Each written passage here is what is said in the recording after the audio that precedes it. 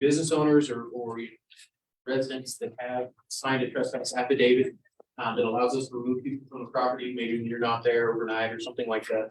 I would strongly advise you to contact your community policing officer, whether that's me downtown or officers out east and north, and just have them look to see if yours is current. If not, it's a very quick process for us to update that, get it back current, ship it 2 years. So if you do it now, you don't have to worry about it again until 20. Is there any trend in Old Town between the areas where you have cameras similar to the cameras on the river? We have cameras All over, right? You have those Yeah. 360s. Yeah, so part of the issues that we're having, with some of these larcenies are coming from the parking garages.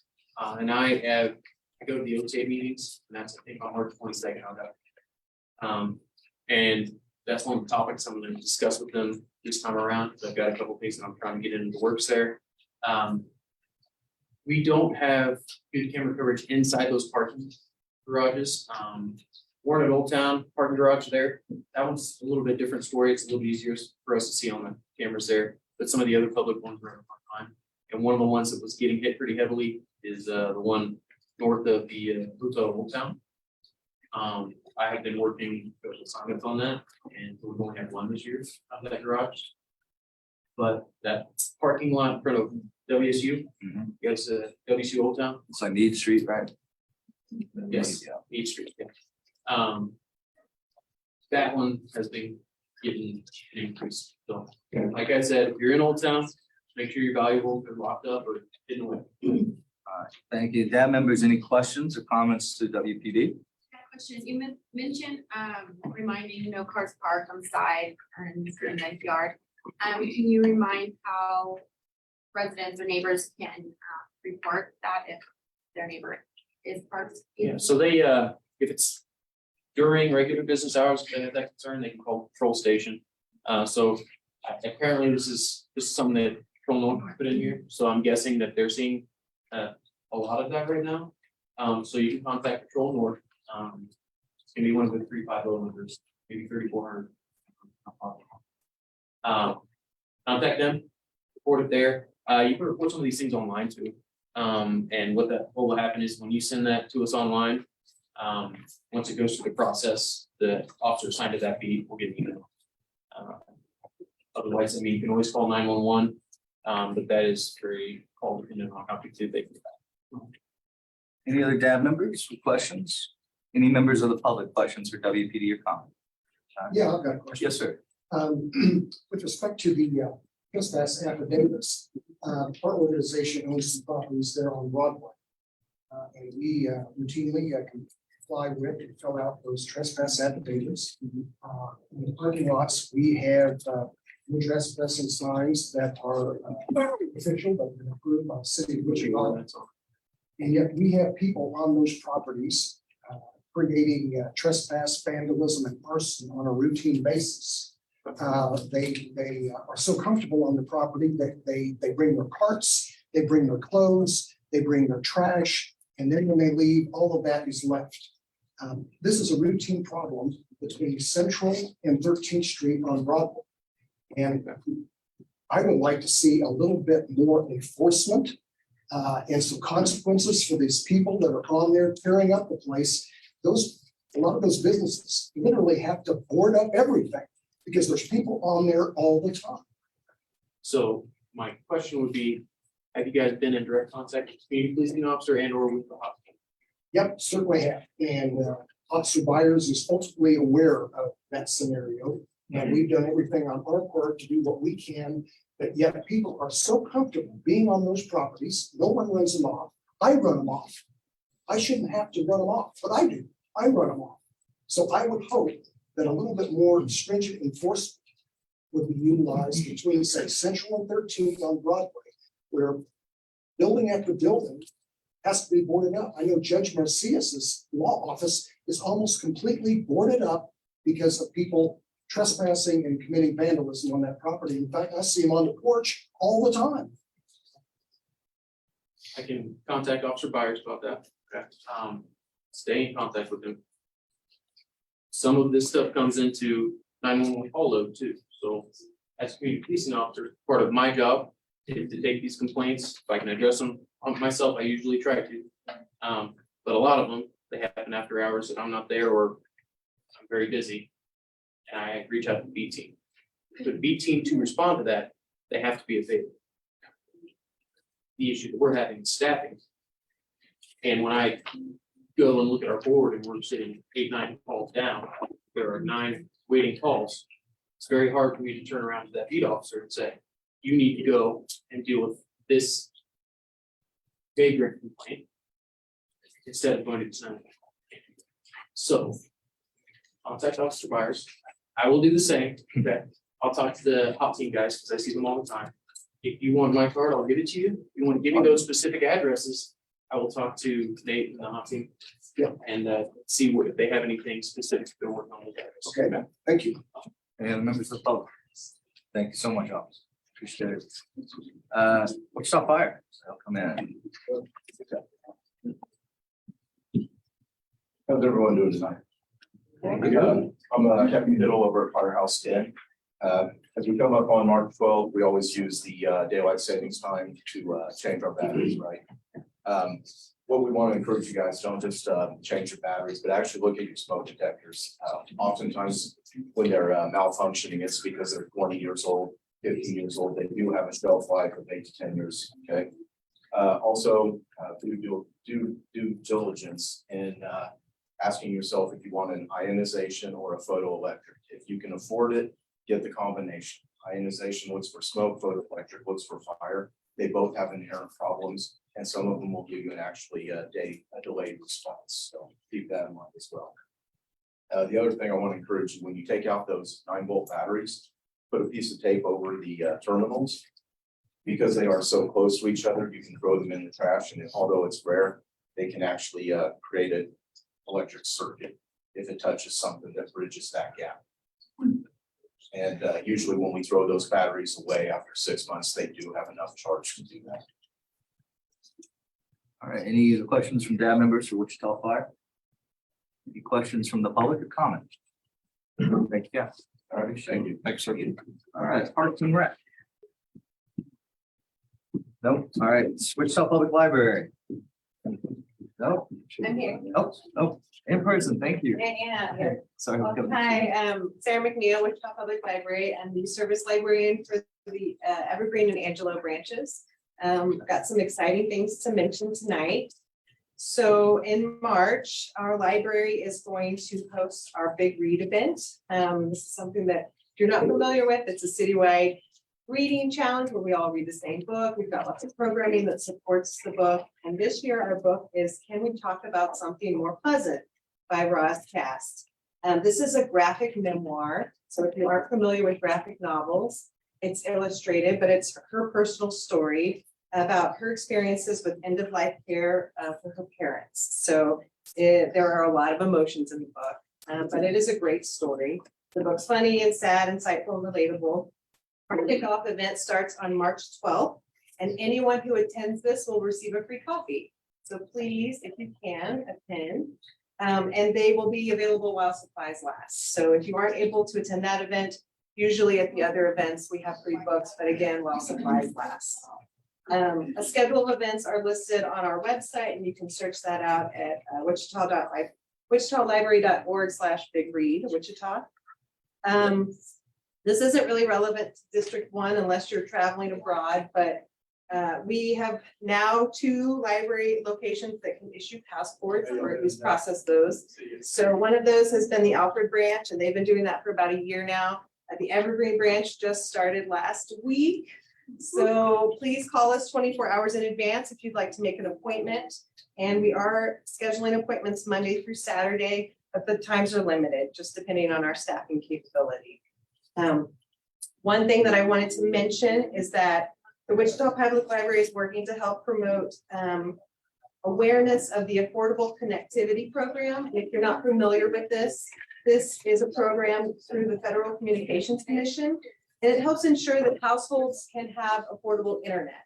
So, and this is based on basically how much you earn. You can schedule appointments to apply for this And we are doing this at 2 of our locations. We're doing it at the Walters Branch Library, which is 4195 East Cary Street. And that's going to be March 17th, the 24th, and the 31st. Or excuse me, no, March 8th, 15th, and the 22nd, from noon to 6 p.m. And then we're also going to be doing it at the Evergreen Branch where I mentioned I work. And that's going to be on the 17th, 24th, and 31st, respectively. Those are Fridays, from 1:30 to 5:30 p.m. We're going to have tech trainers helping us do that. And then some of our NRC folks are also going to be helping. So if you know someone who needs internet at home, who can't afford it, and presumably they have children in the home that get reduced or free lunches, they're probably eligible to qualify. So have them call us and come in and we can help them get that application going. And one last thing I wanted to mention, because like I said, I'm a youth service librarian. We're coming up with spring break and we're going to have a lot of programs at the library. In particular for the Angelo Grant, which is at 21st and Hillside. I'm going to have a candy sushi program for our teenagers. This is teenagers. Please don't bring your little children. Teenagers, and that's going to be on the 15th at 2:30. It does require registration because supplies are limited. But if you know some teens or tweens, that's 6th grade up to high school, they're able to come. For our 8-year-old to 11-year-olds, I'm going to have a Minute to Win It program where we do these fun challenges with sand timers and they get prizes for winning. And it's just to build off of that camaraderie. Something I've been doing since the fall is a family pajama story time. I do that on the 3rd Tuesday of the month.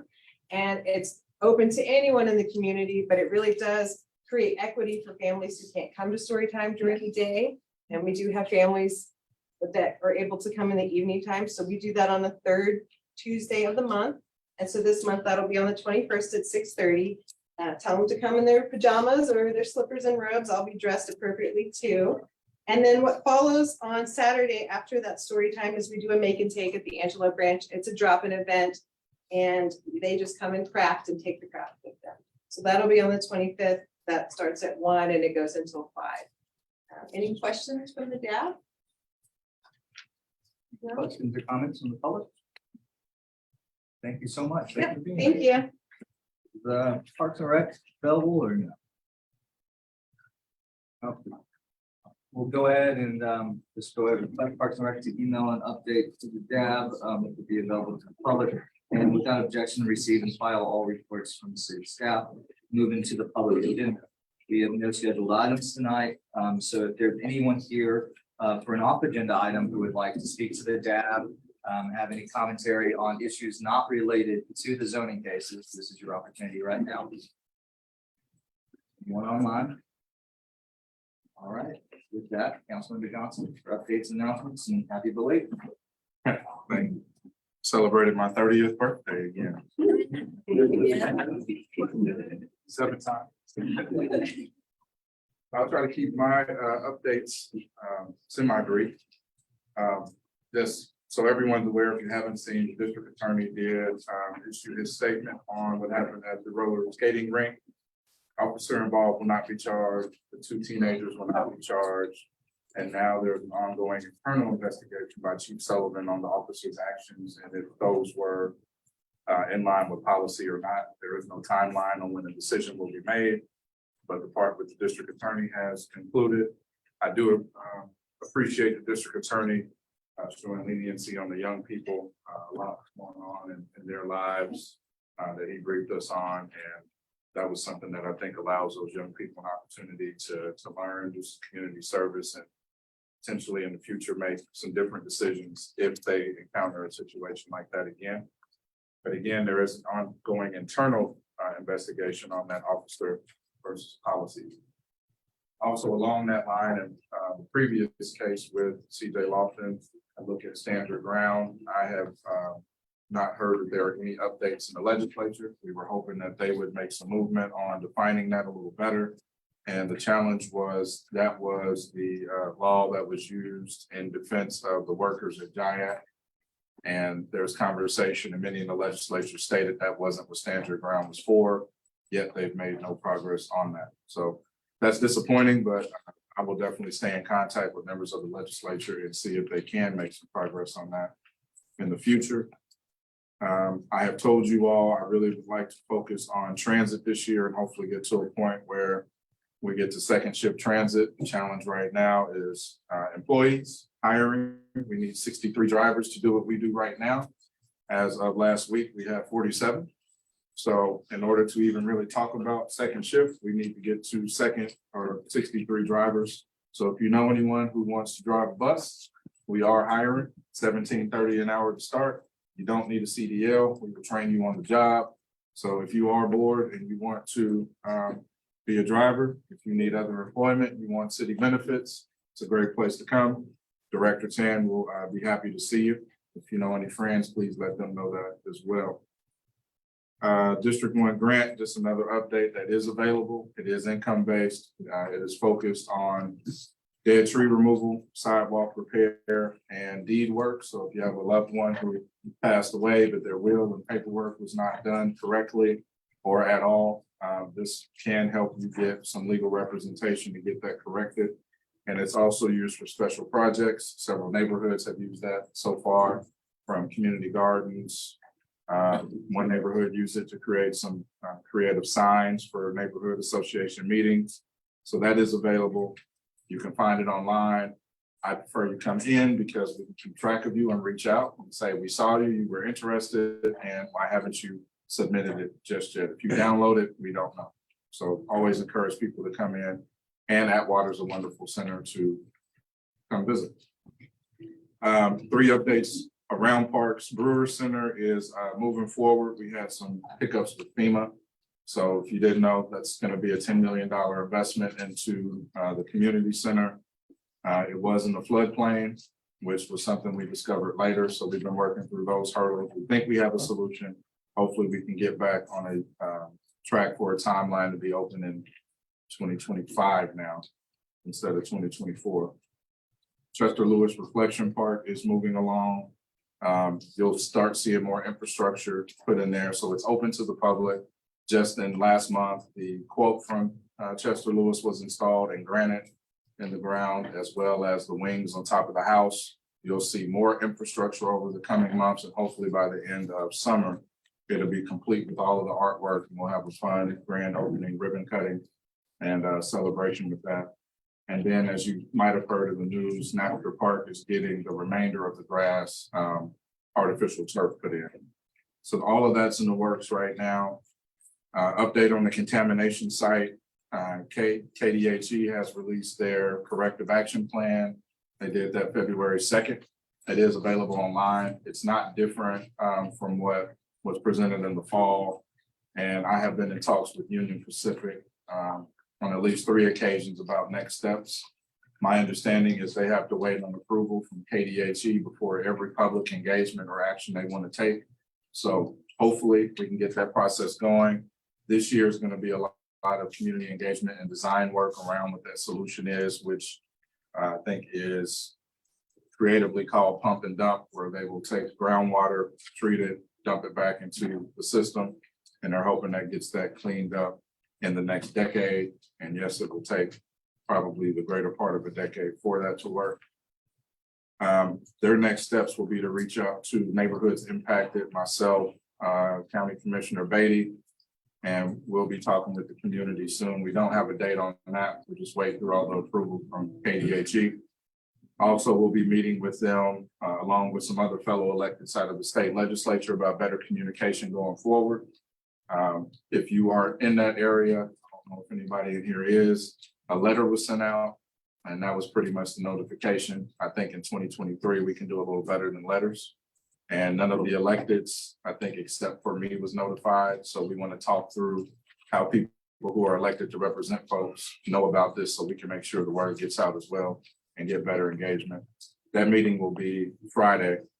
So I'm looking forward to that. And then a bit of good news. TCAM was able to get a $500,000 contribution from Cargill. So that's exciting. That's going towards their $6 million capital campaign to move from their current location that's wrapped around the jail to another location downtown, the former Sunflower Bank. That's a really exciting update for them, and glad to see Cargill continuing to contribute to the community. And then last on the update front, Gary Jansen was named our Public Works and Utilities Director today. You might have recognized him as being our city engineer. So excited about that. And I told him he can no longer sit back and watch Alan talk. Now he's the one that'll be up in front talking. But glad to see that Gary's been great as a city engineer and responsive to community needs, and looking forward to him being in that role. Then my last piece before I open up to questions is just a reminder. I see some new faces here at District Advisory Board meetings. This is a community meeting and the District Advisory Board represents the community. So you will not see me talk a whole lot outside of this update. I like to listen to the conversation, hear everyone out, and hear the conversation with the District Advisory Board as this board advises me on what they think decision I should make. And I take all of that into account. So if you don't see me talking, that's why. If you do ask me a direct question, I will answer it. But that's why I stay silent at these meetings, because this is for the community and the community I represent. So with that, open up to questions. Any DAB members, questions, comments, council member? Members of the public? Yes, sir. Could you clarify what the contaminated site is?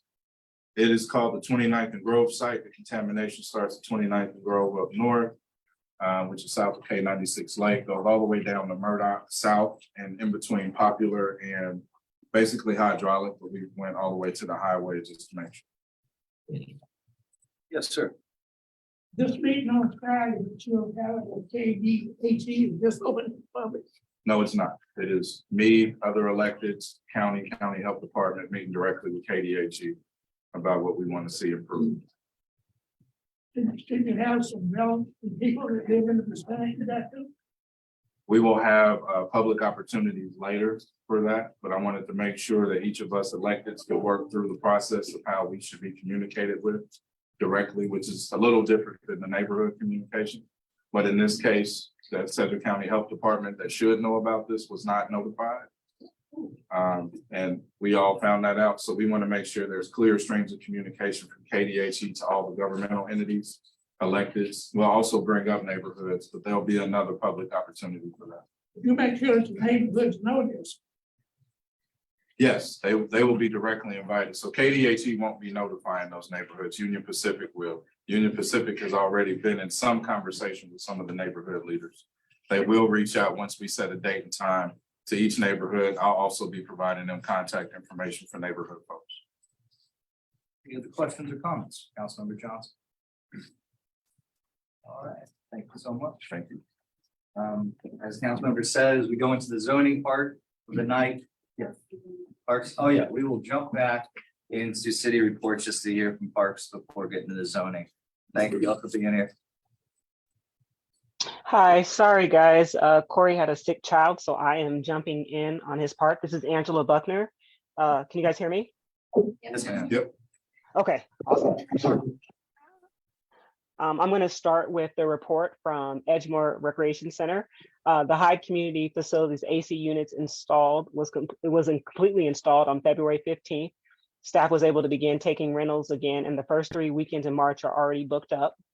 Classes that had start dates in February were all full or close to being full, included Mahjong Fundamentals, registered 11 with full registration with 3 on the wait list, Pickleball Introduction, Advanced Beginners, registered 12 full with 6 on the wait list. Gourmet Dip Strawberries, registered 9 out of 12 spots. And this is after the highest number of people this class has ever had at Edgemoor. Lightning Techniques, registered 7 out of 10, and the photograph class tend to struggle with enough registrants. Edgemoor hosted the I-9 Sports of Greater Wichita Saturday morning activities on Saturday, February 18th. Gino from I-9 had visited with Janaea about needing gym space for that one Saturday since the middle school they normally rented was unavailable. Janaea told him the price was $112.50 and he was happy to pay that in order to not displace their participants. Gino loved the facility and may be in touch to rent in the future. On Monday, February 27th, after 2 months of being without a working printer copier, Kenya from Manoto and Wayne Good from the City of Wichita ID department successfully hooked up another copier printer at Edgemoor Recreation Center. Staff will be able to print off and make copies instead of asking coworkers to copy, print off, and send in interoffice mail. Janaea was very thankful for Wayne's persistence on getting another copier printer, and Kenya for taking half a day to get it successfully connected to the city's network. Over at Lynette Woodard, in February, we held 24 gym rentals, which accounted for over $1,400 in revenue. The gym rentals were held after programming 6 days a week. Lynette Woodard doubled the number of private lessons in February, which consisted of private piano, drums, and boxing. Each private lesson is $16 for a 30-minute session. In January, there were 41 private lessons, which accounted for $656 in revenue, whereas of February 21st, private lessons for February are on track to reach 83, which we ended up with 91, which will account for over $1,300 in revenue. Lynette Woodard held its city crew event with the Wichita Wings soccer team on Saturday, February 11th from 10 a.m. to 12 p.m. with over 101 city crew members in attendance and 265 people total in attendance. Kids left with huge smiles, their own autographed soccer stress balls. City crew is fun to sign up if you have kids, grandkids. It's for kids ages 2 to 13 years old. That's all I have. Thank you, guys. Any questions from DAB members or comments? I think Aaron had a question earlier for police, but it's actually relevant to parks. Okay. He typed it in, but I'll say it verbally. He I asked- didn't see that, Aaron. Yeah, he asked if anywhere on what parks will get security cameras and where inside each park cameras will be located. Okay, so I don't want to quote the wrong ones, but they are looking at installing cameras at all the recreation facilities, all the community centers, and all the pools. They're in the process of doing that right now. I guess relevant to this too, is there an update on what was brought up at last meeting about additional security barriers to prevent theft? I think you. Yeah, for the air conditioning Yeah, units. for the air conditioning units, is there an update on that and checking the other facilities? I can check on that and let Tasha get back to you guys on that. All right, thank you. Any questions or comments from the public? Yes, sir. Yeah, could I ask something about the College Hill Park? Yeah. Anything Parks and to Rec. go here? Yes.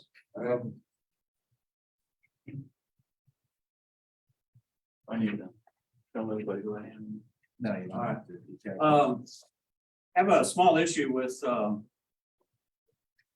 equipment at the College Hill Park. We had a merry-go-round that was in need of repair, and it was removed. And because of the amount of repair it needed, just the moving of it made it worse. Contacted the park department about when we're gonna get another one back, because I figured if you knew it was broken and you knew that you needed to remove it, you should have known that you needed to replace it. Do you know anything about that? I do not. I can find out about that as well. Okay. No. Are you able to provide, can you put your email in the chat so we can connect, if you would want to follow up in writing so we can make sure? Oh, I've You been already- stuff in writing and We just want to connect told with her her. to put on a list, and maybe in 10 years, we might get our merry-go-round back. I think 10 years is a little long to wait on the replacement. Thank you for bringing that up. Any other comments or questions from the public? Parks. Thank you so much for hopping on. Appreciate you being flexible, and we'll receive and file your report without objection. Thank you. So we're gonna now enter the zoning part for the night. As Councilmember Johnson mentioned, this is essentially is like more or less an ex officio member who listens. Your fellow District 1 residents who are on this tab will be the ones voting, in addition to the votes from the Metropolitan Area Planning Commission. The way this will work, if you haven't been a part of one of these meetings, is city staff will present on the case and provide a summary to the DAB. The DAB members will then likely ask a few clarifying questions and quick comments to city staff. At that time, the agent applicant will get the opportunity to present their case. After the agent applicant presents, DAB members will often ask some clarifying questions. Then we enter the public input portion. District 1 DAB, very accommodating, and we're very much supportive of diverse perspectives and giving ample time for everyone. But so I'm not really, as chair, hard on a 5-minute or 3-minute or some type of deadline for timing. But what we do ask is for y'all to be mindful and respectful of everyone's time here. So unlike MAPC, where you're asked, don't repeat if you agree with a certain issue, if you have an additional point to add or perspective to something that's been mentioned before, please don't hesitate to do that. But you are also more than welcome to just say, I agree with the prior speakers and respect everyone's time here. You are addressing the DAB members. And so at times with these cases, they can get a little controversial or there are feelings that and emotions run. Remember that let's keep ourselves and keep our demeanor respectful. You're addressing the DAB members. This is not an address directly to agents or applicants. If we hear things that you bring up, we will likely then, after the public comment period, it goes back to DAB. It goes back to the agent applicant to provide a rebuttal. We will often ask questions that you have brought up during that time. So we are listening actively, and if you've attended these before, you very much know we are very open-minded and often have very concerted, sincere conversations, especially being your fellow neighbors. And so after that, members of the public had their chance, and it goes back to the agent applicant one last time. That was your final chance to provide public input on the case until the case goes to city council, if there's time for you beforehand to request provide public comment in the public agenda. Because most of the time, and I bring this up so folks know whether you're for or against an issue, most of the time, once it's been voted on in MAPC, as well as in DAB, there will not be an opportunity for public comment during the meeting of the city council. You are more than welcome to contact your city council member as well as the other members after these meetings, especially if you disagree with the decisions by the MAPC and DAB. But the only way to provide public comment at city council then is to sign up at least a week in advance on the city council website. So we just want to make sure everyone's aware of that. And so after the final thing that happens will be DAB members get a chance to deliberate at the end, and we will vote. And usually if it's a controversial vote or maybe mixed opinions and we're fleshing it out, we will have a roll call vote as well. So that's what will take place. And that's what you'll hear as we go through the steps. So thank y'all for being here. And with that, we'll start with 00016.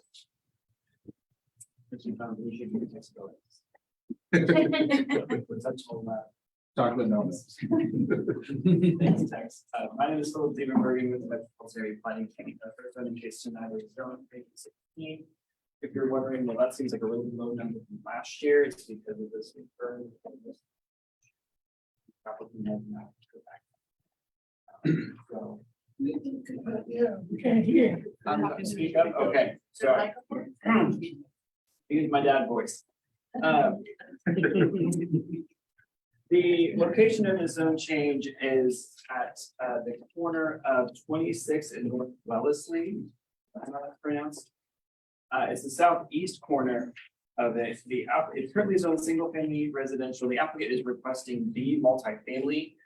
The intention is to build a duplex, just one. It's a very small lot, about 7,000 square feet, which is 1,000 more square feet than the minimum lot size for a duplex. So by the zoning code standards, it's above the minimum lot size.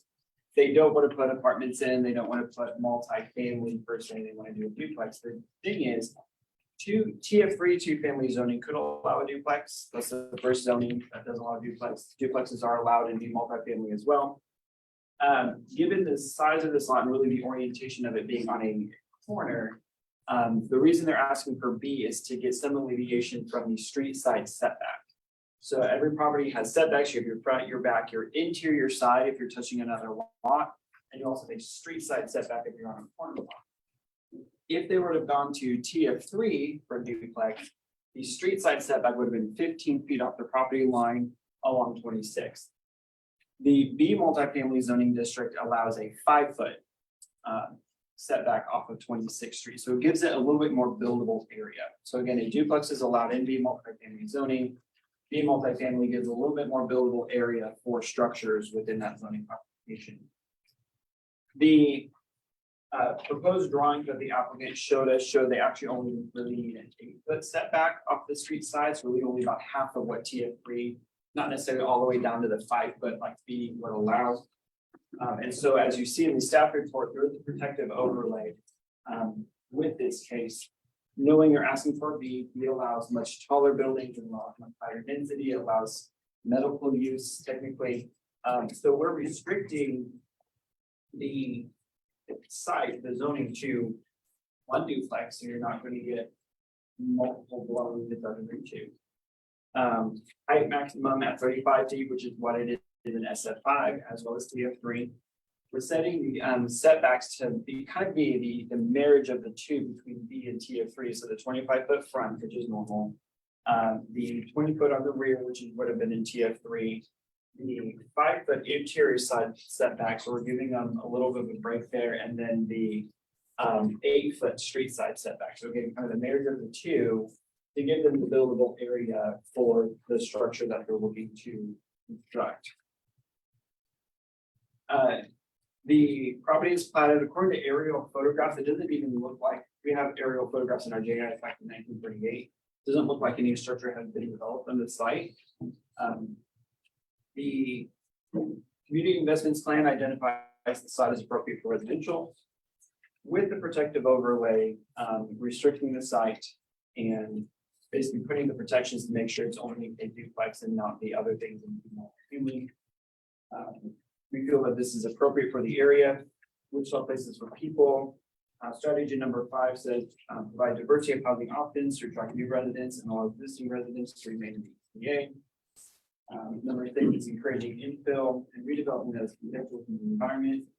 Context is always subjective, where the way staff looks at this is we look at what our zoning code is and how it needs these are compatible. Duplex uses and single family uses within our zone are considered compatible uses, meaning you don't have extra rules between those two types of property. You don't have to, it doesn't require screening, it doesn't require landscaping between a two-family use and a single family. So we see those as compatible and therefore contextual. The Northeast Heights Neighborhood Comprehensive Plan Amendment. If those of you who've been around DAB 1 are probably fairly familiar, there's a primarily focused on the northwest corner of 21st and Oliver, but it actually included the whole square mile. So we do look at it. Part of policy 1 in that plan says it is recommended that the planning commission find that more intensive development is appropriate within the neighborhood. That's a direct quote. And the land use map identified and decided appropriate for residential suburban development, and duplexes are an example of residential suburban development. So we find it is in top plan as well. Overall, staff again is recommending for approval subject to the protective overlay that's in your staff report that we just got. We heard one public comment from the excuse me, person across the street. I believe we emailed that to Tasha. So you all could have gotten it saying that they don't think it's appropriate. I don't think the individual was here tonight. She expressed that just given her mobility issues and she was likely not going to be able to attend meetings, but wanted to make sure that her comment was expressed to you guys. So I put it in writing to Tasha. And we do have the agent here this evening. This case will be going to planning commission on Thursday, so it has not been to planning commission yet. So we don't have any information for that meeting at this time. With that, I can stand for any questions. Well, keep in mind, this was a case we visited before. There was a case 2 blocks over Got it. from this on Fairmount, 26th and Fairmount, 25th and 26th Street on Fairmount. And how long, I know this is, I'm trying to find it in the report, how long has that been into? April. This developer had 3 cases coming through our office. 2 of them were in this DAB. One of them, actually 3 of them might have been at this DAB, but one of them specifically was 2 blocks over on Fairmount. And the resident across the street would, do they give, were they more in favor of just saying a single family home? Built there, is that what they're? I guess you could construe the comment to say that of just the type of zoning and basically being more than a single family home. He didn't come out and say that exactly, but I think you could interpret it that way as well. Any questions to DAB members for clarification from staff? I believe so, yes. I think we actually have a site picture that you all wanted to show me. Verifying where it is unique that there is a bit of a slope. Yes, it's so. Down to 26th Street. So Yeah. will the house, will the duplex actually be on face 26th Street, Given the plans that they provided to us, it's more of a linear rectangle shape that likely will face publicly. But I will refer to the agents on that. It doesn't have to face You know, the corner lot, you can use it one way or the other side. I have the drawing. I don't see the. No. That actually ties into a question I had about the protective overlay. Number 5, that the parking area cannot cover more than 50% of the front yard, would that require then a redesign, or does the design that's presented meet that The requirement? design, I believe, has a garage with it, and when it comes to the parking requirement, basically inside of a garage. counts. Parking is not allowed in the front setback, so the first 25 feet off the Wellesley cannot be used to count towards the off-street parking, technically they're not supposed to be parked anyway. But the current design does have a garage with driveways. But we don't want is them to take 50% of the front yard and basically having a parking lot. It basically just allows you to have the driveways and. Any other questions from Dab, the staff or agent applicant? So on other dense duplexes that we've seen, there's been like a general character of the neighborhood, like do houses nearby have attached garages? I know other ones we looked at, generally the neighborhoods did not, and so this would be kind of out of character for that. What's the feel for this neighborhood? Would like having the attached garages be similar to the other houses in the neighborhoods? The other houses in the neighborhood do have attached garages. They're not necessarily all in the front. They're more off to the side. They're not, so in a sense, these are different than what the houses are on the block. The property line, it looks like the neighbor might be crossing that. I will say when you have your aerial overlaid on the property lines, it goes a little bit of a skew. Okay. Just based on the angle that the picture was taken, either from satellite or airplanes. They might be very close to it, but yeah, there's generally a little bit of a skew to that. And Danielle, any questions? Staff? I have another question. Yes, ma'am. If they don't. Okay. Yes, ma'am. Okay, so, I like keeping character in the neighborhood. That is totally out of character, but my main thing is, once we change the zone, to multifamily, we change the zone to multifamily. So would that just be for that lot, or is it that block? Or is it literally just that It is lot? just this lot. This property owner cannot change the zoning on other people's properties without their permission. So it is just this lot. And something to keep in mind, even with multifamily zoning and talking about density, our zonings have density based off of ratios of how much space do you have. So even though this is even multifamily zoning, when you actually multiply by the size of the lot, you're probably not getting much more than 2 or 3 dwellings anyway. Again, the protective overlay limits it to just 2 dwellings. Yeah, I know, but we also know developers buy more than one property, and then we get hit with the already zoned multifamily, so I'm just making sure that we're talking about this lot. It is this just lot. this 7,000 square foot lot without these corners. I see the site size is 7,000 square feet. This is square foot. I'm trying to look for duplex unit. The minimum lot size for a duplex is 6,000, so 3,000 per unit. All right, any other questions for staff? And then, agent applicant.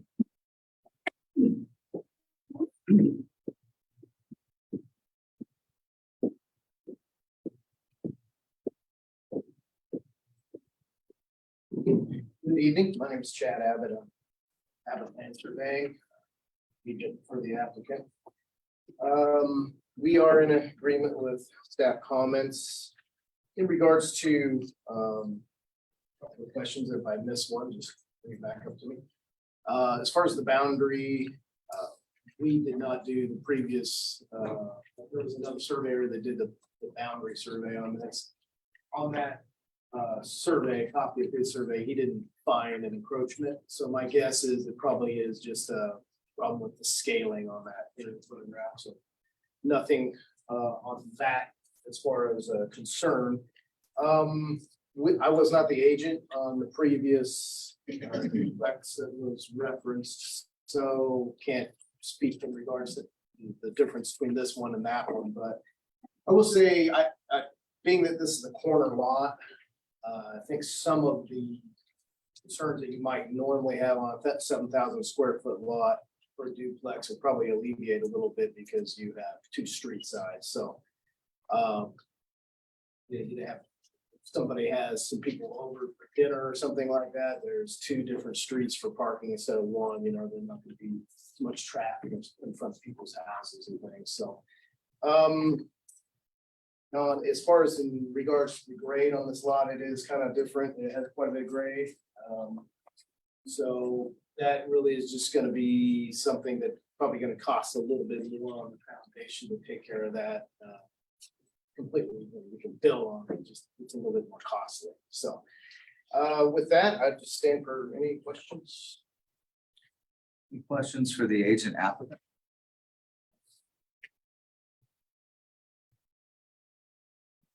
Any questions, Danielle, Aaron, before we turn it to the public? Thank you, sir. Members of the public wanting to comment on this case? Anyone online?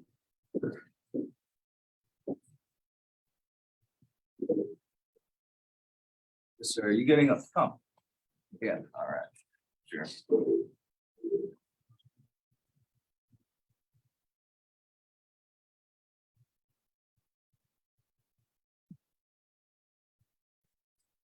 I'll get here eventually.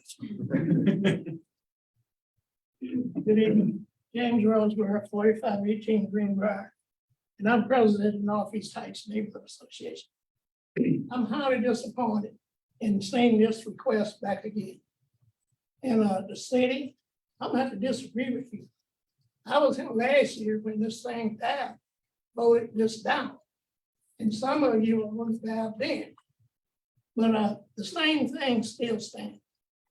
How many of you went and looked at that spot, this space? Did you see a place that for I don't care what you call it. Let me clarify one thing. The neighborhood's not against development. We're against being packed like rats in a can just for somebody to make money. And before, when this came before, it came up, that space was not big enough to make it a multi. I'm sorry if you can't understand me, I shouldn't be here, but somebody needs to be here to represent our neighborhood. And it's a couple of us, but normally we're well represented. I got this notice in the mail Saturday afternoon when my mailman rang about this meeting. Prior to that, I had one little skinny letter that came out telling me, if you go by that lot today, you see no signs asking for this land to be changed, the zone to come back. It's not that. The city, Metro MAPD, whoever mailed the listings out, association, I says 17 houses on Wesley and Vassar. We sent notifications out to people, but we didn't. The people just haven't had time to respond. But this was disapproved once. It's decided we're not against development, but we like to stay single family. Go by and look at that hill you gotta go up. You can call it the incline, I call it the little hill. The people on Wesley and the people on Vassar was not notified of this. Neither time, the first time, not the second time. And I think the letter that he's referring to came to Ms. Tasha, maybe from the letter that the association sent out to people. We did not have time to notify people. And I'm gonna say this, that area through that is now probably 95% realms on that area. And if you go in and see how that neighborhood has changed for the worse, and it's not the people that's property owners, the homeowners themselves, it's the corporations, the businesses that own these houses that's not enforcing the codes of upkeep. All they want to do is rent. I got nothing against, the agent that's representing this thing. But I will ask you guys, disapprove this again. Let us stay single family house. Because this is not your benefit a whole lot of people. All it's gonna do is put a rent on people up there that probably can't afford it. I'll give you an example about the density. 21st and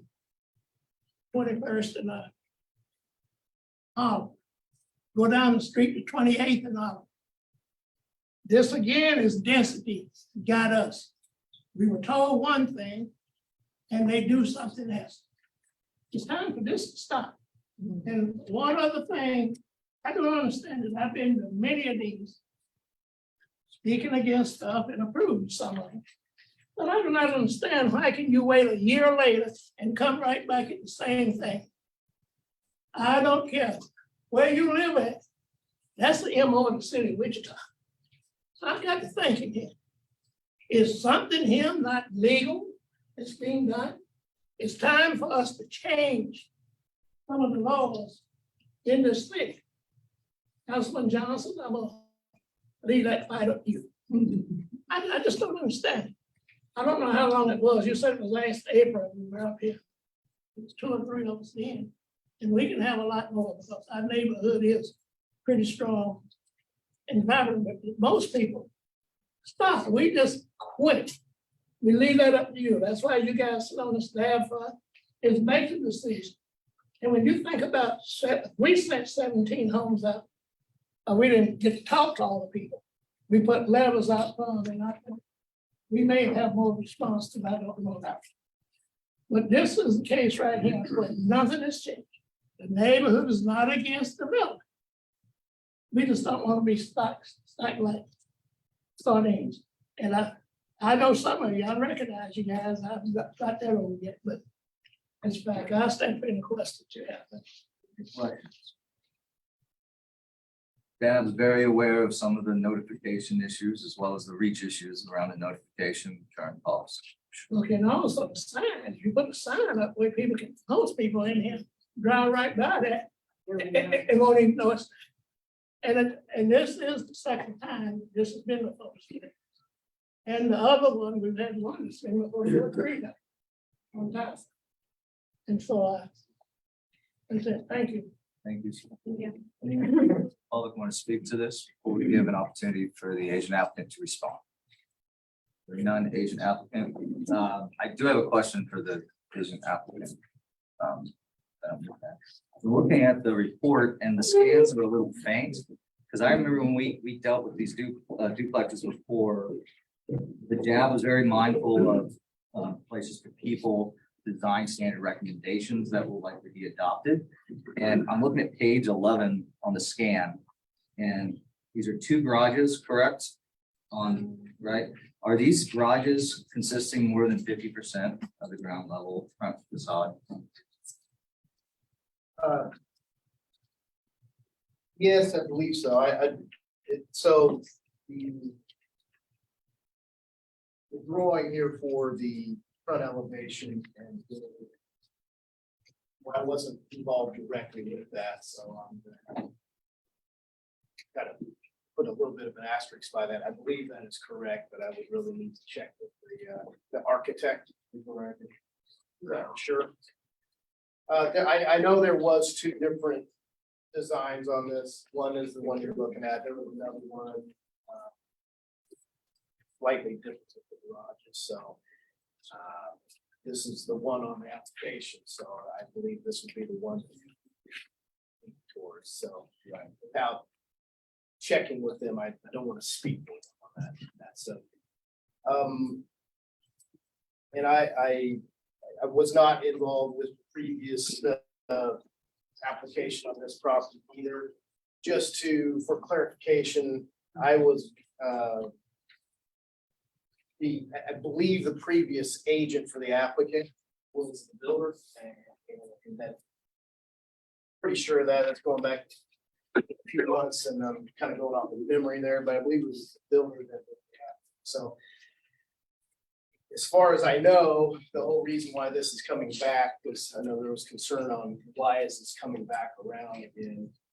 It was just the owner of the property, my client felt maybe previous applicant didn't quite do it right, and he wanted to make sure that it was presented in a way that, you know, that there wasn't some miscommunication or anything like that.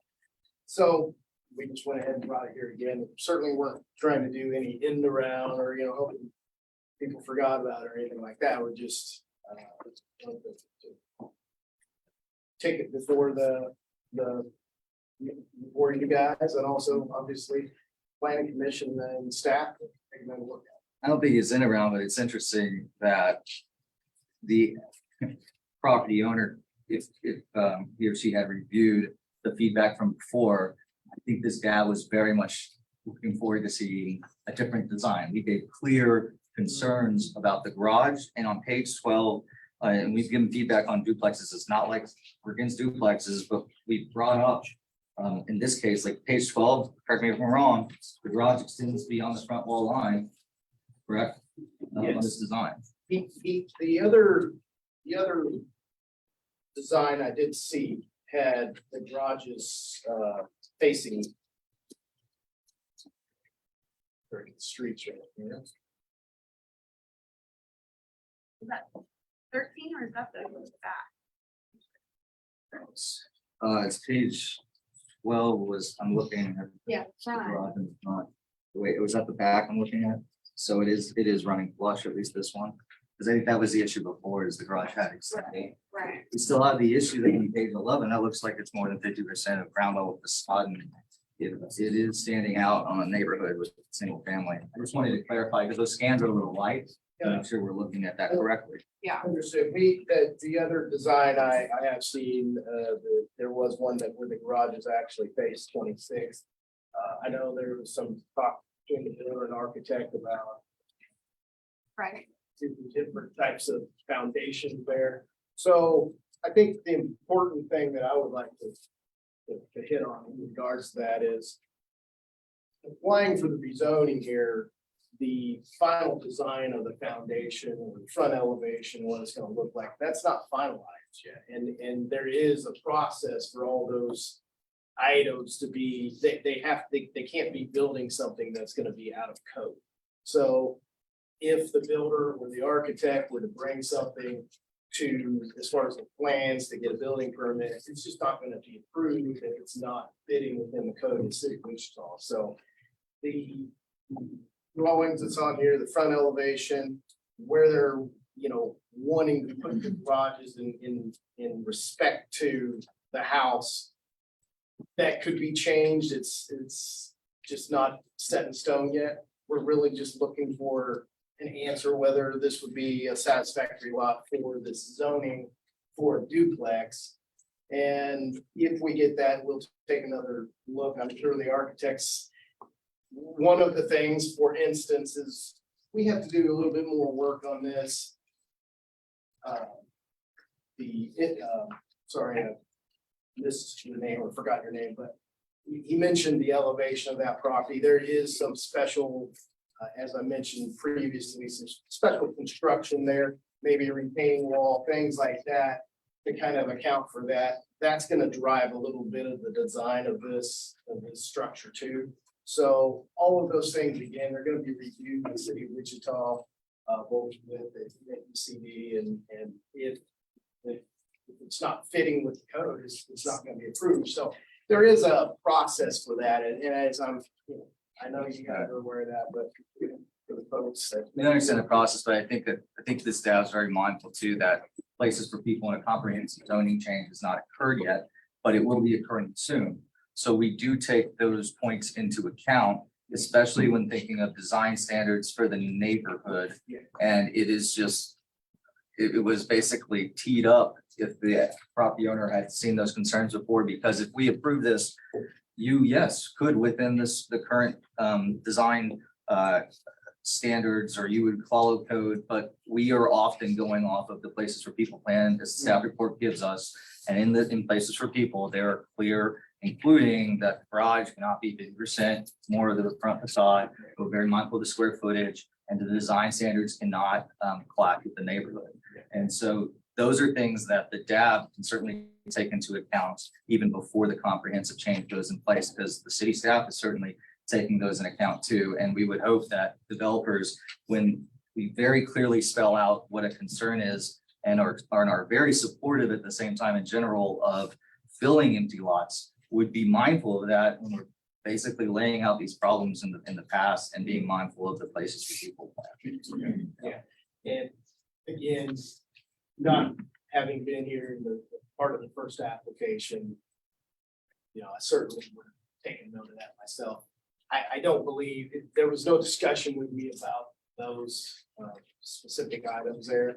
I've done a lot of zoning through the years, so on this one, it wasn't, that concern wasn't on my radar. I was concerned about the other aspects of the zoning as far as the application of it. Again, that foundation of that building, it's not a done deal, that's just, it's an example, and unfortunately, we got part of the packet for this zone case, but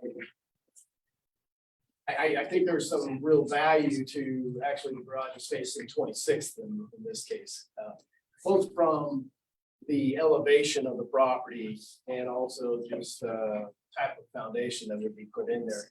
Again, we haven't really got far enough in the process to make a design on that. And I told the architect, I said, look, we need to see if we can get the zoning approved before we spend thousands of dollars on this is what we're gonna build. Because it is a little bit, it's not, just a flat lot. Now, I grew up in Colorado. I used to survey in Colorado, California. I mean, every lot's on a hill. So, but in this state, Wichita's a little bit different. Just got to spend a little bit more time, a little bit more money to build on in areas like this, but definitely doable. And as far as that specific concern, that would be alleviated, but that could be something too that could be put in the comments as far as a subject of approval. Any questions? Yeah. Final questions? I have some comments and question. I appreciate you saying that the applicant felt perhaps there was some misunderstandings. My understanding would be then that there would be some due diligence done on that end to understand what those potential misunderstandings could have been. And it was written out plainly what those concerns were, and we're saying them again. So I don't understand that disconnect there. It also states in here that this permit will then allow development of other housing options in the area, which I appreciate diversity of the housing. However, this would set a precedent that, places for people planned recommends not more than 50% of the garage, but they did it here, so let's do it elsewhere. And that's just not with the character of the neighborhood. So yeah, I'm open to having more discussion, but I would recommend and put a motion to deny this. Motion to deny application. I second that. There's a shortage of first time homes, people can buy. My daughter's trying to find a house that she can afford, but is also nice. Yeah. And so it would be nice in those areas where there's a vacant lot. Put a nice home there. It's still a great neighborhood. It's my neighborhood as well. It's a great neighborhood. We need some homes. We need homeowners. We don't need any duplexes in certain areas. I do. Sure. But Wichita has a shortage of homes that people can actually buy. Sure. I think this particular lot, obviously I can't speak for other properties that you might have in mind, but this particular one, because it is gonna be, the construction cost is gonna be higher because of the elevation of the ground there. Yeah. It makes it a little bit more difficult for them to put a single family home in there because it is gonna be more expensive to build on. The owner, they're trying to get a little more bang for the buck there because a duplex is gonna help alleviate the construction costs on this particular lot. So that's because I did go over there. It's Yeah, odd. right, yeah, it's, like I said, you know, it's kind of run of the mill in other places, but yeah, it's just gonna, it is gonna cost a little bit more, and that's one of the reasons why I know he's trying to do duplex here. Now, he does duplexes other places, so I'm not gonna stand. Sorry to interrupt you. I just want to make sure. I want to take away. We got that motion in a second. Got a motion from Nicola and a second from Danielle. Any discussion though towards the motion? I just wanted to be mindful that this is DAB time. I appreciate you for about being so flexible and getting our feedback. I know you came on this late.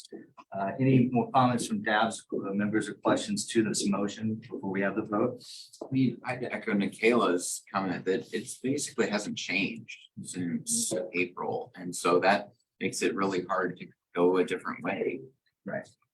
We were clear as day of what was going on. And I do think there is an onus on the DABs as well as MAPC that until the comprehensive plan gets updated with places for people, if we're going to use it, we need to be mindful of it. So I think the reasons zoning character of the neighborhood, we have public feedback, and also in respect to the design standards laid out in places for people. I would definitely be in favor of that motion to deny. Let's go ahead and for this one, let's just do an up down. All unless there's further discussion, just want to give an opportunity. Further discussion online. All right, all in favor of denying this application for the reasons stated before, please state in the positive now. It's a nine. Aye. Anyone opposed? Anyone opposed? All right, Danielle and Aaron, they went up during the aye. Just want to clarify everyone's vote. Is that a unanimous vote? Give a chance for anyone to clarify if it wasn't. All right, that was unanimous for denial. Thank you. Thank you. Now we're going to move on to 00001.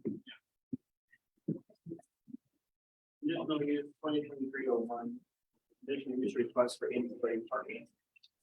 On 3 lots at Red 113, 125 South Clifton, and 33. The requested conditional use to allow additional parking for abutting uses, particularly on 3555 East Douglas, which is the current residence of the Belmont restaurant, in addition to other vacant spaces like wise.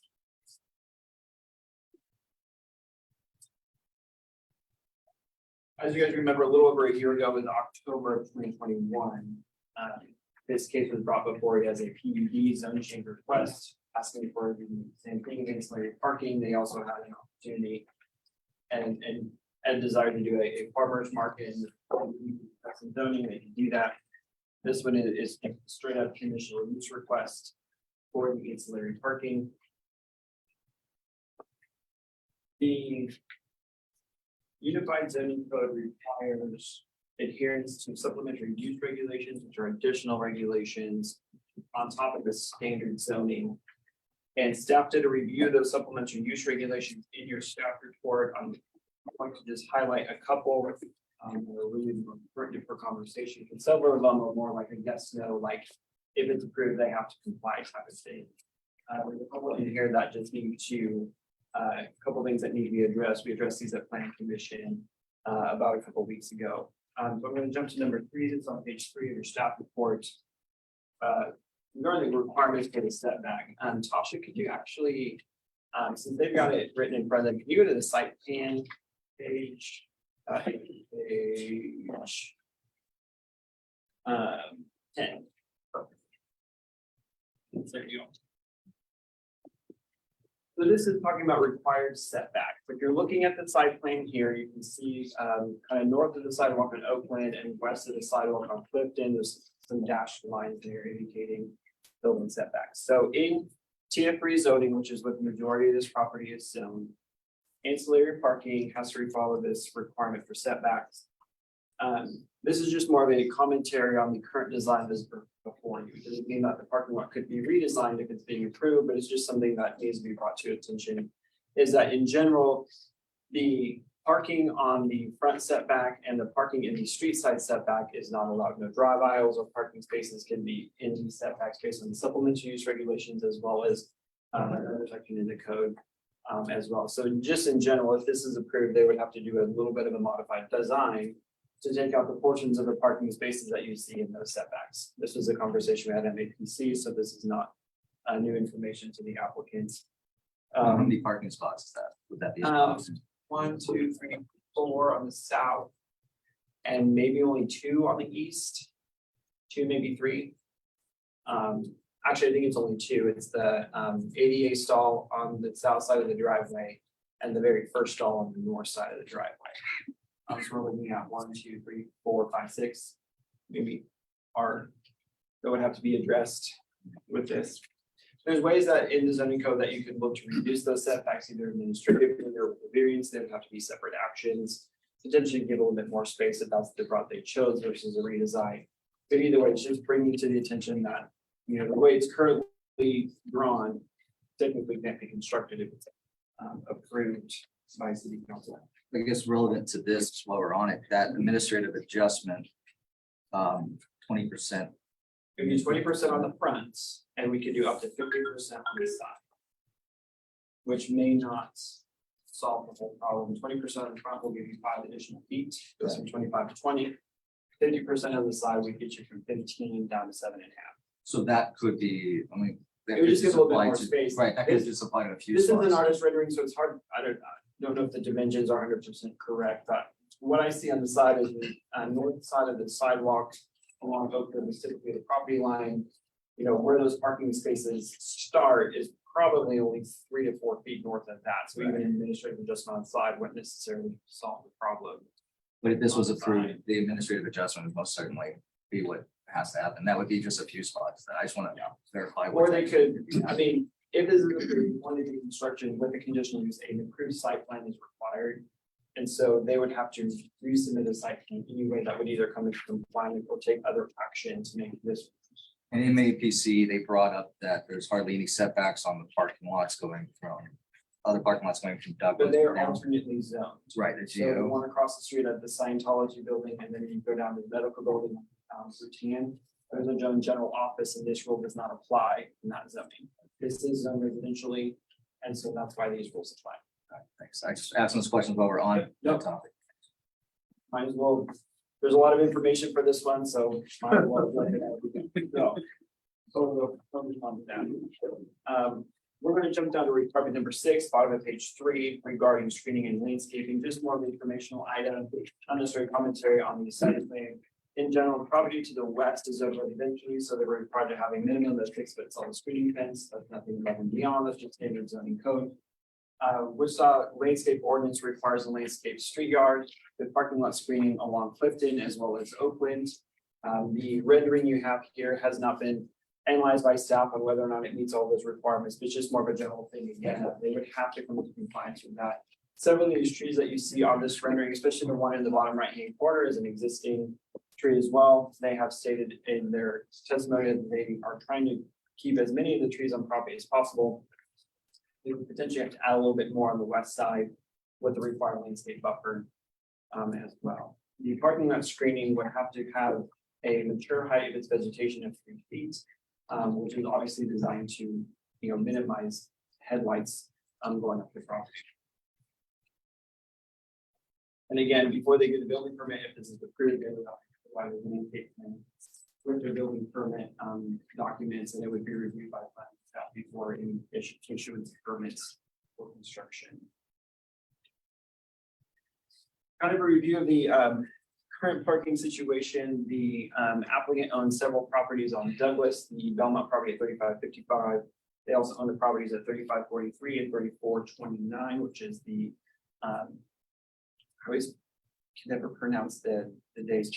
Shanta, yes, and then the Frost Restaurant. There was an administrative adjustment done in 2019 when the Belmont wanted to go in. The current property at 3555, when it was before a restaurant, was a retail store, which does not have as much parking requirements as a restaurant. The administrative adjustment was done to allow the restaurant to go in to permit them to have a total of 64 spaces, and not as a balance between the 3555 property and the other 2 properties to the west. They basically kept work with each other to meet the total parking requirement for all of the uses across all 3 properties. With that being said, city parking lot is not a requirement in the zoning code. This is just a desire the applicant to provide additional off-street parking above and beyond the requirements. I believe that was allowed by the. I'm not gonna go into all the detail because it is in your staff report, and I'm sure the majority of the folks here were at planning commission in incredibly detail. There's a parking study that was done last time. We employed a minor check-in with the parking, we employed our park, who manages the city's parking lots, to do a 2-day parking count. Long story short, the numbers really haven't changed from 21 to 23. So I'm not going to delve into the details regarding the availability of off-street parking, and the availability of on-street parking. Again, it's not a comprehensive study to say this is what it's like all year round and every single day of the year. It's just a matter to quantify and provide some numbers. It's something that can certainly be subjective depending on the testimony that's being done. And the other, Can you clarify something while we have you? Because I saw it during the MAPC, the applicant cited that those parking studies, pull this up. I noted that applicant said that counts church parking lot spots in the SUD study, but they're zoned to not allow commercial parking. So that includes 544 spots alone right there. Is that correct? Well, we got you to. so I don't know the numbers in terms of the quantity that they're stating, but when it comes to the nearby church parking lots that are in residential zoning. So the way that this works, you guys are getting so much education on the nuances of the zoning code. That's why I do it. I'm a nerd. Something I don't bring it home. So a church is allowed in residential zone 5. A civic use that is allowed in residential zoning. So you can have an SF5 property with a church and a ton of parking. That parking is considered accessory to the church, so that's why it's allowed. Our zoning code allows accessory parking for a use to be within 600 feet. So like the Blessed Sacrament parking lot up in the south side of Douglas is in residential zoning. It did not need any special conditional use like this because it's accessory to a use that is permitted in residential zoning. The reason we have this use is because the use that it wants is providing accessory parking for is a commercial use that's not allowed in residential zoning. So that being said, to take, say, the Blessed Sacrament parking lot down on Oakland to the east and say, hey, could you use some of their excess spaces to provide parking for the Belmont properties? So they're having these plaza properties. The answer to that is they would need ancillary parking like this case, because using that parking lot to provide ancillary parking for a commercial use requires the ancillary parking because the benefit of those parking spaces are for a use that's not allowed in that zone. That makes sense. So there are nearby church parking lots that would technically need ancillary parking, and that's been a little interesting as well because there's always a distance requirement for ancillary parking being 600 feet. Those things can be waived, I digress. But that's to your comment of the church parking lots that are nearby aren't zoned properly, meaning they would need a conditional use for ancillary parking. So regardless of how many actual spots there are, that those hot spots were taken into account in the survey. That one was in the 2021. Okay. So the history behind the parking study, when this case first went to city council, it was the will of the city council to defer action on it and to provide time for a parking study, a fairly holistic parking study within multiple blocks of the Happiness Plaza area. That is the study that we were referencing because those parking lots were within that broader study area. A little update 2-day count that the car park did only really focused on the study. It was just more of like, hey, let's do a spot check. What's kind of the current condition? And I do remember that conversation, there was conversation about needing insurance if utilizing those parking lots. My understanding, and Mr. Ferris is the agent for the applicant, he spoke about this at planning commission, so correct me if I'm wrong, but you can talk about it at your time as well. So for right now, the Happiness Plaza folks lease space from the sign technology building. They don't advertise it as parking spaces for the public because it's different to say, hey, can I have those employees or maybe a dozen employees in the parking lot because they're going to park there once and in a sense, we're responsible for our employees. You go into a contract with the property to say, can we just open this up for general public use? That's where the insurance comes in of like, now Happiness Plaza in a sense does not have responsibility for who's parking in that space, and there's liability. And that's where insurance, that's my understanding. I'll let Greg dive into that a little bit more. He actually answered that with the planning commission as well. Sorry for that, again, asking a question while we're No, kind of I on get it, it. 'cause there's If a lot. we're on the mindset. Parking study. Yeah. so, all right. Okay.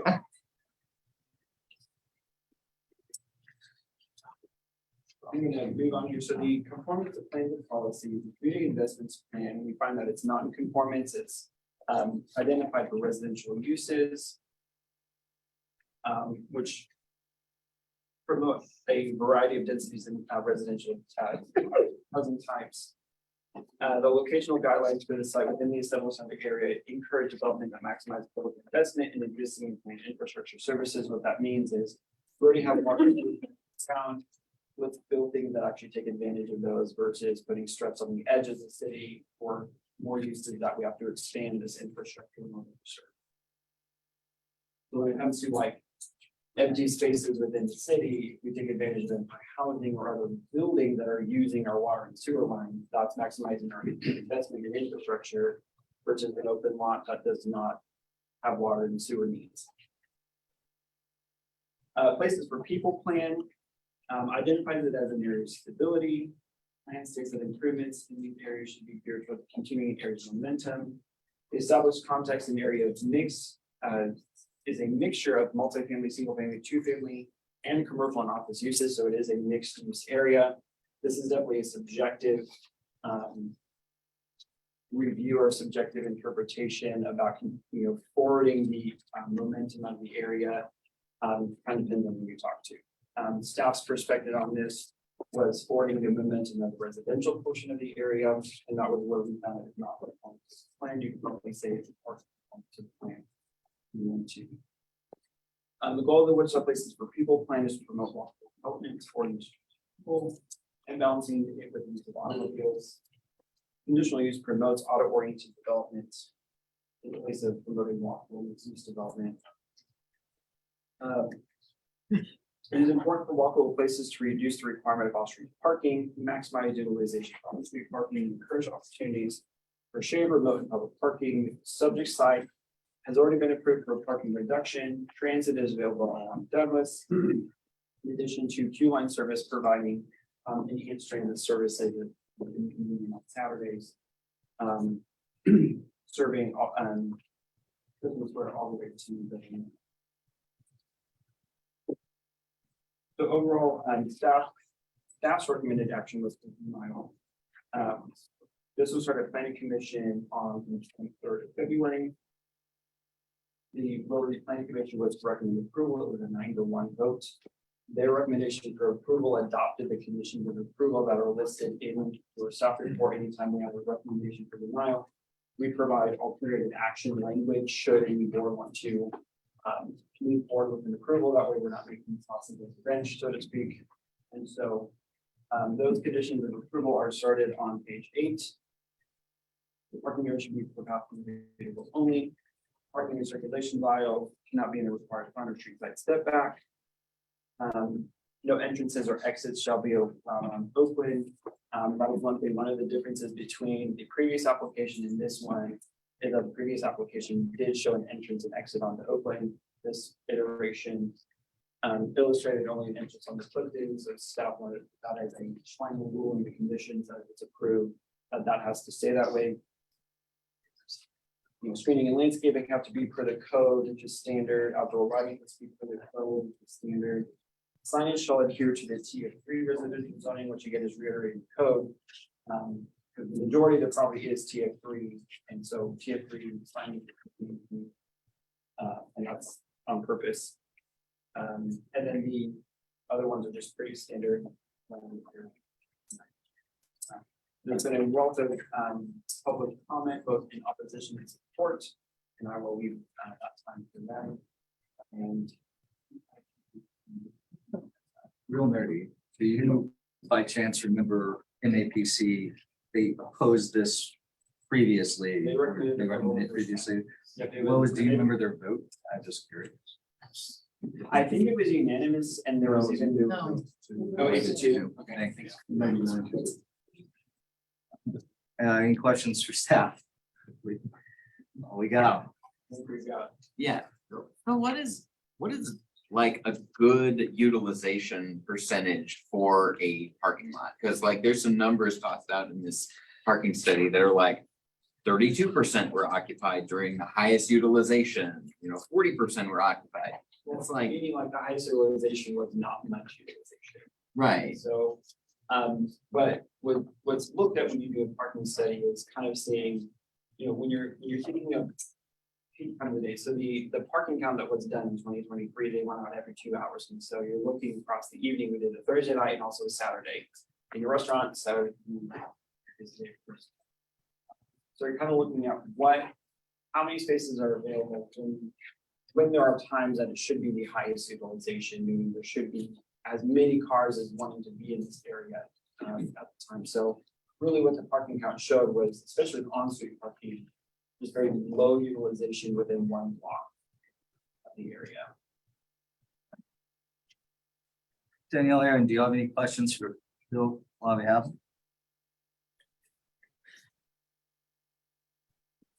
Questions from DAB members? No question. Thank you all. Thank you. All right, he's an applicant.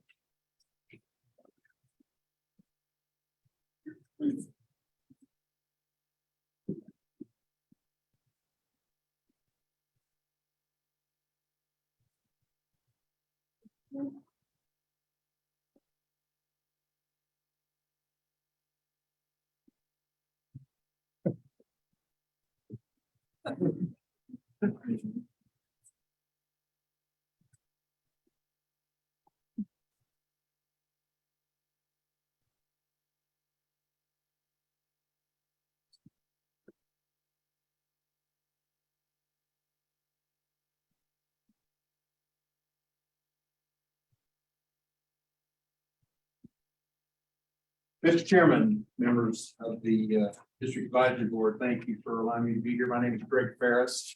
I represent Happiness Plaza in the Belmont.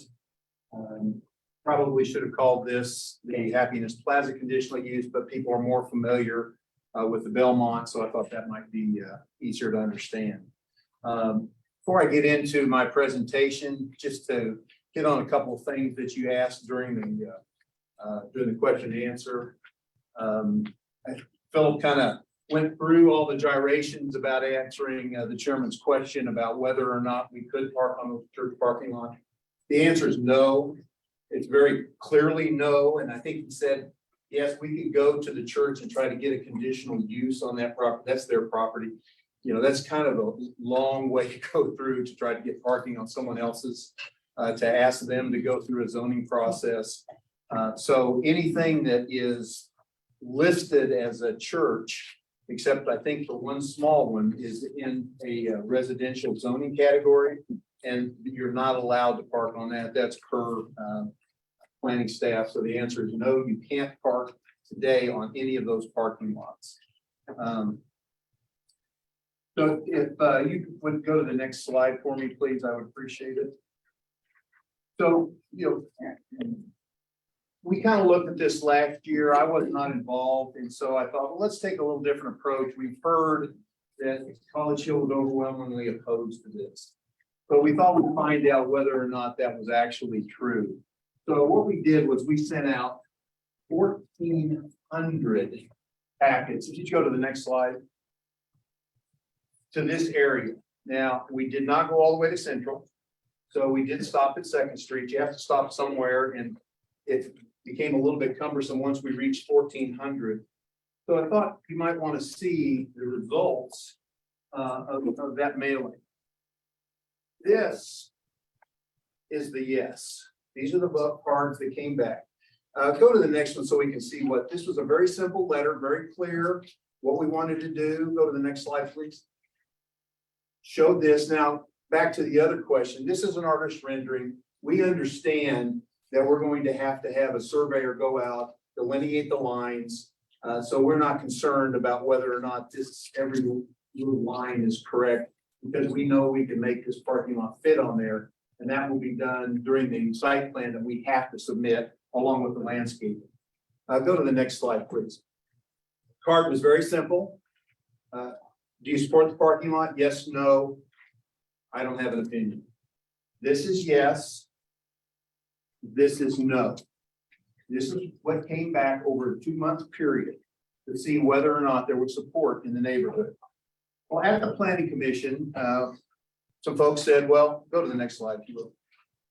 You can see that this is their cards return. Now, 40% is a pretty large return. I mean, I'll be honest, I was surprised. You can see that there was a large differentiation in support. Now, we did have some cards that came back that were yes, that were from a business. And I will tell you that your administrative assistant has seen all the cards. She's been able to see and go through every card and make sure that I'm not lying as I stand up here. I have no reason to lie. You're going to need me to do that anyway. So we actually have more yeses, but I didn't want to take any of the results. Go ahead and go to the next slide, if you would, please. So after the planning commission, if you would advance one more, there we go. After the planning commission, some people said, well, we didn't send ours in because we didn't trust Happiness Plaza to accurately report it. So I went back through everything that had ever been posted as a negative and compared the addresses of what came in, and this is the result. Now, I did not add any of the yeses, only the nos.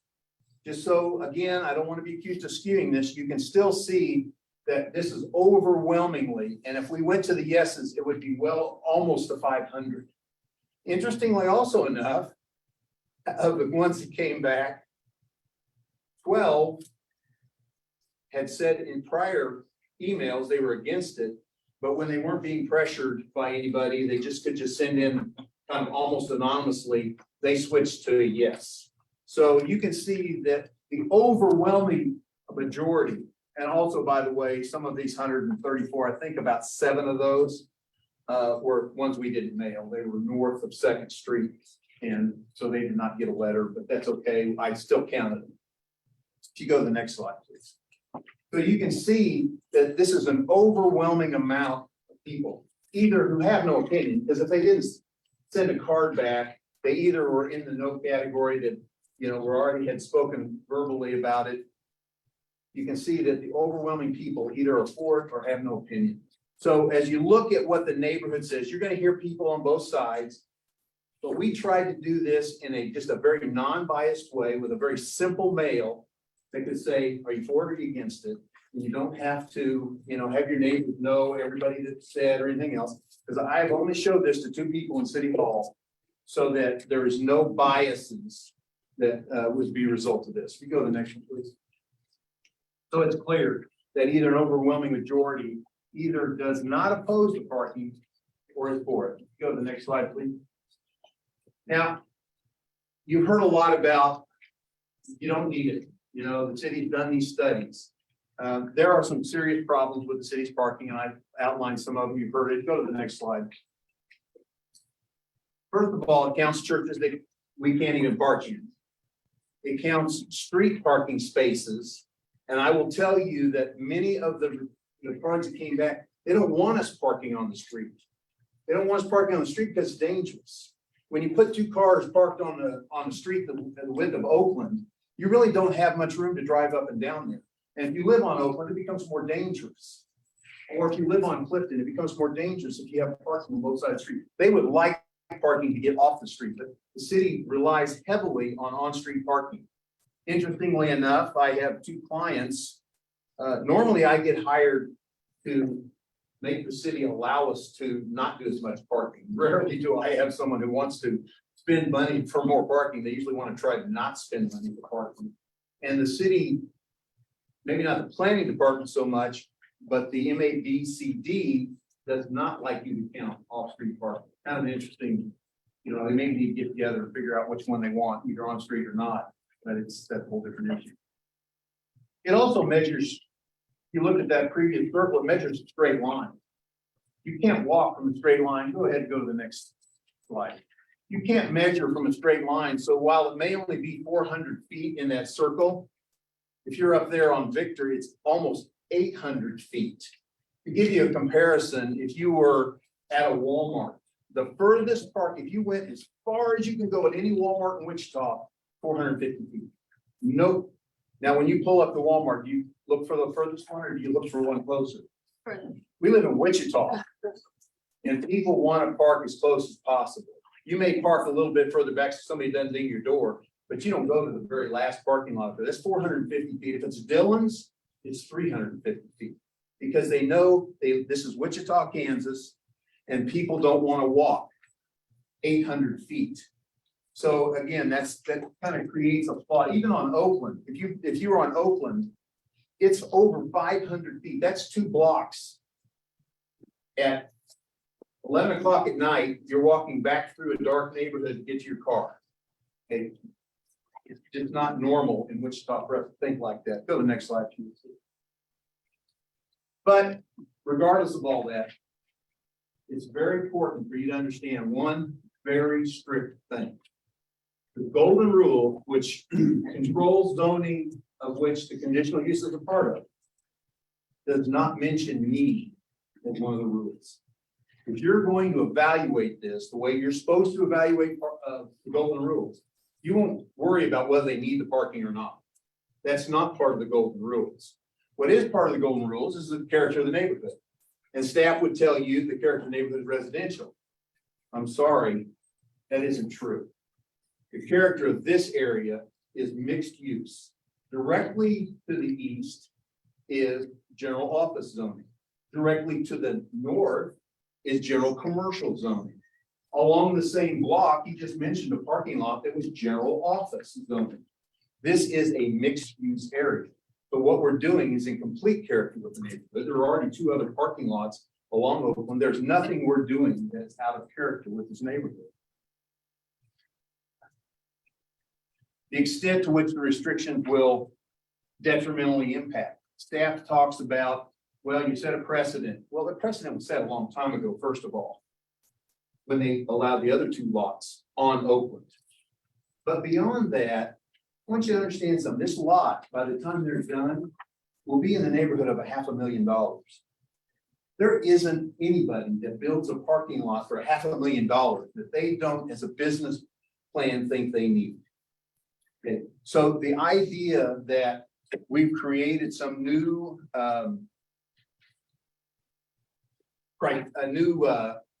what do they call it when you cook for the first time? We don't novel. Thank you, precedent. My mind like for a minute. There is no precedent here because obviously it's been done before.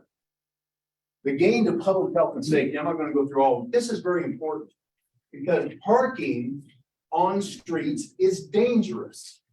It's dangerous when you open your car door and cars are driving by. On-street parking is the least desirable parking that we have. And I don't know about you, but my wife will not do on-street parking.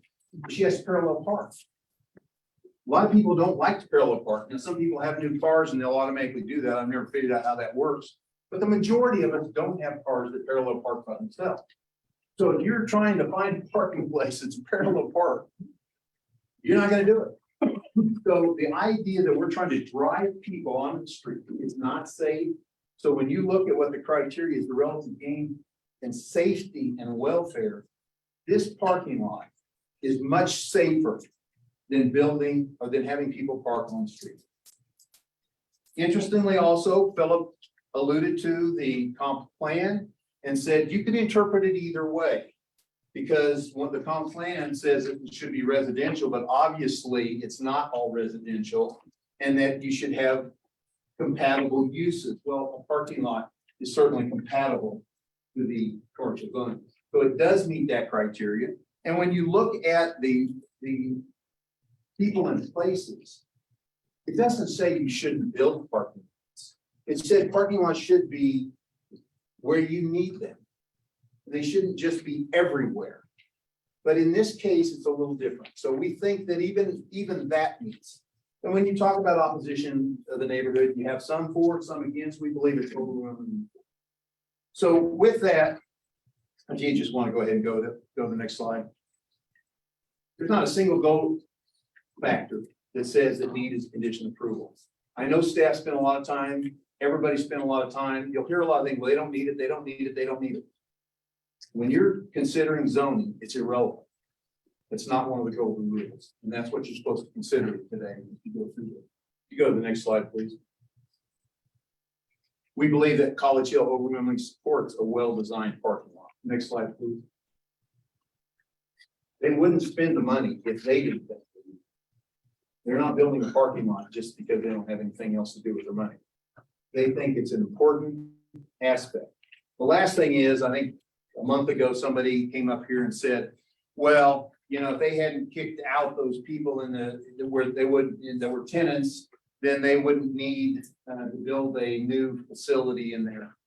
Well, they didn't kick them out. Those people moved out. They actually almost went to a lawsuit because they didn't know they were moving out when they bought the property. They would have been happy if they would have stayed.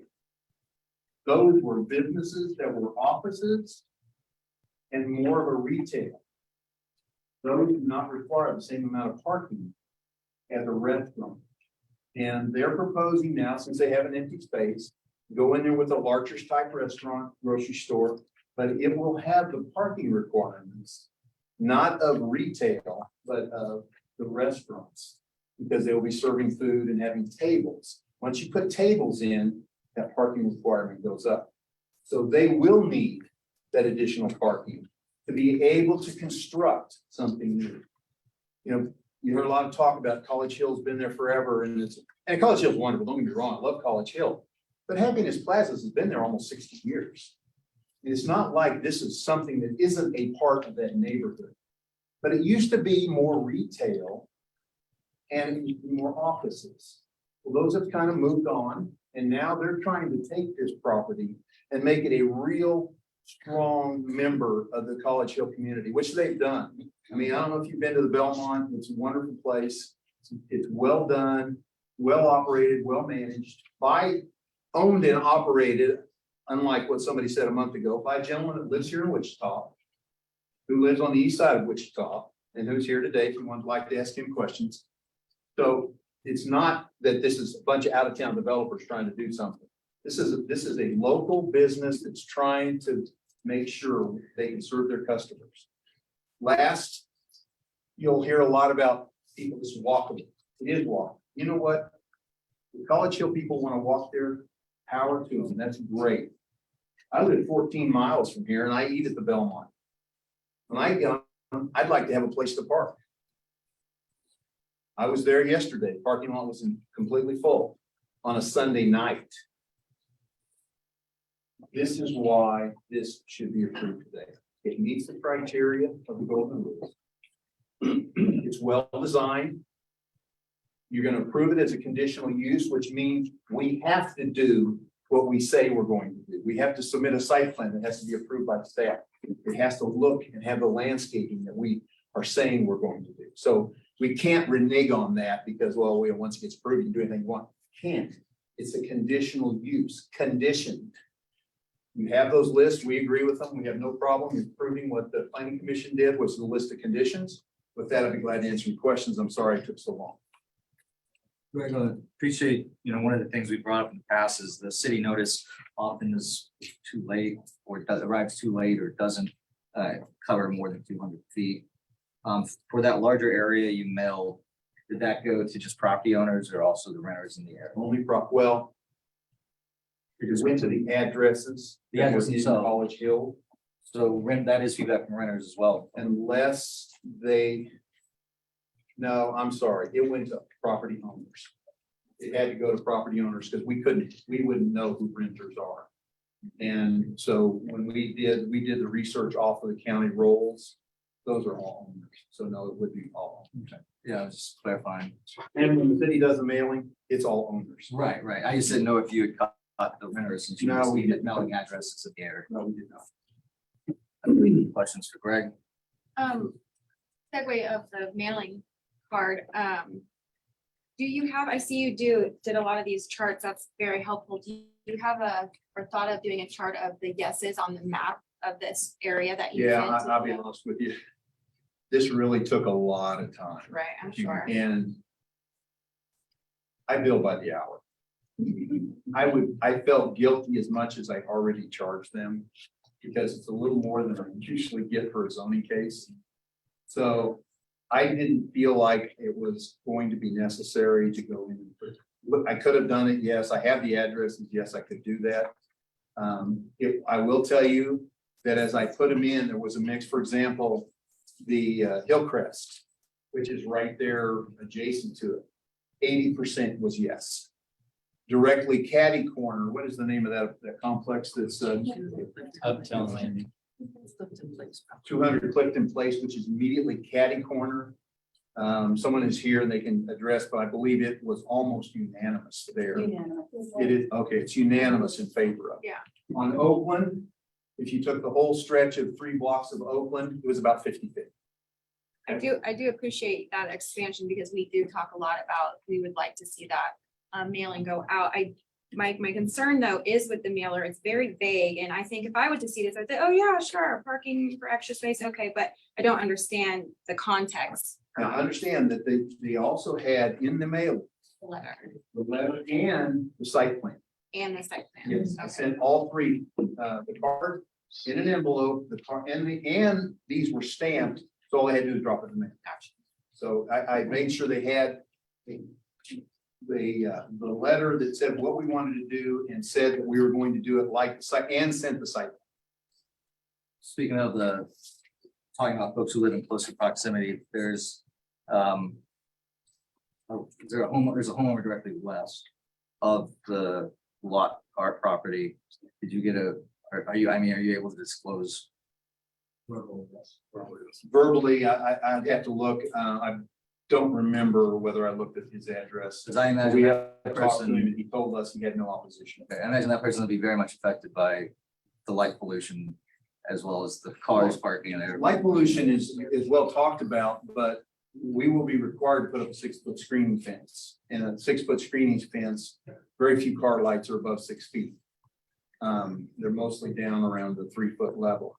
The staff also will require us to have at least 3 foot of hedges and landscaping around the Oakland side and the Clifton side, which also reflects and deflects the light pollution. So that's a requirement of the city, and that's the reason. You can't have lights that go off of your property. You have parking lot lights. So I mean, they have strict rules. I mean, they're not part of the conditional use. They're just rules. You have to go abide by. When you submit your plans, you have to show what you're doing. For transparency purposes and accountability, since you cited it, MAPC, and also today about wanting to be transparent with the surveys and sharing them with staff. You mentioned, I think you said Tosh is one of the ones you showed it to for review. Who else have you shown it to for review? Brandon. He went through every single card. Every single one. I had mentioned it because I hadn't had his permission. He just said I could, so. Questions? Any questions online, Danielle, Aaron? None. All right, thank you, Greg. Did the owner want to say anything since you're here? They might have. Yeah, we'll go with that. All right, sounds good. We'll go ahead. So now we're gonna open it up to the public. As I said, we try not to be too strict on y'all time wise, but if someone's already said something, be mindful of that and be mindful and respectful of your fellow citizens here. Anyone who would like to go first? Yes, sir. I saw him first. You mind? I got you second. No, you're fine. I ditched my husband for bed. Oh, is that fine? Do you mind swapping with? Okay, sorry. Thank you so much. Like, maybe not really. Great. My name is Mary Billings. I have owned a home in College Hill for about 11 years and then rented a house before that. And I grew up in Wichita. I own a business over in the Dawkins building, and one of the biggest complaints I get from my customers and coming down to my store in College Hill versus going to when we open in Bradley Fair is parking. And with the parking surveys, I'm guessing it doesn't take this into account since it included church parking. A lot of the business owners are very particular about who can park in those spaces. So like we have some around us where like my customers can park in very specific spots. And even the like public street parking has caused a lot of drama on our block of just like what's there and how long people are there and what it's being used for and the Crown Uptown using things. And so I just want to make that known as a business that it is a hard thing in our area. And that if they're surveying that there's a lot of parking, we are trying, like, I love College Hill so much and I live in 100-year-old home with all the fun quirks and the character. My business is called Love of Character. And so I so appreciate the character. And so when looking at this, I wasn't at all taking it lightly, but when my biggest complaint is parking. And when I think that they're trying to approach this in a neighborhood friendly way and not just like paving a lot with no thought going into it. I do think it's important because we're trying to get people around Wichita to love our area because everyone's moving way out and everyone's trying to build these big shopping centers and they're trying to, do these things. And I feel like we're trying really hard to invest in this area of town and make it a fun, desirable location. So people want to live there, people want to take care of the area. And I just think a big holdback is parking, especially for like my mom, for instance. She wants to come down to the Belmont or to the different places, but she can't walk from her neighborhood. Or like if we bring my grandma down to the neighborhood, she's 95, so she wants to come to brunch at the Belmont, then, I can't park at my house and walk my grandma, like we have to have some spots. So I just wanted to explain that from a business owner standpoint, that is a huge complaint we get. Even literally like my building, it's right on the corner and I have a parking lot behind, and the complaints I get are ridiculous and people need to get over it. But it just is what it is. It's something that we have to keep in mind living in the Midwest and in Wichita. And I think that the owners are taking a lot into consideration when putting in this parking lot to make sure it's not just a slab of concrete that, is making our neighborhood look bad. So. Thank you so much. Any questions? All right, thank you for being here. Next. Oh, where's the microphone now? There it is. It's in the ceiling. It's in the ceiling. Okay. Clayton Pearson, 1442 North Coolidge. Several things. And ma'am, if we can go ahead and load up that PowerPoint emailed you. First thing I did want to do is Ben had a question about parking capacity. I'm not a civil engineer, don't take it with that kind of way. But what I can say is that most public meetings that I've been to, including the downtown parking master plan, the number that is always used is 85%. In other words, that's the target capacity that you want to see. Because at that point, you're approaching full, and you always want to have one parking spot available for whoever needs. Also on that parking study, I looked at the addresses listed on page 18 through 22. And according to Google Maps, the Blessed Sacrament parking lot is on the 3800 block of Douglas and Crestview. And neither of those addresses are on the parking study on 18 to 22. So the other thing I noticed is if you add up the on-street and off-street totals on the parking study in pages 18 to 22, that's 341 spaces available. Of that, at peak time, which is 6 p.m., 83 are being used, which is 24.3%. So those would be points I would direct to your question. Other points that come up. One thing I noticed when I looked at the MAPC notes is what is the common theme between both the detractors and the supporters? Next slide, please. Next slide. I'm sorry, did you have a question? No, I don't have a clicker. I'm just trying to highlight, see if this will point out. Oh, I think it's on the podium. This one's my own. It's Oh. a laser pen. Yeah, I'm just using the laser pointer. But there here. is a clicker if you would like. She's trying to. Oh, make you okay, I get what you're saying. Okay.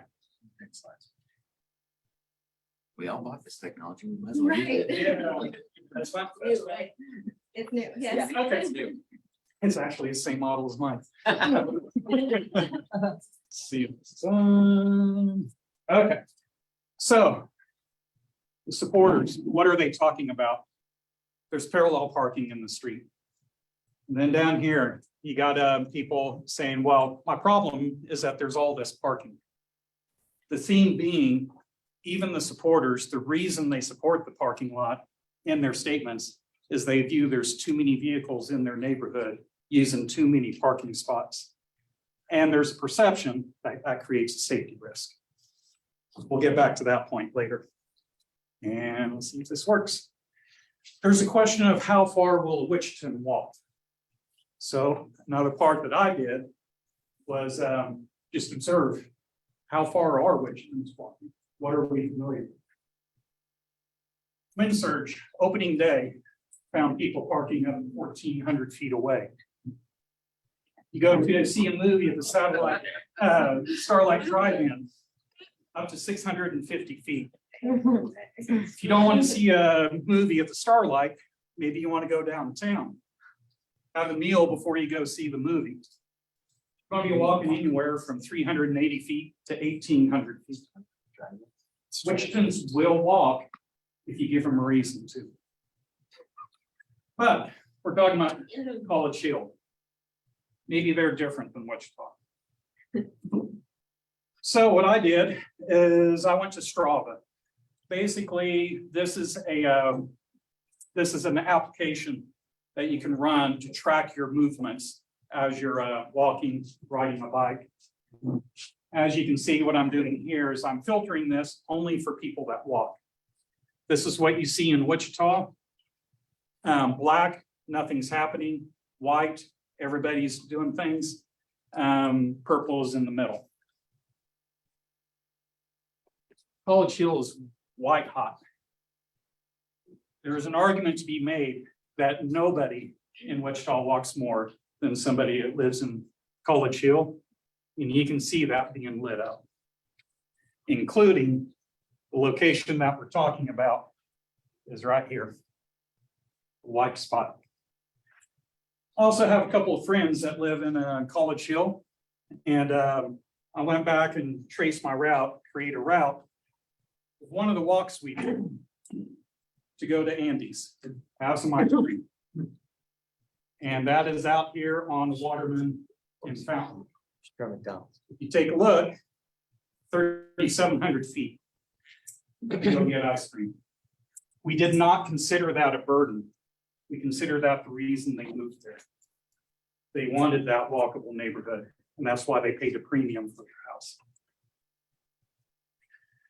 So there's also a perceived concern about this on-street parking creating safety risks. So I went online, try to find what does the science say about that. And when it comes to safety, collisions, being sent in an ambulance, I couldn't. The answers were a little bit nebulous, but the consensus on their summary reviews from NACTO, National Associations of City Transportation Officials, you can tell they're engineers. But when they did a summary of all the published data, they said, well, we have some that says on a safety perspective, doesn't make much difference. They found other studies that says it makes a lot of difference. So what I did is I focused on speed. I'd rather get hit at 25 miles an hour than 35 miles an hour. So, Right reason. I will say that this has a safety impact. Most important, finally, narrow streets with high parking density have the highest calming effect. Because with that reduced space, people have to slow down. Sometimes they have to even do a yield stop to allow one person through. Depending on the amount of density in the area, that can slow people down by 13 miles an hour. When I'm riding a bike, when I'm bike commuting, I'm not afraid of those streets with a lot of parking on each side. I search them out. I look for those streets to ride on. So the last one is, again, that's national, that's composite data. What about Rivers, College Hill? If you go to the wichita.gov webpage, they have some GIS information. And they publish this safety collision data that you can filter certain ways. I filtered for bike and pedestrian collisions recorded from 2018 to 2023. The site that we're talking about is here.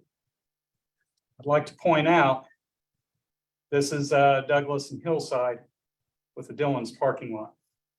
So if we zip through, look for a dot at our development location.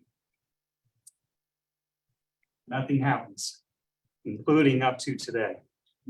But if you look at Dillon's, and you look at all of those parking lots down there, all sorts of dots there.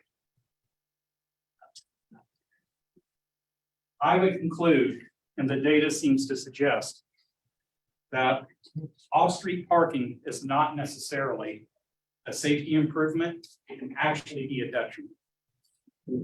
My experience by commuting, on-street parking slows people down. It makes people safer, and makes people look. I look for them. And the data seems to suggest that there's a correlation. I'll go ahead and wait for you. Clayton, I had a question, and any of members have a question for Clayton. I often like on-street parking, bike lanes often too. It's a sure catch. I know because Strong Towns and League of Cities have put out studies that kind of show both sides, line of sight issues, especially with children at play. I couldn't find anything definitive. I appreciate all the work you did. One thing about Strava that I was concerned about is Strava, I'm very aware used to be in shape and did ultra marathons. The sample of who uses Strava is typically very athletic and bragging about folks, because I'm very aware of the community being a part of it, tracking their walks. So I think what would you say then? Yes, there's obviously a number of folks who are in College Hill and I'm in Crown Heights and love walking over there and love being active. But like the first speaker who brought up her family members who have to drive, or those who drive in, College Hill, having its shops and having its businesses ran by locals, including those who live within College Hill.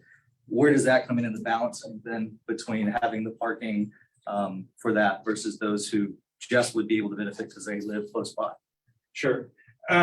So my first thought is that in this area that we're demonstrating, if you give them the destination, they will make the effort. They will get there. They will walk the 200 feet. And we're showing that at peak, we're using a quarter of our available parking. If there is a lack of ADA parking, because those are the people that are going to be most likely to truly need to drive up there, then I would be very open to the idea of you already have a lot of parking spaces that aren't being used. Let's convert some of those general parking spaces into ADA spaces. Yeah, questions for Clay? Thank you for all your research. Appreciate it. Thank you.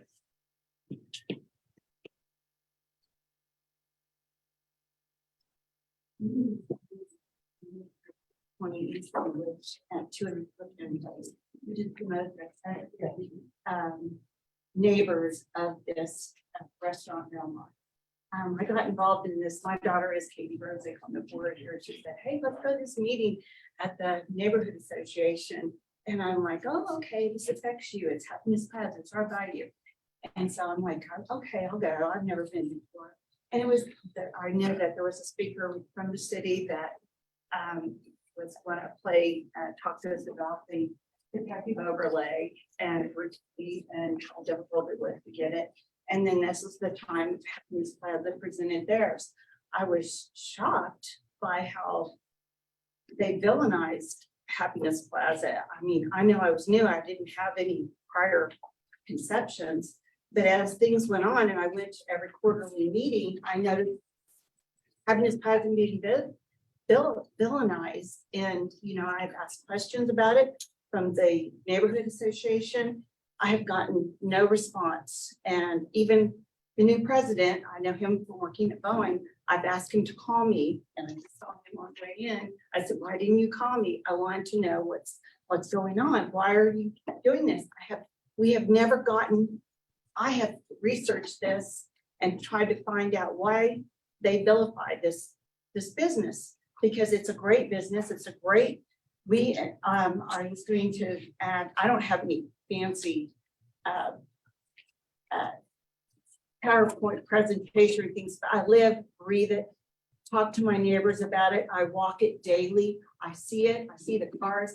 I've been out directing traffic because it's so bad some days. And sometimes I ask Tori, I said, did you have a special event? They're parked all over the place. And if you get home at 5 o'clock or after 5 o'clock, street parking is pretty much taken up. And then now we do have a president, and he kind of keeps track of the number of cars on and around the area. And he said now even, you know, on Saturday mornings, it's very busy. And Sunday mornings, it used to not be, but now they're open for brunch. And now they're also open for lunch, which is nice. It spreads things out for the day.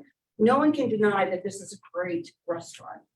Everyone thinks that Tori is a big business, that, you know, that he's going to come in here and take over the place and he has power. This is his very first restaurant he wanted to open up, and he did well making money for others. His family lives here. He has a young family, energetic. He has ideas. He's an entrepreneur. What the city of Wichita needs, this neighborhood needs to grow. And yet we're vilifying him. We're not giving him what he needs to grow. He has spent a lot of money and a lot of time trying to appease the neighbors, the neighborhood association. And it's frustrating to see because I can't get answers as much as I've tried to get answers. And I've talked to my daughter about it too, you know, you don't tell me so much, but it's just very frustrating. I know that the last time they took a poll at 200 Clifton Place, one person from the neighborhood association called, and she represented all 24 units, 200 Clifton Place, all 4 units. No one else got a say. Well, Carol, that she's on the board, her whole board wants this because we see this, we breathe it, we are in it every day, we walk it, we park it, we only get 1 car per unit that we have. That means if you have more than 1 car, you have a visitor, they're going to be on the street. And if you come after 5, some days, you're going to have to put further down. If you could come, like I came at 9:30 one night, there was no parking, still at 9:30 at night. So, you know, we need this extra parking. It's not safer. Street parking is not safe. You get in and out. I'm out there directing cars and saying, hey, I think you can park down here and get a spot. And, you know, I shouldn't have to do that. There was a parking lot. Corey has offered his parking lot to the neighbors association for special events if they want to use it. He's been over backwards for this neighborhood. And yet he's been vilified for, I can't figure out the reason. But we did take a poll, but Carol did most of the work. And what I filled in the gaps. And we actually talked to every single neighbor or resident at 200 Clifton Place and discussed it with them. And they were, it was unanimous. They're in favor. We need this parking lot. So I don't have any fancy presentations, but if you want to make, you know, if you want to, the people that matter the most are not on data. It's the people that are actually there and walking the streets and the danger. These people that are across town that are talking about this, they don't know the neighborhood. They don't know the unsavory areas that you can't walk to, especially at night. We need this parking lot to be safe and then the values of our property are going down, because nobody wants a place that you can't park in front of your house. And the guy that does have that house across, he has cones there, orange cones, and he's been very lucky. Nobody parks in his parking spot because of those cones. So he's got that one taken care of, that it would be better for him if he, they parked on the parking lot. So that's what I have to say, and hope I'm in favor of this parking lot. Thank you. Hi there, my name is Krista Rubazeos, and I am a resident of the iconic Hillcrest Apartments. I live on the 10th floor, and it is facing east and north, right on the corner. We are stockholders in this building. There are no renters. They are all owners of these apartments. So it is very important to us that our area is well preserved and is accessible, and it's good for our investment return. Like I said, we're about 97 units, and we do have a parking garage. However, that parking garage was built in 1927. It was the first parking garage in Kansas with ramps. So it's super fun, it's wonderful. We had a space for every unit, however, those were for Model Ts. So for every 3 spaces, we can fit 2 cars, so that limits us. I was 1.5 years on a waiting list in order to be in the garage. During that time that I was on waiting list, I parked on the street. My car was damaged, it had been hit.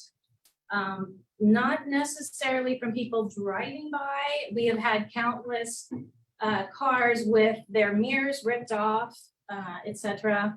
Not happy. My damage was from people parking.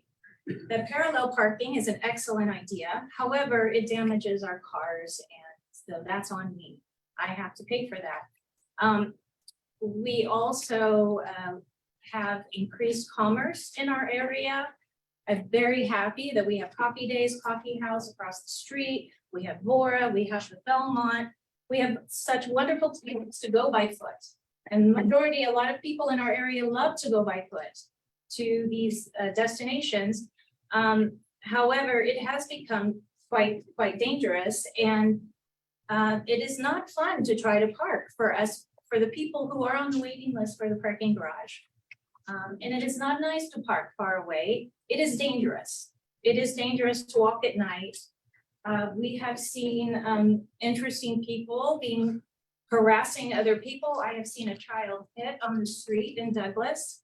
I have watched a man die on Douglas. And I don't like to see this in our community.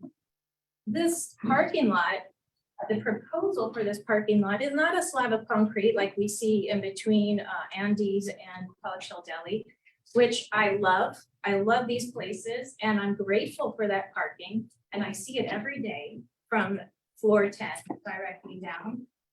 However, this specific parking lot, I like to say, is a park lot. I think we should take advantage of this opportunity to have extra parking for the safety of our community, for these people who are coming to this place. It is a destination place, College Hill. People will come from outside College Hill neighborhood to eat, to drink, to go to the park, to even walk their dogs, because it's a nice place to walk your dogs or ride your bicycles. So I think we should welcome this park lot. On another note, as a resident, we have inquired, I'm active with the board.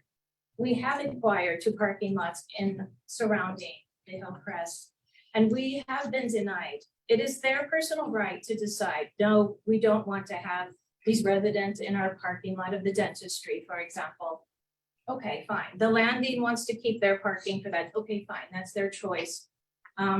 So it is not so easy. Maybe we see parking lots from the sky or from these surveys of the amount of parking spaces that exist. That is not true. It just isn't true. And we as residents see this. I'm on the Historical Society for the Hillcrest, so I do believe in the character of our community. And I believe this park lot is with the character of this community. I'd like to see it move forward. I approve it. Thank you. Thank you.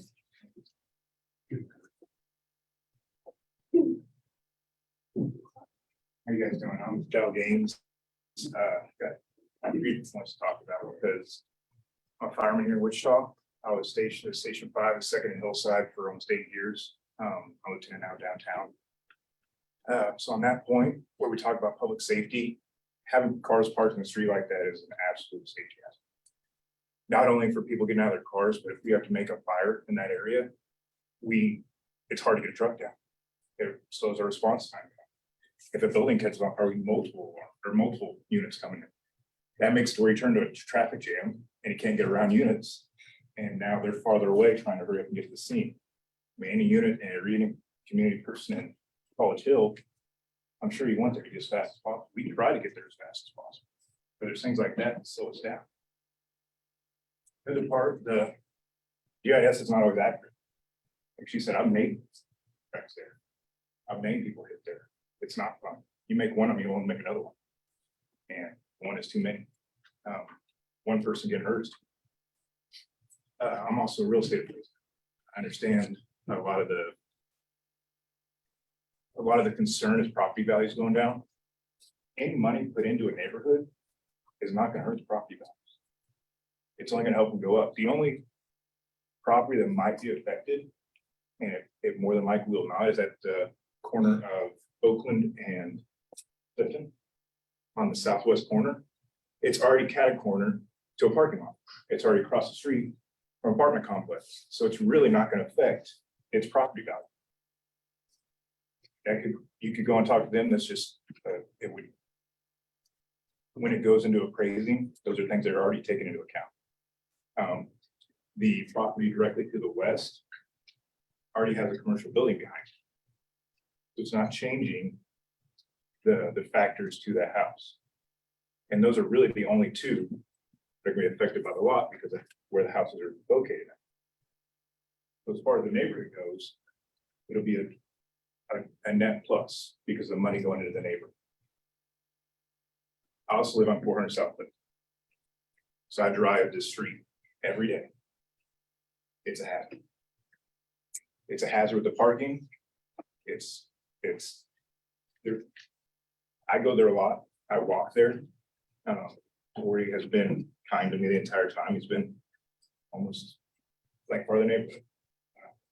He didn't know me from Adam, didn't know I was any of this. And as I was just very respectful and kind, and it's obvious he wants to be a part of this, he wants to do everything right with us. And to bring your father, I'm sure you didn't walk to your friend's house in College Hill to then walk to Andy's. I bike to their house. Right. So I mean, when you say people at College Hill are gonna walk, that's right. But everybody's outside of College Hill is gonna take different ways to get there. And I So we would, need I would say options are. Let's not cross. I'm just saying like, You use just that keep it fact. directed, but yeah, you can reference. Yeah, other so I'm points, just but saying, like, we need that part. For everybody outside. So I'm in support, hopefully that helps a little bit. Thank you guys. Thank you. Sorry. I was just making sure there's any questions. Yeah, you're good. Thank you.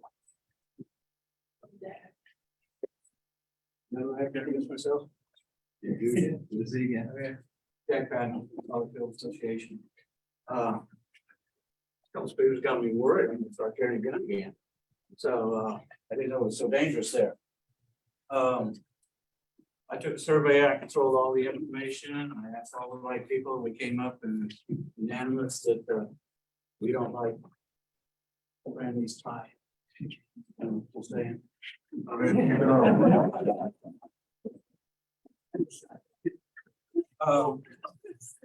Parallel parking. Is it not true that in downtown area, we're on Ray and a couple of the streets, they're redoing it and taking away the slotted parking and put it in parallel? So that's one of the studies that the city's coming up with because it's a walking problem, more of a parking problem. Happiness Plaza came in and we're happy. I mean, it's a nice restaurant. I can't argue about that. They asked for an exemption, got everything they asked for, as far as I know. I'm not happy. Okay. Want to renegotiate, I understand that, you know, but, it's just kind of off-putting that you come in, ask for an exception, parking, this, everything else, and then still not happy, you know, I got an ex-wife. It's just, that's the same thing. Tear down the houses because it was, they were dangerous, they were whatever. I'm a city inspector, I know everything, pulled all the records on those houses. They were fine, I mean, they're old houses, 20s and 30s. They're not like the subdivision ones, but again, College Hill has more than 3 kinds of houses in College Hill. There's a difference between houses built in the 20s and 30s with old growth lumber versus what they have that you can pick up in Home Depot.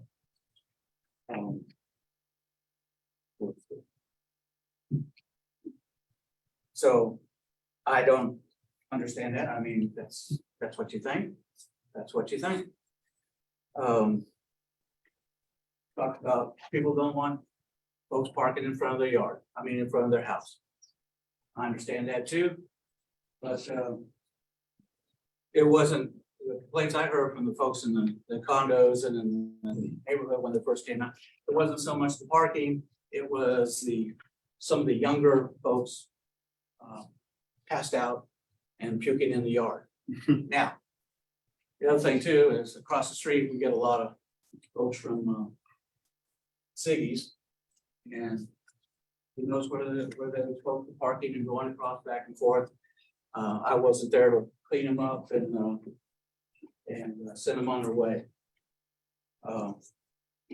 Parking is bad in College Hill. It's an old neighborhood. We have old brick streets. They're narrow. Ours are bigger. You know, that's the reason we moved to College Hill is businesses like having College Hill attached to their name. We like the businesses coming in, like I said. Like your food, it's good.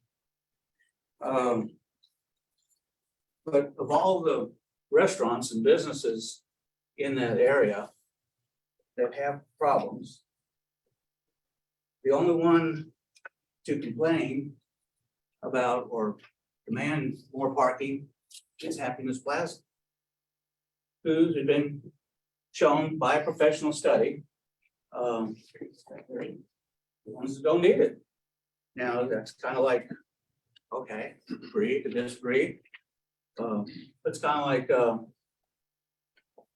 it didn't work out. It's kind of like the holding call against the Bengals. I'm sure all the Bengals fans didn't like that call, but that was the call. You know? So the biggest thing, though, I don't think it's really about parking. It's about neighborhoods and what do we have to sacrifice in order for somebody to come in and make a business. We're having so many problems in neighborhoods in Wichita right now. We have groundwater that 10 years ago they knew about it and it's taken 12 years to do anything about it. It doesn't help the people in that neighborhood. We got these monster power lines going through neighborhoods. I know one of the board members from College Hill went and helped work it out, and it looks like it's going to be diverted and going down to a different route that's much more pleasant to the neighborhood. At what point these are places we go to get away from work, to raise our families, to enjoy our life such as it is. I'd enjoy it a lot more with a lot more money, but that's the way it goes. Andover just came out with a big new project. It's all about infrastructure and housing. Infrastructure and housing. If you don't have housing, you can't bring in business. If you don't keep the neighborhoods alive and where people want to live, then businesses aren't going to come. It's just one versus the other. So in some ways, we're kind of back to where it used to be. You know, how many more sacrifices and where is the line drawn for stopping at one point? I mean, is this the last sacrifice we're gonna get or that we're gonna be asked of? Is this the first of the next one and the next one and the next one and the next one until there's no college there? And there's no Crown Heights, or there's no Riverside, or how much? How much? So I like my neighborhood. I imagine folks who live in their own neighborhood like their neighborhood too. And I think there should be a strong, bright line balance for neighborhoods versus development. Thank you. Thank you, Jack. Jack, I had a question because you sent the letter, the email in about the neighborhood association being against it. Feel it would be relevant to ask with this unique situation where there's so much public feedback. How many, I heard earlier at meetings you could have is 30 to up to 100. I was curious how many members, paying members of the neighborhood association you have, or how many voted unanimously against it when you We didn't have a vote what we did. And I think another speaker will mention the social media aspect of it. A number of us just walk around with petitions.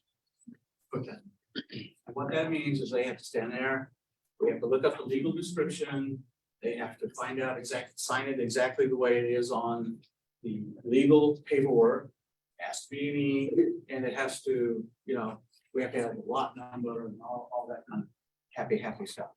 And I know I got about 30, 40 foot. And I just turned them in to another person here, and it's all got the legal printout on it. And it's a little tougher getting those signatures than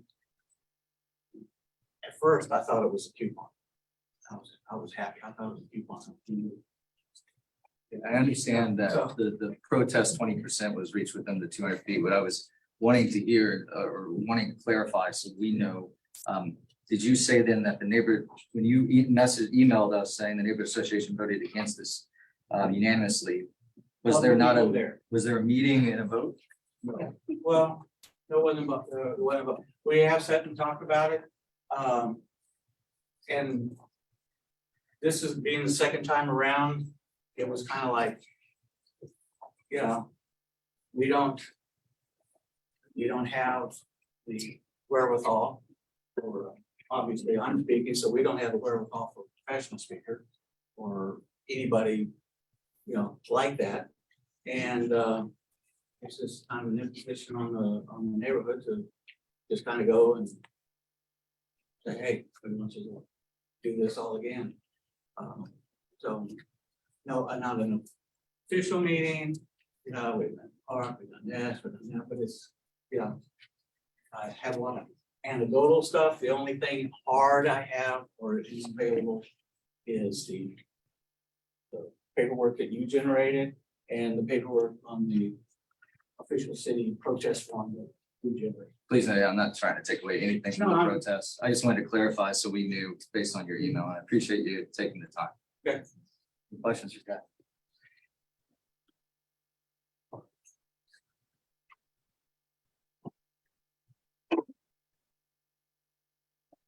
Good evening, everyone. My name is, excuse me, Joshua Wolf. I am a high school social studies teacher. I live at 4320 East Waterman Street, so right in the heart of College Hill.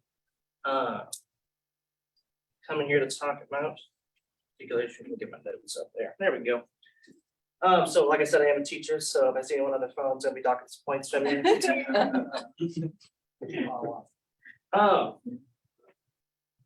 But I do teach high school history. And one of the things we talk about in history is learning the lessons and from the mistakes of the people who came before us. And in America in the 1950s, post-World War II, a whole bunch of people came home from the war and they said, we want to modernize our cities. So they got out the wrecking balls, they tore down a bunch of buildings, they built a bunch of parking lots. I loved it. And then they realized, We don't have any buildings left. We're driving to nothing.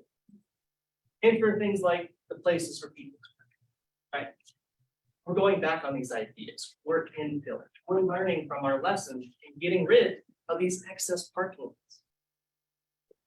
This proposition is a failure to learn lessons. We're going back on that idea. Right? We're tearing down places in the neighborhood. Now the buildings are already gone. Can't get rid of that. To service those coming in from the suburbs and other places at the detriment of the people living there.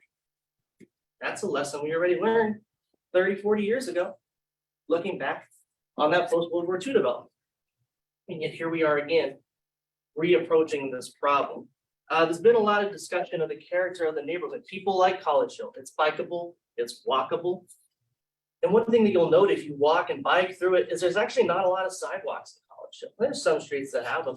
Part of why it's walkable is because it's slow. Right? Cars go slow. Why do the cars go slow? We talked about it. The on-street parking, the narrow streets.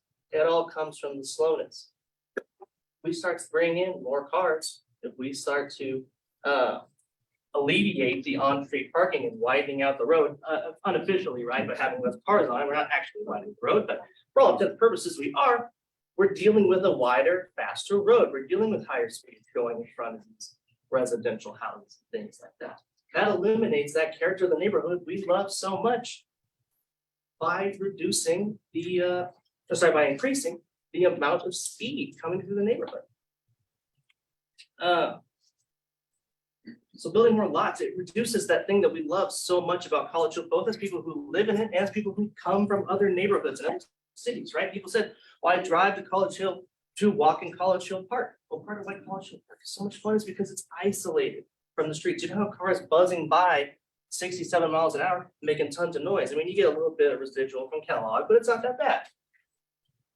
Bring in more cars, you're bringing in more noise, reducing the things we love about this neighborhood. All this comes down to a two-word phrase that I know we referenced strong towns earlier, that you're probably familiar with, induced demand. Right? And a lot of times induced demand comes up and talking about highways and roads, and one more lane will fix all the traffic problems. But now we're dealing with one more parking lot and it fixes all the parking problems. If there is increased parking, there's going to be increased cars. So yeah, maybe that lot fills up, but then the street spots fill up just the same anyway, and we're right back at square one with more parking problems. Well, maybe that's when we start to get those additional proposals and that, well, hey, actually, maybe we could get rid of one more house, build a little bit more parking, a little bit more parking. Hey, wouldn't it be nice? Parking lot, we're right up against College Hill Park. You know, I mean, like, yes, that's maybe a little doomsday-ish, but it's a possibility. And you look at what's happened with other cities in America, it does happen. And so that induced demand is a serious threat. Right now, this is not a huge lot. It's fairly small, but it could grow. It could. And so I think we kill this at the root to stop that from spreading. All this is a lot of discussion about safety. I heard, I've seen accidents on Douglas. Well, we're not talking about Douglas. Douglas is 4 lanes. It's incredibly wide. It was built for, horse and buggies years and years ago, and streetcars at 120. It's an incredibly wide road. It's speed limited at 35 miles an hour right there in front of the street. People go easily 45, sometimes even 50. That's the dangerous part. The side streets are not the dangerous part. We're adding traffic to the side streets with this lot. And I know there's some discussion about safety of walking. And I know that I'm a white male. I'll say that I'm not a particularly intimidating one. I mean, I don't feel very unsafe walking at night. I can't speak to the conditions of others because I'm not those people. But walking a few hundred feet at night in College Hill, which is considered to be one of our safer neighborhoods, I personally don't see as a huge threat. Right? If someone has to walk a couple hundred more feet, once again, we've really kind of established the thing we like about College Hill. I don't see that as a huge problem. Other points of discussion. This lot is valuable. This land is valuable. I heard the number $500,000 thrown around. This land and this space is so valuable. Why are we throwing it on a patch of asphalt? Why not housing? Why not, and that could be single family, multifamily, whatever. Why not business? Why not a park, a family garden, or a community garden, excuse me? any of these other things that generate happiness and wealth for people, not for cars, but for people. I'm not here to villainize the owner. I'm not terribly familiar how they is Belmont, and I love my waffles. They were delicious. I'm not here to speak about the character of the people trying to develop this. I think they're well intentioned. I'm here to talk about the plan, and I don't think the plan executes the goals. I don't think we get increased safety. I don't think we get alleviation of parking problems, because eventually that induced demand is going to give us the same problem anyway. So it's not about villainizing anyone. I don't think anyone here is a greedy bourgeois capitalist pig trying to tear us all down with their big business. I just think this is a plan that doesn't meet the goals that it has in mind. The infill goals of the people, places for people plan fails here, all these other things. I just overall don't see this as a great plan and would not recommend approval. In quotes to wrap us up here, many people consider College Hill a paradise. And I will invoke the words of the immortal band Counting Crows when they said that we paved paradise, put up a parking lot. And I do apologize that that's stuck in your head. Like I said, I'm a teacher. Your exit tickets are under your seats. A great heart, so better be careful. So the input needs to be in a team. Yeah. Any questions?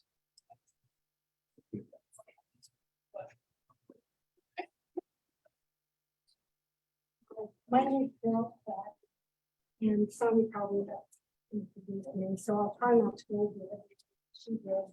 However, I do live in the condos just east of the parking lot. And we all already say this. It's easy for everyone who doesn't live in the area to tell us that we don't need the park. Obviously, we do need parking because the argument that parking lot isn't needed because everybody walks in College Hill is kind of baseless. Otherwise, we wouldn't be even having this discussion. Also, with the peak of business hours, Flitzen Square, the churches, Lincoln Heights, just to name a few, their parking lots, if you drive by them, are all full. The Belmont, we feel, is a classy establishment. We welcome it. We do not agree with statements made about the owners of the Belmont being greedy, uncaring business owners. Quite the contrary, the owners have shown us that they're responsible and caring. Early on, they took their time to meet with us at Clifton Place to present their plans supported by pictures, charts, and ideas to be inclusive in our neighborhood. It's unfortunate they did mention about trying to use the parking lot for ice cream social, farmers market, which would have been very supportive neighborhood. Although not a big table. My family has lived in College Hill for 25 years. We've owned 4 properties. We have a vested interest in this area. That said, my first College Hill home on Southdale Road, Northdale Road, lost a sale because of the misuse of business parking on the street by using it as their parking. Our prospective buyers drove by our home during the business hours and told us that the parking was why they changed their minds in buying our home. Once we went to the city, we went down there, had it changed. It made a huge difference for our neighborhood and our property values. And to say that on-street parking doesn't affect the property value, we all know that that is true. In conclusion, we have an empty lot best used as parking lot for our neighborhood. That vacant lot is owned by the Belmont. I doubt that they're going to stick a house in there. And if you look at the parking or the vacant lot, it's just sitting there empty now. So I feel that for our neighborhood, allow the business and the neighbors to go together, we ask that the parking lot passes for the Belmont. Thank you. Thank you.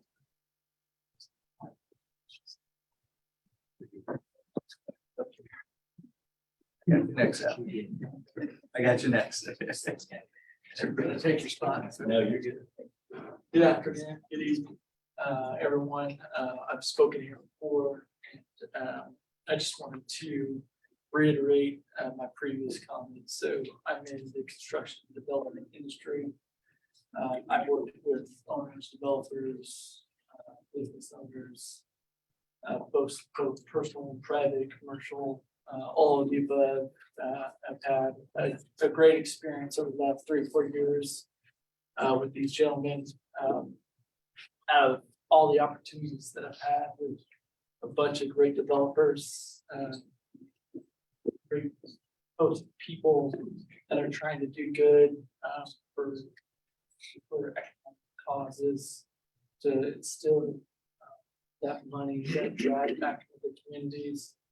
I'm gonna say that they've got to be at the top of that list as far as their devotion to the neighborhood, to their patrons, all of the above. I mean, I've just seen it since day one, multiple years ago, at least 4 years ago. I've been working with these guys, and it's always at the top of the list to develop quality and have the neighborhood in mind as they develop. What we're looking at is growth, economic growth, neighborhood, in the city, everything. So I just, as a testament to my relationship professionally with these guys, they're standing up and they're doing what they can to kind of meet in the middle to make this thing work. So I applaud them for that effort. Thank you. Thank you. Yes, sir.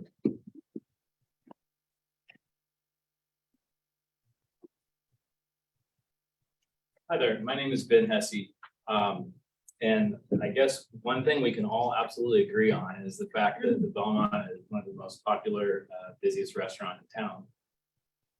Thank you guys for providing such an awesome place in the neighborhood. I've been a lifelong resident of the neighborhood. My wife and I and my 3 kids are 4th and 5th generation Collegevilleans. And we love the neighborhood, we walk the neighborhood, we drive the neighborhood. In fact, yesterday I was with my 9-year-old daughter and we were driving down Clifton. And we were heading north. And of course, the street was full because the bustling brunch of Belmont on a Sunday. And my daughter, who refuses to ride in front of me, was behind, and I look back and I don't see her. And next thing I know, she's up on the sidewalk because we've been riding in the street. And I asked her, where'd you go? She said, I'm not driving down that street. So safety has been brought up a few times tonight. Certainly looking at the data, as someone else mentioned, one child or one person is too many. I just wanted, for the interest of time, go ahead and read a letter that I wrote to the city and as I mentioned, lifelong resident of College Hill. I believe there's no other place in the city that parallels the uniqueness of what College Hill offers. Particularly at the heart of all the action, Clifton Square and Happiness Plaza are destinations that greatly impact the vibrant culture of our neighborhood. And more importantly, the city. And Wichitans who haven't yet to experience this area and the energy that it puts off are missing out. So I'm writing to you, or I'm here standing representing College Hill and many of us that support the proposed improvements at Happiness Plaza. The additional parking is absolutely needed to help serve the popularity that they've built of these restaurants, or this restaurant, and reduce the congestion on the streets. Entrepreneurs, businessmen, businesswomen continue to make significant investments in our neighborhood and that help make it so special. And I'm asking the city continue to do the same by accommodating the improvements so that this unique place can continue to grow and thrive. Thank you. Yes, sir.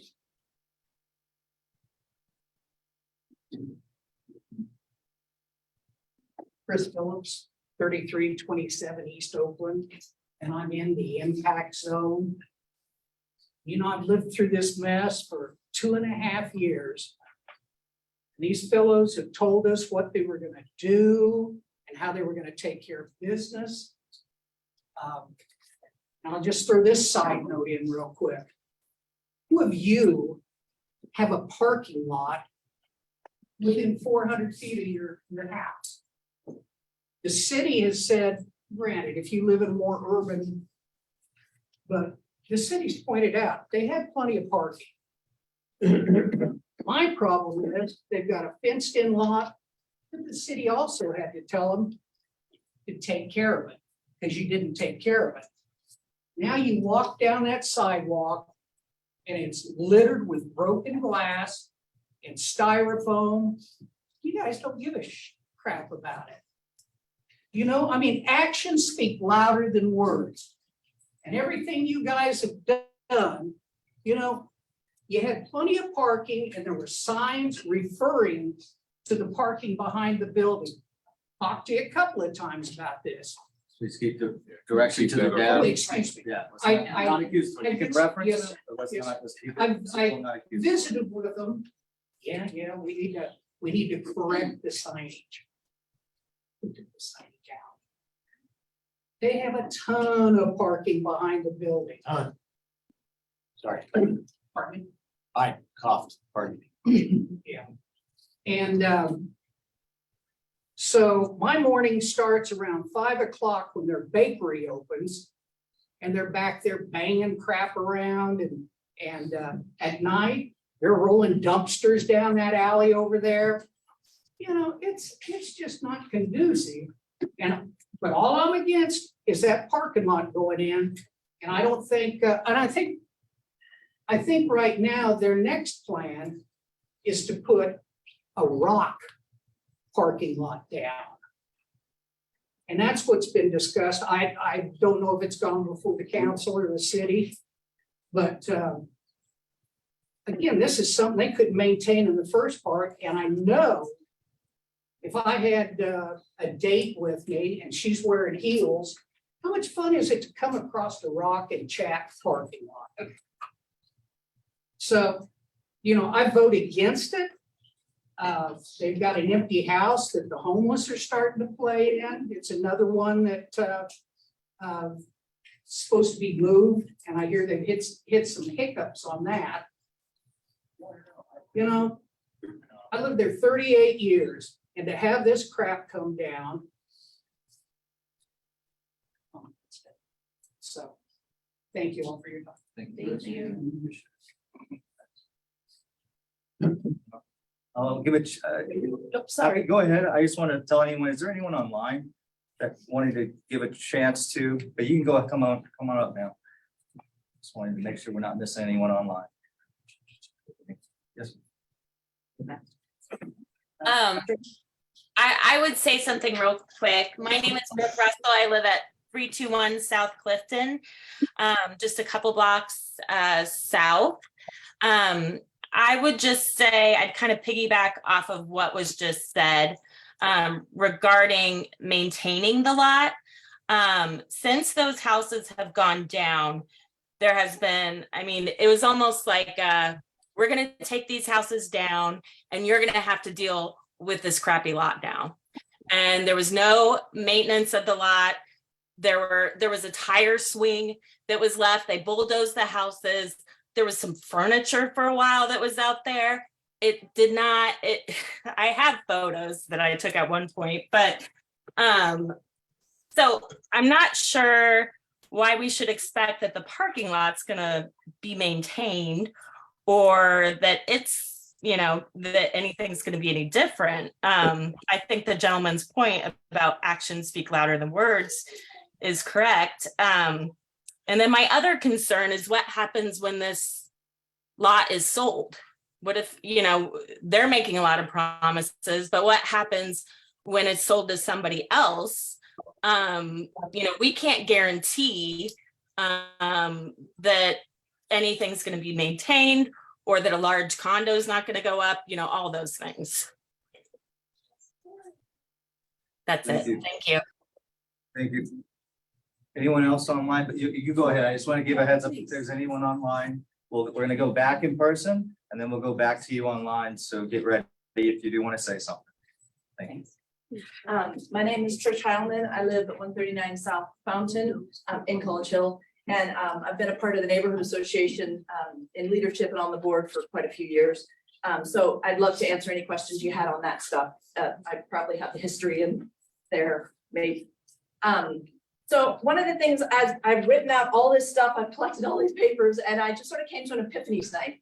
So just sort of stopping, and I don't know why I didn't think of this really before. We're talking 29 spots, maybe less, because they've got to do some setback changes, right? So maybe it's a couple less, maybe not, maybe it's 29. But we're also talking, and you've heard from pro and con, right? That the parking issues in the area suck. I mean, it's hard to live, have residential near commercial. Trash trucks get to pick up all night long near commercial. We know I had to help people through wine dive stuff that was conflicting and talk to trash companies who don't want to talk to me. So rats suck. Big rats who eat big garbage from restaurants suck. So living near commercial is tough, but College Hill loves appropriate commercial, well done commercial, right? We are supported. In fact, until last year, because of stuff, we had, as automatic members of our neighborhood association, businesses. We want to support strong businesses. The Belmont has a beautiful atmosphere. And they brought us in from the very beginning and said, hey, this is what we want to do. And I said, okay, but Tori, parking is going to be your issue, man. Parking, because we live here. We live here. So parking, man. So right, we have got creative solutions, valet. We've done it with like so much less parking than you've got now. Okay, so the Belmont comes in and it's pretty. Not everybody, it's not everybody's bag, but it's cool because there's so many, great. Everybody agrees that they made a beautiful building, I think. So, but what we're talking about is adding more, right? We're talking about an additional bistro, an additional bar. Mr. Ferris never said bar, he says lounge. But if he had said bar, how many people would not have said yes, right? So if you're talking about transparency and honesty, that's not always what we've gotten from the applicants, unfortunately. Now, online, I want to just address this because this is sort of my thoughts and the board's thought. We have not this year gone out on Facebook and tried to educate our neighborhood, tried to get 96 people to this meeting because one, it was so overwhelming, but two, we don't want the fight. We don't want to look like this nasty, crappy place that doesn't like businesses. We don't want our neighbors like Facebook fighting each other. It sucks, right? So we have made the cognizant decision that I hope does not bite us in the tush to say we're not putting this stuff on Facebook. We don't want to have like a fist fight with people who have brought a cool thing, but now are talking and it's caused stress, right? It's caused everybody, both sides say it's caused stress, but now they're talking about bringing more. Bistro, bar, speakeasy, cool, but bar. And 29 spots is not going to deal with the new that they're bringing in. It's going to be probably more cars than the 29 spots will hold. So you're bringing more cars to our already really suffering area, struggling area. We say, yes, park on the street because we get it. We're College Hill and we're a little more urban than most residential neighborhoods. But we also need to stay a neighborhood, right? Let's keep our business on Douglas. Let's keep it on Douglas. And we have two examples of parking lots that have come through to Oakland. Here's what checks my head, guys. We fought so hard against those parking lots. We begged and we pleaded, don't do this to us. Don't bring it off of Douglas and into Oakland, not into our neighborhood, please. And the city disagreed with us. And then the city beats us with it as a precedent in the future. And we're saying, please, this time, can we stand together? Which I'm so incredibly thankful because you guys voted with us. City council voted 6-1 with us just a little more than a year ago. Nothing has changed. Mr. Ferris said that the neighborhood totally wants this. No, the neighbors are kind and they're supportive. And when somebody says, hey, we want to do awesome and cool things, won't you support us? They go, cool, yeah. And they put the easy postcard in. We also have hundreds of people who've done protest petitions, which is a lot of work. I mean, like, you have to freaking sign it the exact right way or it doesn't count, like work. So we can show that there's tons of people that not only just aren't like flip, yeah, cool, but really don't want this. And if I can sit down with people and talk about like the character and how precedent setting and how degradation of the neighborhood, and if we can have this big discussion about what we want our neighborhood to look like and to live like for the future, we normally come away agreeing with each other. Not always, because some people are going to be diehard parking lot fans. That's okay, cool. I don't want to have the fight, right? I want to love living in my neighborhood and I love my neighbors and the Belmont people, cool place, but let's not blow this up. Let's not make it even bigger. And allowing the parking lot is pretty much saying, yup, ramp it up, baby. Bring more. Please support us in saying, hey, cool restaurant. Thank you guys, but let's not blow this thing up. We just can't handle it. I brought this on MEPC, but the parking plan, the city is committed to it. Douglas has 150 some parking spots that we can slow traffic down on Douglas. We can have parking on Douglas. We can have biking on Douglas. Walking will be protected by a car. So much parking for all the businesses who do need parking out of our neighborhood. Yeah, let's do it, City of Wichita. Let's make an innovative parking plan on Douglas. Let's make our place cool because we are cool, and let's support it being so cool. Anyway, I'm so sorry I'm so long-winded. Do you guys have any questions? I love the passengers. Yeah, I don't lack, huh? Any questions for Trish? And any neighborhood association related, like dues paying members, I'm also the treasurer right now. No, I'd love to know, yeah. 198 was the last I peeked at it. That's off the top of my head though. So it's not, we mail over 2,200 postcards when we do our news, and that's not including businesses. So that takes out businesses. So when Mr. Ferris mails 1,100 something. Okay, you said that, but on the thingies, you said 1,100 something. So I don't care, whatever. It's significant difference. And it's also, I have I have 3 addresses, but 2 places you mail to. One of my places is duplex. So I got 1 postcard. So, and I've talked to a lot of neighbors who didn't get a postcard. And I filled mine out because I knew I wanted my voice to be recognized, but a heck of a lot of my neighbors knew what was mailed back to Happiness Plaza, not a CPA, not an auditor. No, how do I even know it's going to get counted right? Yeah, we are pessimistic but that is also a lot of the 60% that didn't get mailed back. I think you've got to consider some of those were not just no, like I said, but heck no. So, yes. Trish, what were the 2 other parking lots on Oakland that you mentioned? Was it behind the dentist and right next to it? No, sir. The other one that goes through is the Andes and the College Hill Deli. Okay. Goes back through, and actually that one had a protective dealio that for a long time didn't get obeyed until actually Councilman Johnson brought it to me, a couple of years ago and said, look what should be being obeyed by this. And Andy's has actually done a lot of investment in that lot and made it look a heck of a lot better than it did for a long time. So, but again, those were like deals struck trying to work things out. And it's tough as a neighborhood to then get beat with that precedent when we work so hard to try and keep ourselves a neighborhood and keep business on Douglas, right? I mean, hooray for College Hill businesses. We are cool. I love to walk it all. But let's keep it on Douglas and keep us residential and awesome.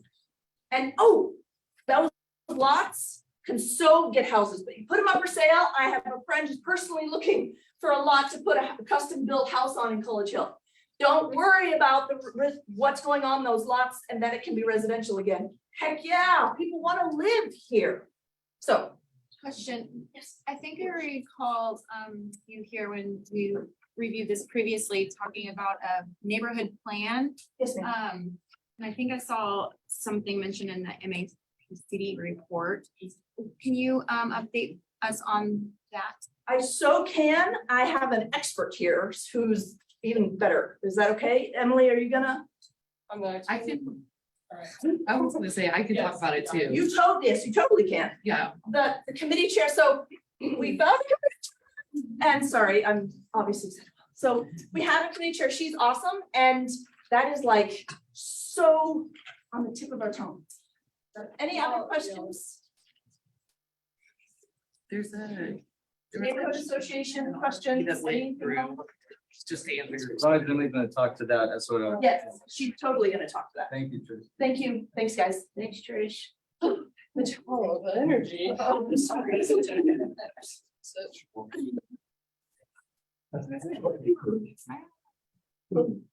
Hi, I'm Emily Taylor. I live at 325 East Lewis, which is a few blocks southeast of the property we're talking about today. And I am the Neighborhood Association Committee Chair that has been working with the Planning Department towards developing a neighborhood plan and a protective zoning overlay. If you guys have been involved with the DAB for even a year, you've already seen this kind of run around. A developer has an idea, we start conversations between residents and developers. At some point it stagnates, and then developers come apply with their idea anyways. You sit here at the DAB and the Planning Commission and City Council and listen to all of us say our piece for 3 hours.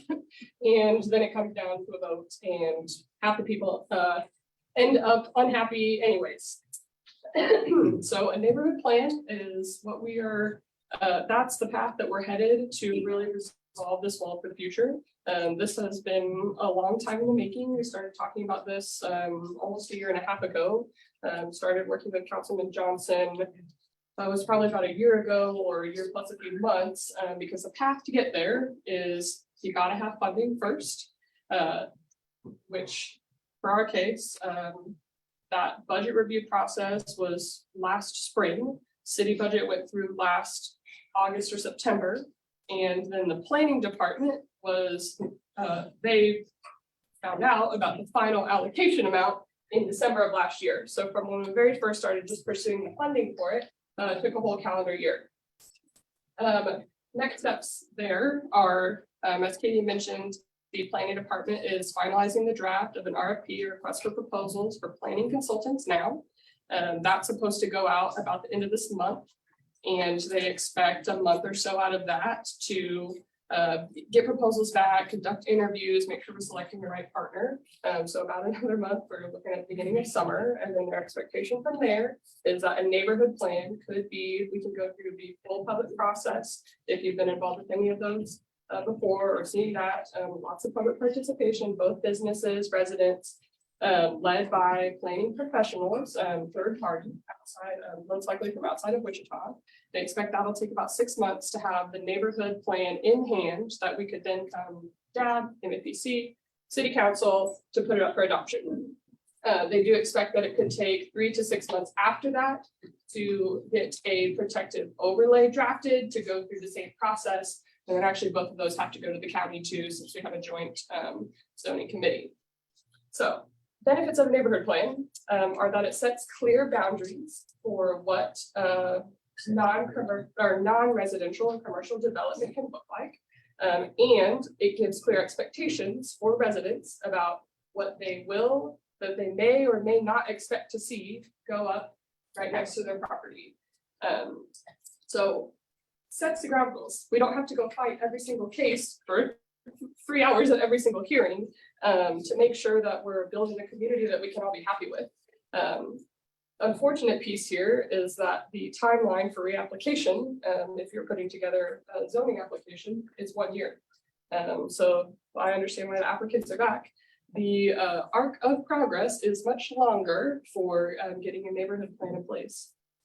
I have a few other Personal concerns, I'm a design and construction professional myself, and so I take a few exceptions to what's shown being called a planned parking solution. We've already noted they're not gonna get as many spots as they've shown.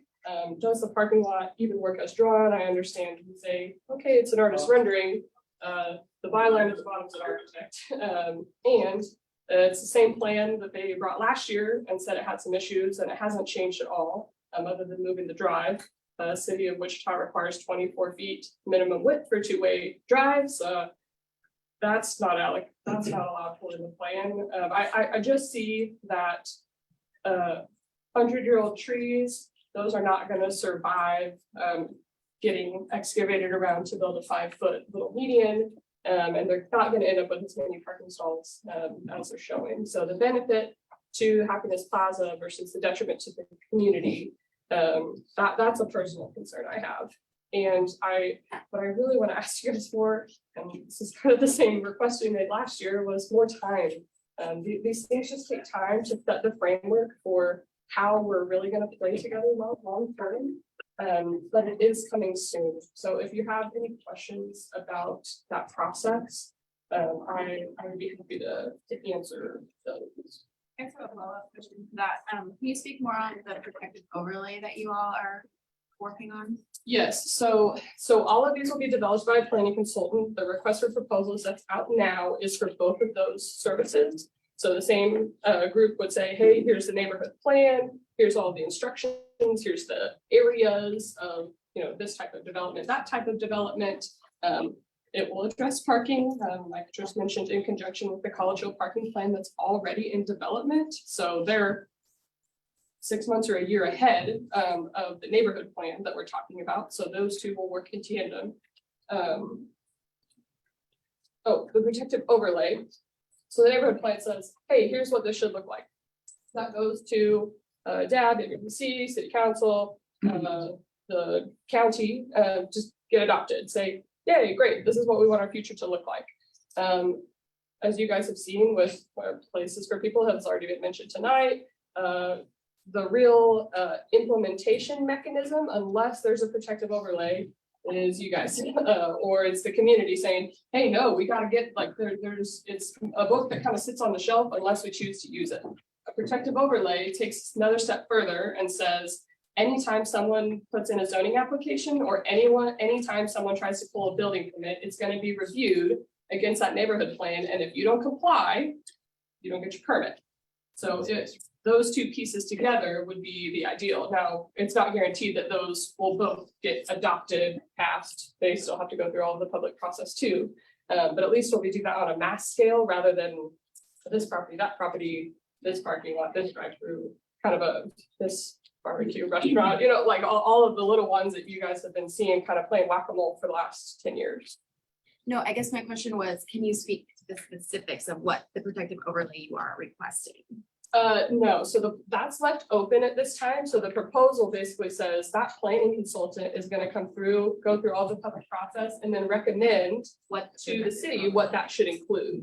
I will say they have defined the area of College Hill, and it matches the area that Trish was describing of bounded by, please correct me if I screw up, bounded by Kellogg, Central, Hillside, Oliver. So those 2 square miles are what that proposal includes. I see. So based on the feedback and the input, then they will recommend a protective overlay. Yes. And obviously parking would be involved in this. Yeah, so the RFP does include kind of a list of questions, hey, things that they want to know. Does the planning consultant have expertise, or these are the things that we know are going to come up when we get to public hearing, right? We're going to talk about parking. We're going to talk about where residential and commercial meet. We're going to talk about what zones should stay for what kinds of uses. We're going to talk about landscaping. We're going to talk, there's a whole list of things that will be up for discussion during that process. But the answer is obviously still yet to be determined. Gotcha. Thank you. Any other questions for Emily? Sorry. This is, my brain just got blown because I was mentioning her because my wife and I lived on Lewis Street a decade ago. And it was at 4327 East Lewis Street. That's all. brain was blown because you didn't know about it. I realize that, I mean, it's been going on for that long a time. Another year. Another year. It just takes a long time to get it right. I mean, to get the funding, first of all, thank you, Councilor Johnson for doing, I mean, he did all of it on our behalf, and the city council obviously had to support that. So, I mean, I echo that of, you guys have supported the neighborhood in the past, and I just don't want those efforts to fall short. I think approving this application or recommending approval, I know it's not about you guys, I think that would be short-sighted. They can come back in a year and apply again if for some reason the neighborhood plan doesn't work out. But to protect the long-term future of how we're all really gonna live and work well together, we gotta let time for this neighborhood planning process to take place. And he's not here. Oh, yeah. It was mentioned at the planning commission meeting in the staff report, but it's kind of a new development. So I appreciate you letting us kind of drop it on you now. But as a resident, I'm really excited about it. Thank you. I appreciate that.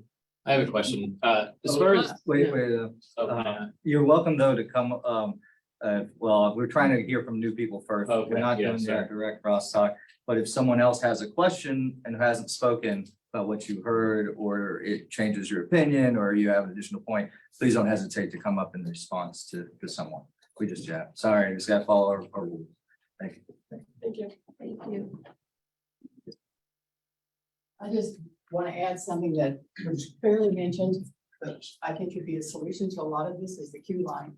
Myself, when I go down to Century 2 or something else, you know, when I get on the queue line because I don't want to worry about the parking down there.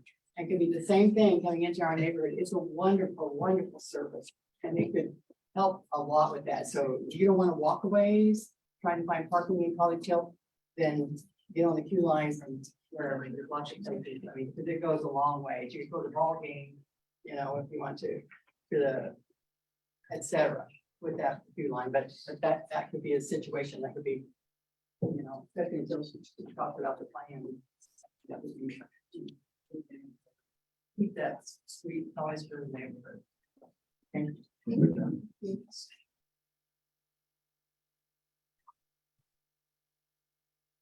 No? Hi, my name's Tom Nye. Excuse me. I live on the 200 block of North Broadview. I live a half mile from the Belmont.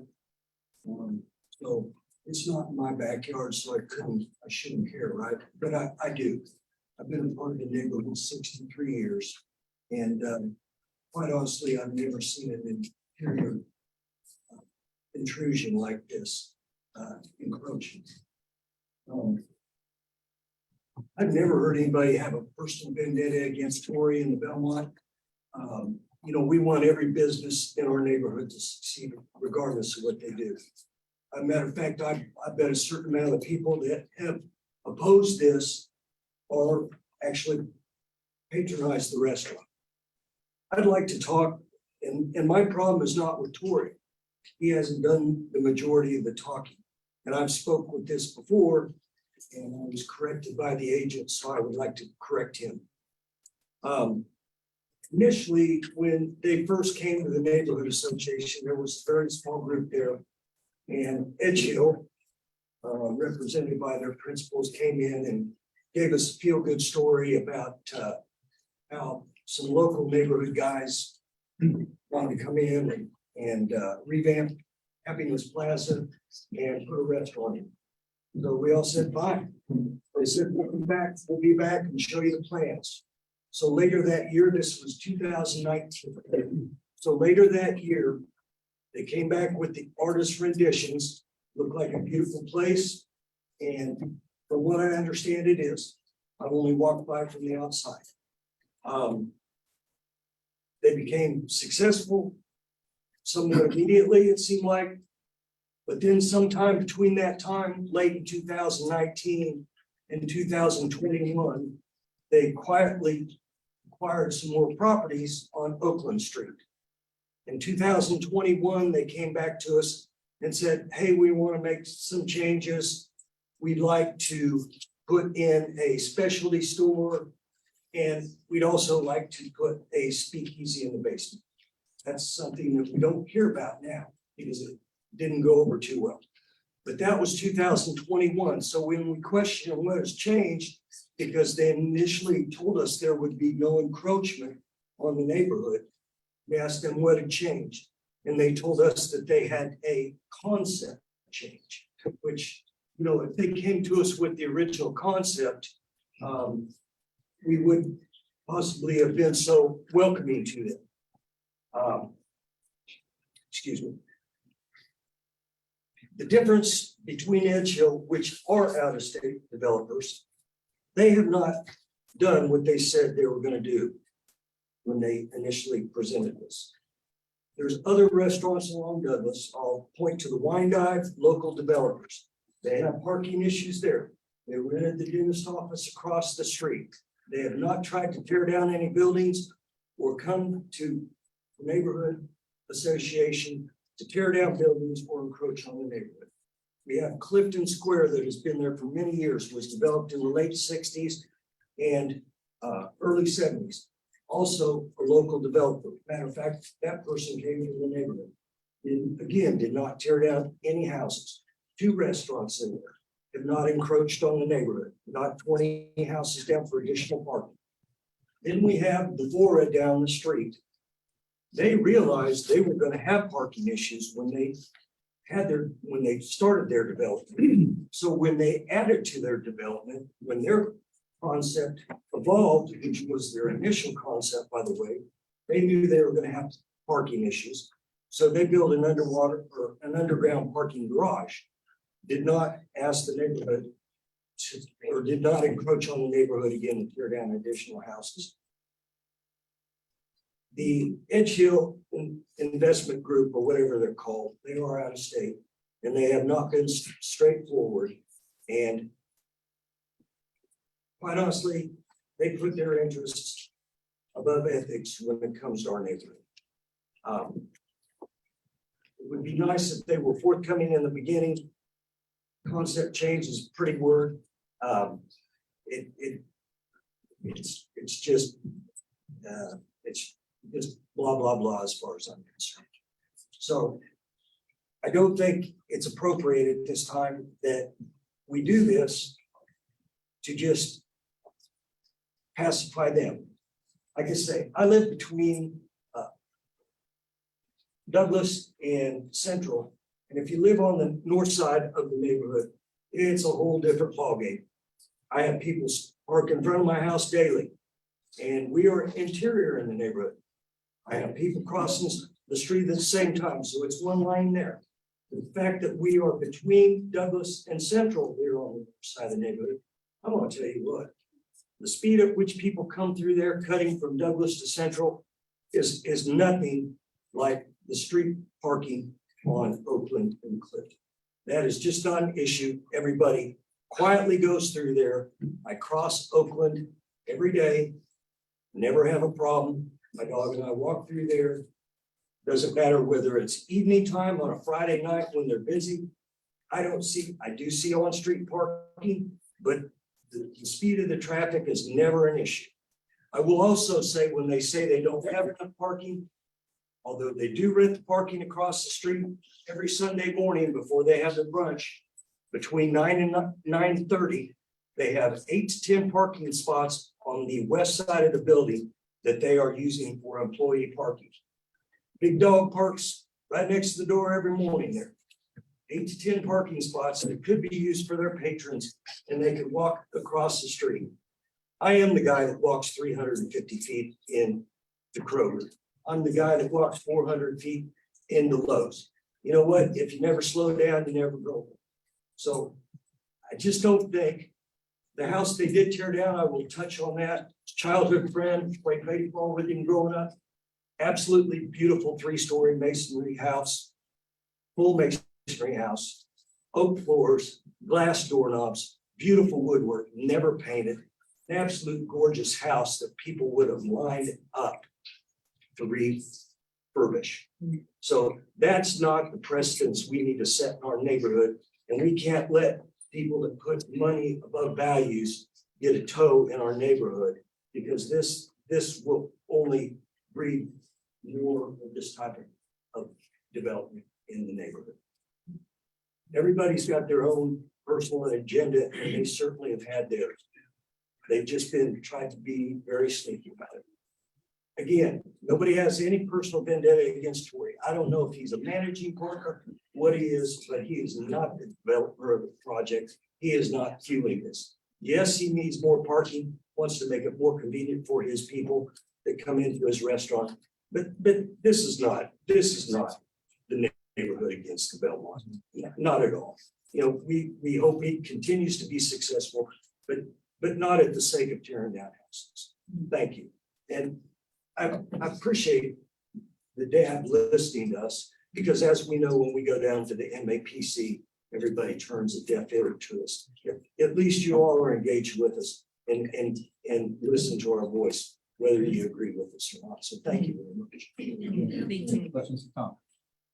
I mean, I would echo your last statement that MAPC, I mean, we're the neighborhood focus. That's our purpose. But yeah, my own experience going to MAPC was similar. And it's not the first time I've spoke down there. I've spoke on many different things. Like I said, it doesn't matter whether it's in my backyard. I want to protect my neighborhood. I've been here 63 years. I was fortunate enough to grow down here or grow up here. My parents came into the neighborhood. They couldn't afford it, but they wanted to be here because of the walkability, because we could ride bikes on the streets, which you can still ride bikes on the streets. I walk 6 miles in the neighborhood every day with my 4-legged girlfriend. As I said the last time I was here, she's the high maintenance female in my house, not my wife. So if I'm not getting her out 4 miles in the neighborhood, doesn't matter what the temperature is, it's 0, we're out. Because I'm gonna tell you what, there's hell to pay in the afternoon, because she's an energetic Australian Shepherd. And not only am I gonna get it from the dog, I'm gonna get it from my wife, because I haven't got her out and worn the sharp edges off her. Thank you very much. Thanks for coming back last month. Thanks. So want to see, we'll give a chance to agent applicant to respond. I just want to make sure everyone who's here who wants to speak has gotten that chance before we turn. Yes.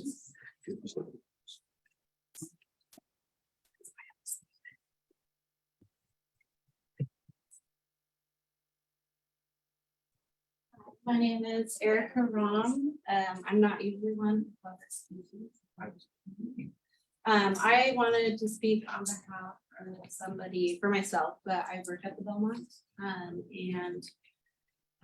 As somebody who's often there very late hours, sometimes by myself, parking blocks away is not ideal.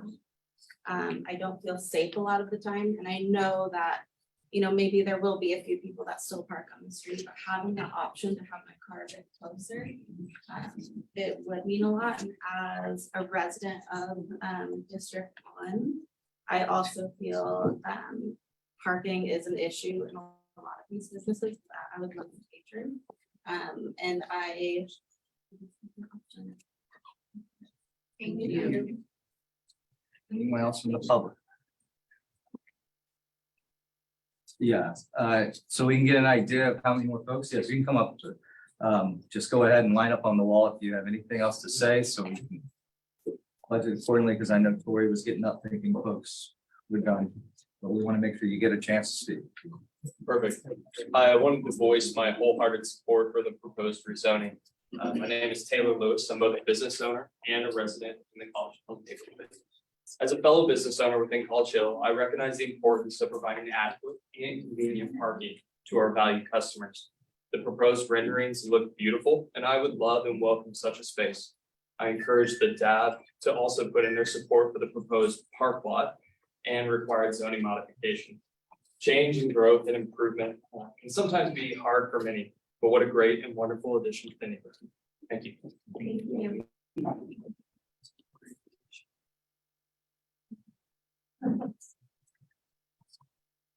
My name's Phil Martinez, 323 Oakland. I live at the end of Andy's parking lot. This is my neighborhood. I've lived there 34 years now. But our house, we figured out that the driveway was narrow. When we replaced our cars, we had to buy cars that fit in the driveway, not widen the driveway. We solved our parking problem that way. I know that when you take a survey or you take a vote and it doesn't go the way you want it to go, you take another one of your own. And you come up with your own numbers.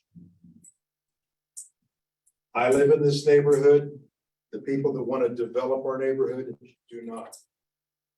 They came in, you could have, but you don't. You chose to live here. I know that if there's a parking problem or a lighting problem or whatever, and there's someplace that you want to go, you adjust. You go to the airport early because you have to, not because you want to chore away. If the tickets are going to sell out, you buy your tickets early. If you buy a building and it doesn't fit your needs, you either have to change your plan or go somewhere else. This is all common sense. It's the way to approach this problem. On the surveys that have been brought up, whether it's the College Hill Neighborhood Association or the developers survey, the question came up as to who the survey went to, who answered the survey. I don't know how many of you people are renters versus homeowners, but if you're a renter, do you agree with everything your landlord says and does? Because I know I am a homeowner and I responded to theirs, and I got the College Hill inquiry as well. So these surveys don't really carry a lot of weight unless it's skewed your way. Because so many people, the questions come up, is it the property owner or is it the actual occupant or is it a business? You know, we can skew this any way you want. So surveys really don't carry a lot of weight in my opinion. I have a number of other things to bring up. Somebody else has already mentioned them, and I appreciate your time. And we'll probably see you again in a year. I do not support this. Thank you. Thank you.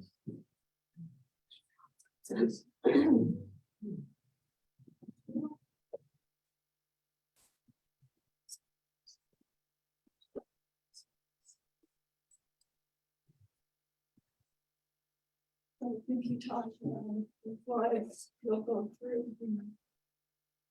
The first one asks, why are we here again? You all remember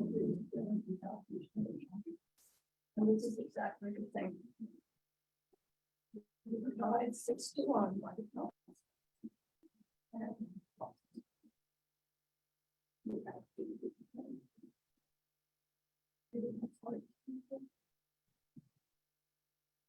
Well, they were all the survey. After their campaign.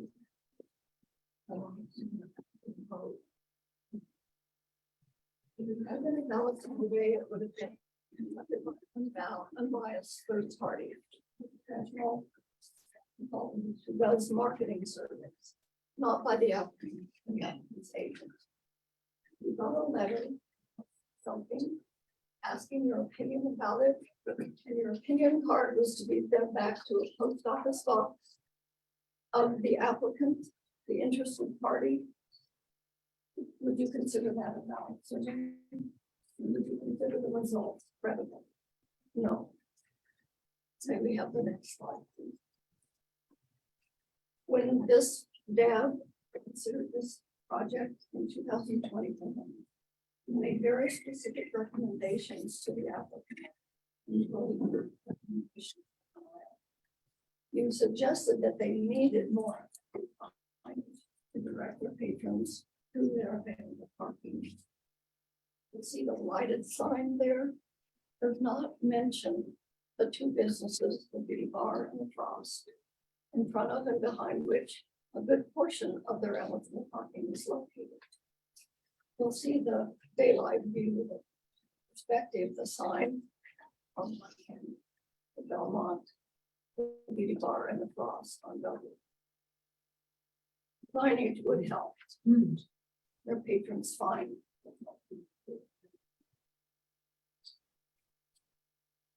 Yeah. So you'll see at the bottom of the schematic there, an arrow that indicates rather than an entrance exit onto Oakland, the street across the bottom, they have made the entire entrance exit on Clifton, the street at the right.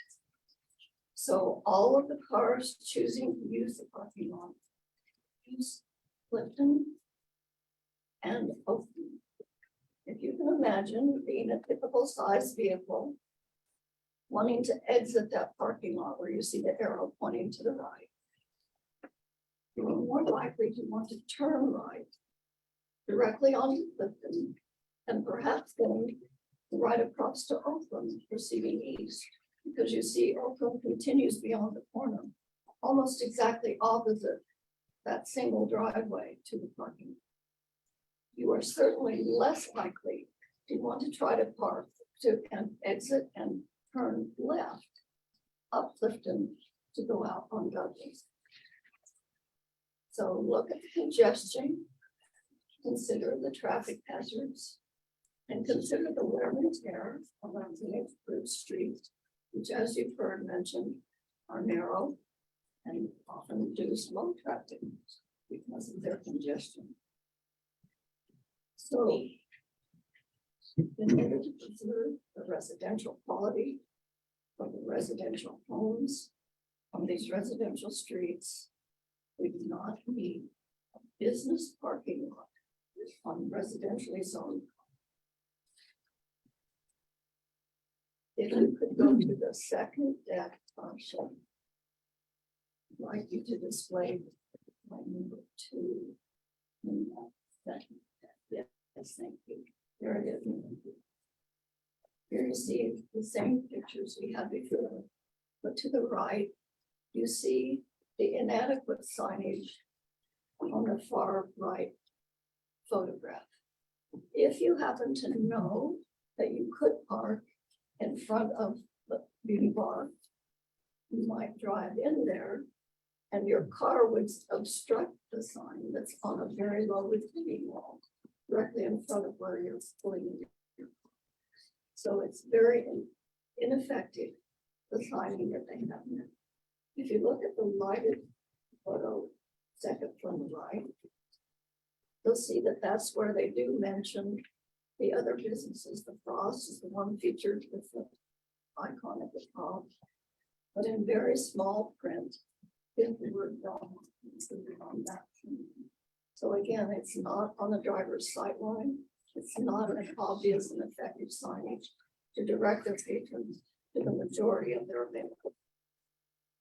So thank you, Tasha. If you could go back to the original, back to slide 5.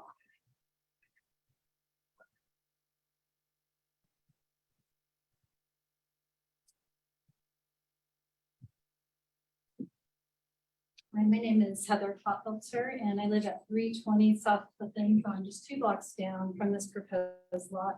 My husband and I and our 5 children also live right next door to College Hill Park. So we know firsthand, kind of foot traffic and the traffic of the area.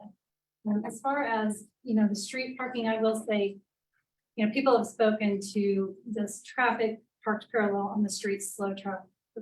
Do cars parked on the street, slow traffic? And from experience in the winter when it's cold and not as many people are parking and going to College Hill Park, cars do speed down there on Circle Drive. It goes right behind our house.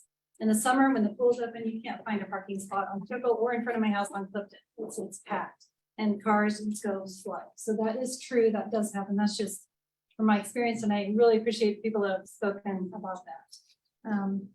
Clifton Street in particular is one of the more utilized streets for walking due to the fact that it is one of only 2 direct streets that lead straight to College Hill Pool and Park and Playground. And along with neighborhood residents, many park visitors also use Clifton Street. College Hill School uses Clifton to walk latchkey children to and from the pool. So I want to reiterate that if you look at this slide, if you look at the red dots, you can see the crossing. And so people on the north side of Douglas will use that crosswalk. And then the normal route of progression would be to turn right onto Clifton. People will use the west side of Clifton to walk, and because the east side walk does not go all the way through. There's a big lot that does not have a sidewalk on it, so people pretty much always go on that west side and then cross around the pool and the playground. So there's a lot of pedestrian traffic on Clifton, and I can't remember the name of the map. The gentleman, I think is the second person that spoke, used. I think one of you spoke to that. So. Yeah. Yes, that. I live right in this area, I can tell you there are people that walk all the time. It really is used. As somebody who does use this, you know, when I'm walking on Douglas and there are a lot of businesses, there are cars coming in and out of parking lots. I'm on a different kind of alert. It's a different kind of walk than when I'm in my neighborhood. Cars parked along the street, they don't bother me when I'm on my side. I'm slowing down, I'm enjoying my walk more. Commercial traffic needs to stay on Douglas, not be brought into the neighborhood. And as the person before me just spoke about, the natural progression when you come out of this parking lot is to turn right and go down Clifton and go down Oakland. So this parking lot is going to encourage more traffic to come into the neighborhood.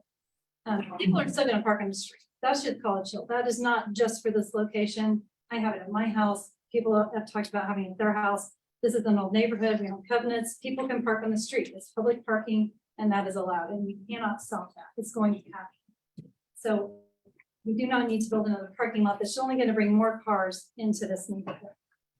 We want to keep this neighborhood walkable, and doing so being conducive to that, and also a safety hazard, and it goes against places for people. Can you go to the next slide, please? So this is speaking to some of the trash people have talked about. Under the responsibility of Happiness Plaza, the corner has been very poorly maintained, and for months, trash, limbs, and large amounts of broken glass have littered the area. Happiness Plaza was issued, as you can see here, violations for this, but I can tell you again, the trash and the glass are already collecting again, and these are big chunks of glass. These are big styrofoam and just there are plastic, you know, there was like a whole cake in a plastic container thrown out there. It's just trash everywhere. Given that they do not take care of the property now, even while they are attempting to gain the support of the neighborhood, the MAPC, the DAB, we really have little confidence that they're suddenly going to change course and take care of a parking lot. Their actions don't show that. If you can go to the next slide, please. This slide is really just talking about how much of this block is already asphalt. And I want to bring up, in your last zoning case, someone asked the presenter the question of, is this going to affect other properties? Is this going to affect other lots?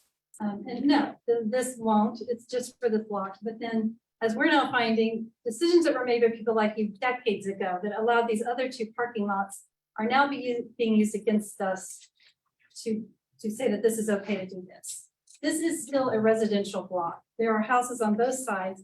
And this slide doesn't show the houses on the other side, on the south side of Oakland. It's all residential housing, or duplex, single houses, quadruplexes. And I lived on Oakland when I first moved to College Hill, in a duplex that backs up to these businesses. Nobody liked those two parking lots then. Those two parking lots are, again, general office. You're talking, you know, Monday through Friday. One person's going in, going to the dentist, leaving. It's not a restaurant that's open, you know, 6 days a week till 10 or 11 o'clock at night, where carloads of people are coming. Maybe you're talking in the parking lot. That's a very different use than what those other parking lots are for. So we really just don't want more asphalt on this block. We want it to stay residential. If you approve this, 43% of this block is going to have asphalt. And this is not something that you can just undo. You can go to the next slide, please. So just a couple more points. How will this parking lot impact homes at night? Oakland and Clifton, again, are both residential streets. They're not designed for commercial traffic, which just will bring more of it into the neighborhood. Residential traffic, again, should have residential hours. And as I just stated, this isn't a dentist's office. This is a restaurant that's open, you know, 6 days a week and late at night. It will bring light pollution, not just from the lights from the parking, but headlights, you know, bushes. That's not going to stop headlights from cars driving in there at all hours of the night. It's not going to reduce noise. It is going to be intrusive. And then what happens when this business maybe leaves? What becomes of that parking lot then? I also, somebody had asked about the house directly on the west side of this parking lot. I do know last year that owner did sign a protest petition against this lot, so I'm sure you could look that up. I have not talked to that neighbor now, but I know that that was something that we wanted to do. You know, my final thoughts as someone that lives here, I want us to think differently about parking lots. I want us to start not using things like places for people as just suggestions, but actually following these plans and these guidelines. Let us work through this overlay. Let us get this settled and figured out. Let's protect the neighborhood until then. You know, we've always in the past just build the parking lot and called it good. And that doesn't solve the problem. You're still gonna have parking, people are still gonna come in. So let's do something different. Let's let the overlay, let's think differently about parking and how we manage this and get that resolved. So. And I want to echo what I said about what the other people said about the MAPC. Thank you guys so much for sitting here for very long hours already, listening to all of us and letting us have our time. I appreciate it. Can you tell me the dates of those violations, those citations? Sure, let me go back to that. I don't know if it says that on here. I know that when I called, it was Right there. 7/19 July. And this has been there for months. This isn't just a few weeks. It's been months of people calling and so, and it will get cleaned up and then it just comes back. So it really doesn't even get all the way cleaned up. I had a question. Can you go back to the slide showing the exit, entry exit ramp? Yeah, that one. Yeah, I'm looking at our page 10 in the packet on the site plan itself. That looks, I could completely understand that if that was there, it looks like on the site plan, this is closer to the alleyway. And I think it has to be increased in width if it's, regardless, the placement on that looks almost at the intersection parallel then. Yeah. Was this off of an older site plan or? You know, I'm not sure the person that gave me that drive, this was kind of a group effort making all the slides and doing all this. She's the one that actually made the slide. I'm kind of doing this one for her because she couldn't be here tonight.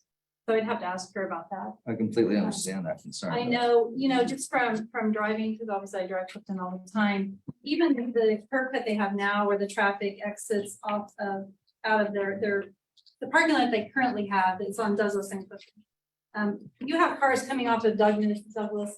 People, even from that one, usually turn right. When I'm going down and I see cars coming out, they usually aren't going left and going on to Douglas. They turn right and go down Clifton and you're in Oakland or just keep going down Clifton. It's just kind of, you know, it's easier to turn right than left.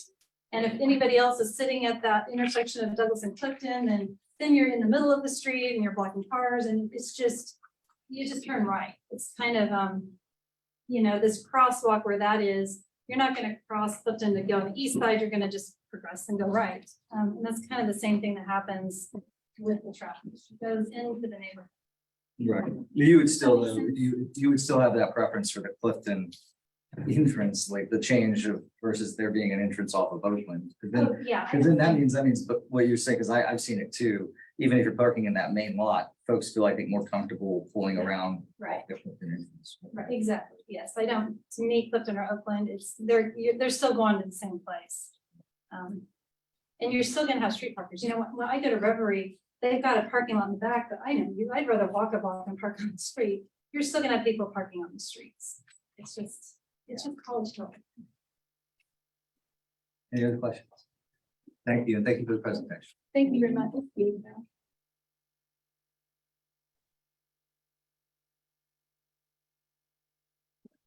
All right, I'm gonna try to keep this quick. My name is John Clodfelter. I live at 320 South Clifton, with my wife. Yes, the rest of it. So how will this parking lot impact home values? So it's been argued by the Belmont that home values in the area will only increase because of the value that the business will have in the neighborhood. But for the select few that are unfortunate enough to be located next to areas where proposed parking lots are going, that's not the case. If we continue allowing parking lots such as the Belmont parking lot. To encroach into our neighborhoods, we are devaluing those homes directly adjacent to those areas. And this is a sentiment that's reflected in this letter that is shown there, which I'll read to you because it's really hard to see up there. This was sent to Scott Wadle back on 1/16/23 from a realtor, Berkshire Hathaway. So a fairly prominent real estate agency here that does business over on the east side. It states, I'm writing this to ask on behalf of the residents of College Hill that the zoning change for 1.3125 South Clifton and 3344 East Oakland not be granted. It will impact the lives of the immediate neighbors and beyond with the loss of property value and enjoyment of life and safety for their family. I have been a real estate broker for over 40 years, specializing in East Wichita. This zoning change will be harmful to the future value of these families' properties. Now, like I said, this is all about precedence. And what we're trying to avoid is this being the breaking project, which will allow others to continue to do this kind of stuff, and the more we allow parking lots to be developed, basically the residential areas, we're just gonna create more of the same issue that I just described here in this letter. Next slide. What reason is Happiness Plaza given for needing this parking lot? Well, the applicant hasn't offered any evidence that the parking lot is a requirement, and they've honestly openly admitted to that. I think Tori was quoted from the city council meeting on December 14th, 2021, that the request for more parking lot is not required. But we do deem it necessary for the success of our proposed business ventures. I get that, but here are the facts. Happiness Plaza began their journey in planning out this restaurant several years ago. The parking needs for the restaurant, the speakeasy was brought up early on in preliminary discussions, as was another concept that was to work at opposite hours of the restaurant as a possible tenant for the land we're talking about. And before construction began, they did request a variance allowing for a parking count reduction associated with these occupancies on the premises they own. Feeling I get is that they simply asked for the parking reduction was so they could get their concepts on the land. The variance was granted, and now here we are asking for more parking because we don't have enough parking to make our businesses work well. There are it says three parking studies that have shown current parking in the area is not fully utilized. There is nothing prohibiting Happiness Plaza from opening their new market deli concept without additional parking, because the parking spaces and the variance that was granted around the restaurant should have been accounted in the initial request for the parking reduction. Street is free to park on, and even with the proposed parking lot, there is no evidence to prove that it will eliminate any of the on-street parking that currently exists. And I think there was a point that was brought up by our history teacher before that. So there is no city requirements that justifies the approval or the need for this business parking lot in this residential neighborhood. Next slide. So what's the best use of this land? Well, depends on who you ask. We want to continue the 100-year tradition of residential use on this property and other properties adjacent to the commercial occupancies in the area. Residential use is what made this area attractive to the Belmont and for other businesses that call College Hill at home. That's why they came. It was because of the ambiance of the neighborhood. I would say that progress doesn't always have to be measured by what we can tear down to make way for the new. Sometimes progress is measured by understanding and recognizing what it is that you have and taking care of that thing. And then come up with something other than the better solution that addresses the issue while keeping that thing intact. So we just ask that you help us protect the homes and maybe we come up with the best way to handle the parking solution here at College Hill. Thank you.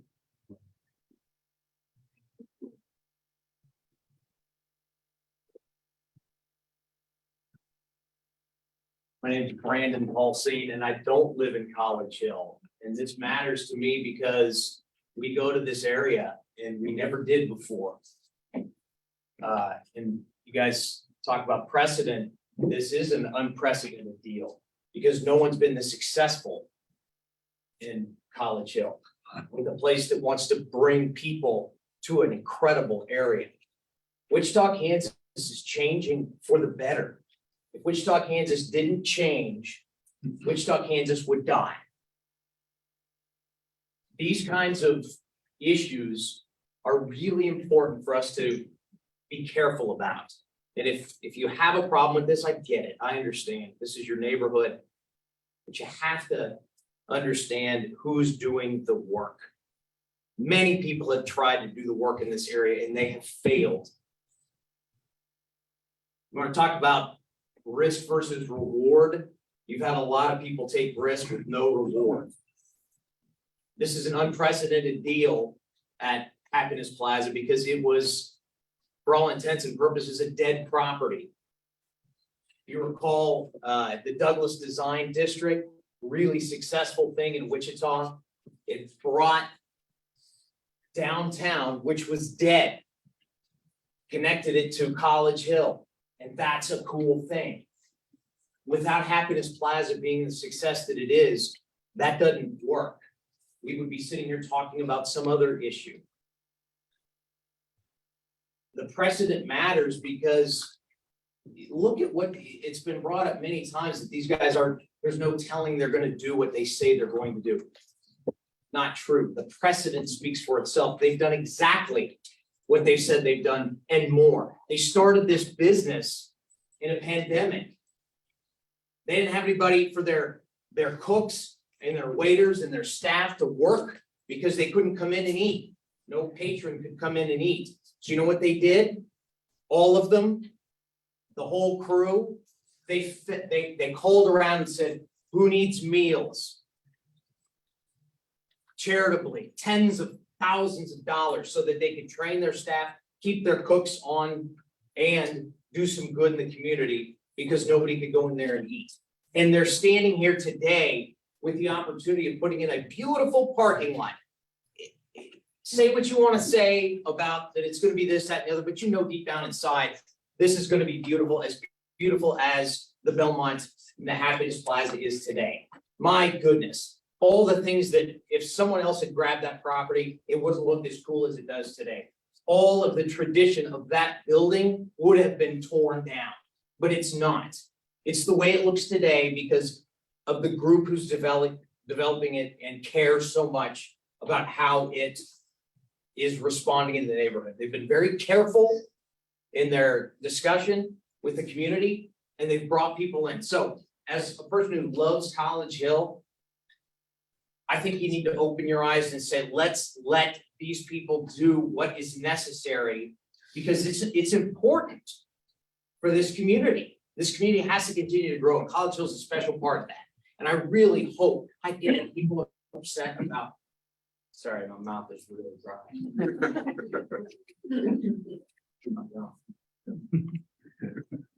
It's important that you guys get the right people doing the right job. And we're not setting the right precedent if we deny the people who've done the best job. Deny them future growth and opportunity for the rest of us. So I know it's a sensitive subject, but it's really late. I'm gonna get out of here and let you guys bicker about this. But please remember, Wichita is the one who's gonna lose if we can't make this work, because it works. Thank you. Please tell me. Sorry, let me go first.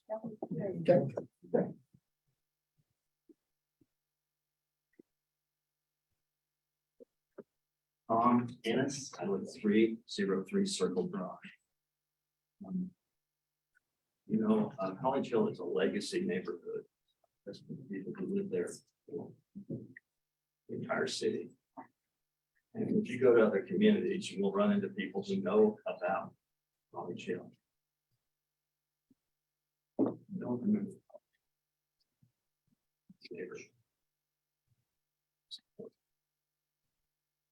The owners of the Belmont refused to work with the College Hill Neighborhood Association. That is a fact. They have not been forthcoming. That's surprising.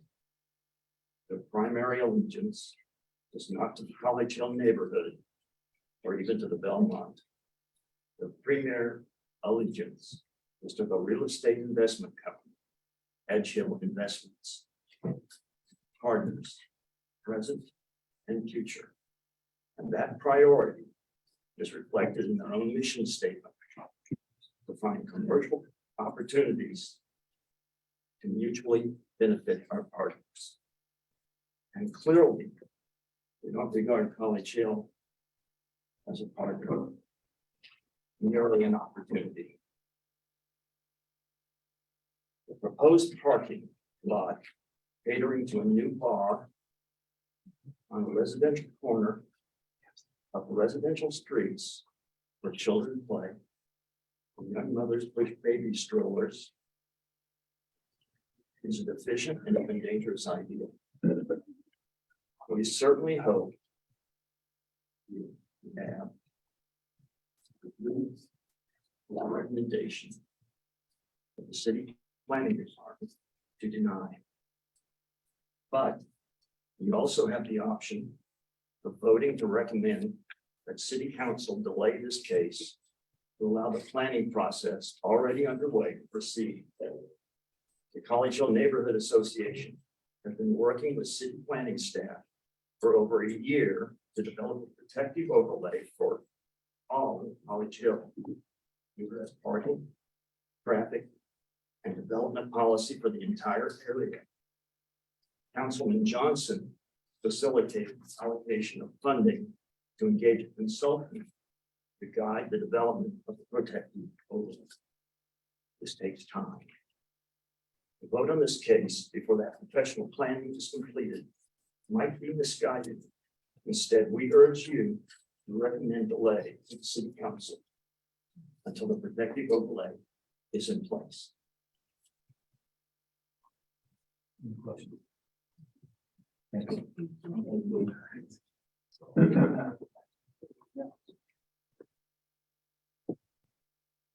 My name is Greg Kite. I'm a local attorney and president of the Historic Preservation Alliance of Wichita and Century County. Sincere pleasure to be here tonight. I think I was here in front of this group about a year and a half ago, and I enjoyed it then also.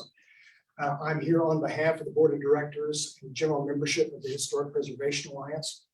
I'd like to obviously address some of the historic preservation issues that have come up during this scenario.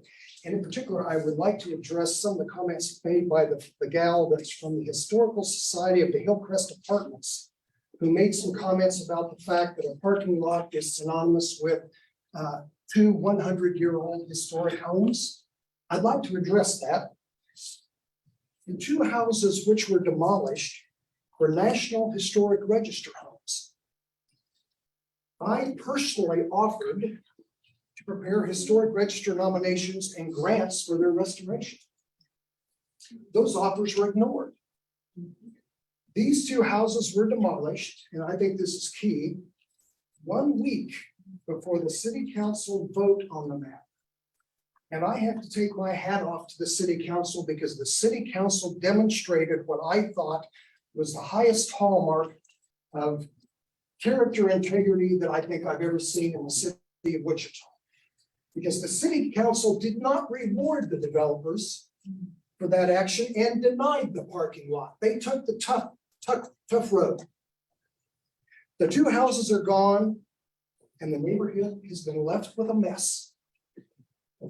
The restaurant owners profess their love for the neighborhood.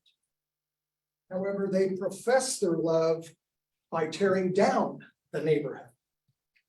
Now the restaurant owners are here back again with yet a new tactic.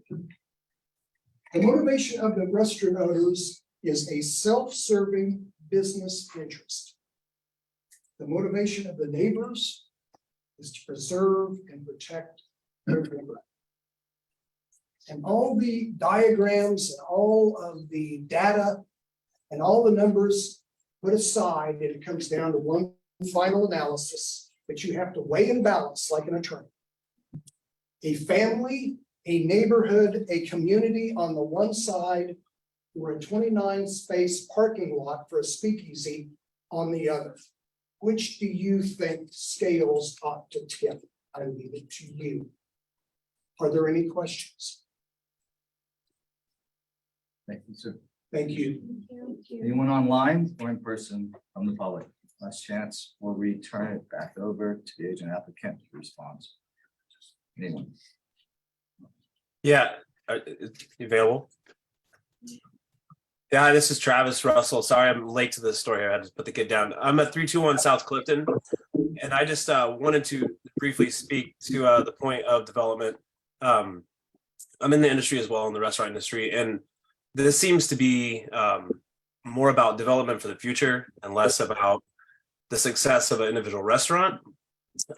With the allotment of the spaces I believe that they own to the west, I think there's plenty of room there to develop, said agenda items, expand your business as you'd want to as a business person. And it's very unique for a restaurant to also own the building that they're in, which is the case here. So naturally you'd want to build upon your business because it's successful and you've proven it successful, and why not take it to the next step? But I think as neighborhood residents, we want to protect the encroachment of that development happening back towards our neighborhood, and would appreciate if those designs and those efforts and those resources were put towards moving towards Douglas and developing the existing commercial property they've been able to acquire with their amount of resources. So with that, I'll let you guys get back to it. Thank you. Thanks, Steve. Anyone else just want to give that chance? All right, go to your Greg.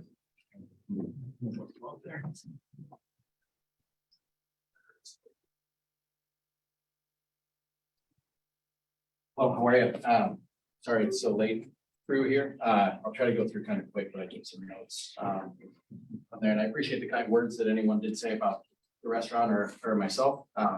Flattered to hear that, but I hope I don't disappoint some folks through here too, but I am a partner in Edge Hill as well. We do own the real estate. We do own the restaurant.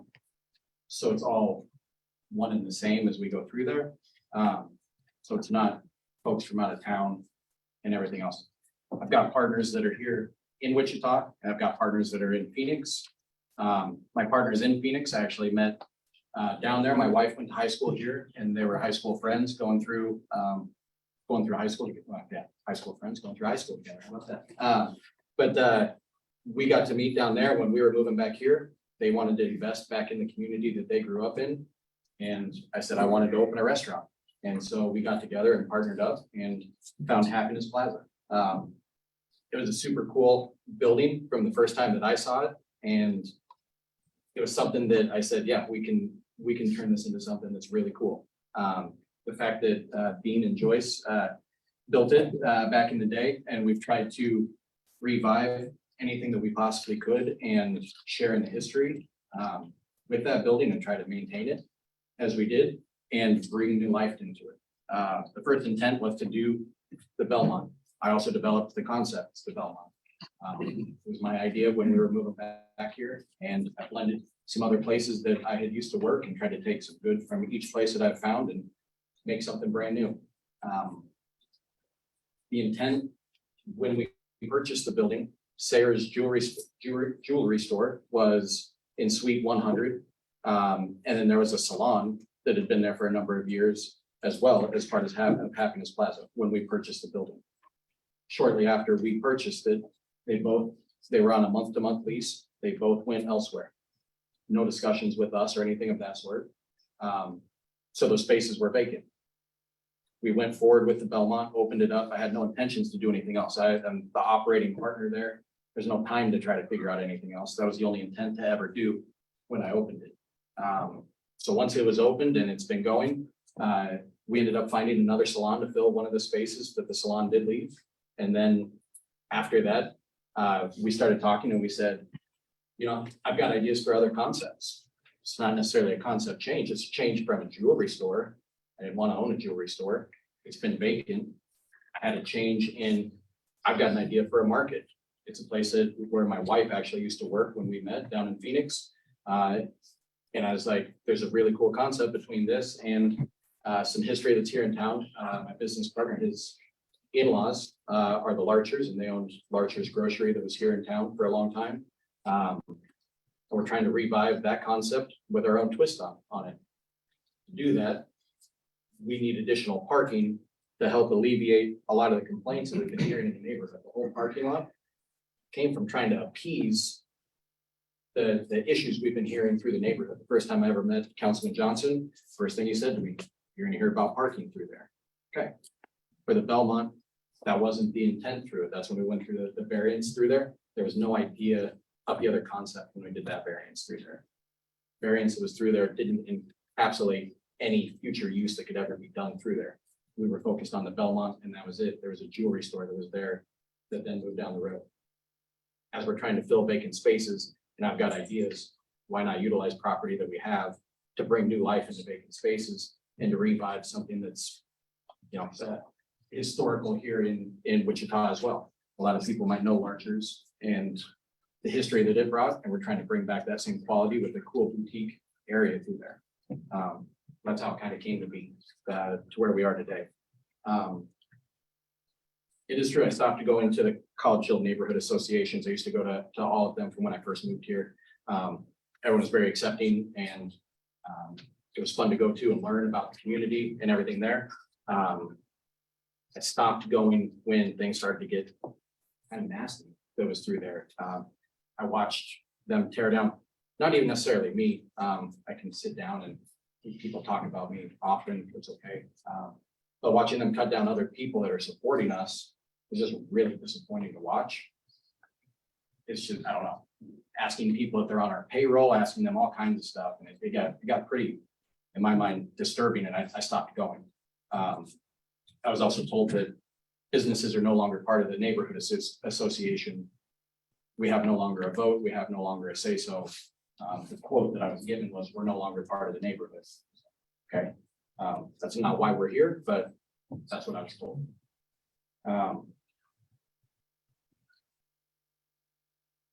I am curious if, so we're trying to relocate the third home that was still there.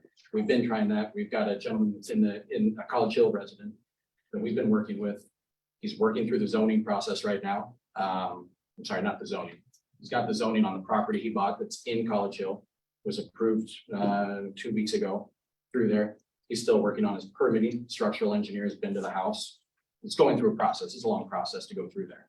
But we've got every intent to try to save that home. I'm curious if maybe there is, I'm sure the gentleman would take some money from the Historical Society to help him with the moving cost of that, if that's something that's on the table, because he's doing that out of his own pocket. So if that's something that is so available, I'm sure he would jump at that in a second for a College Hill resident.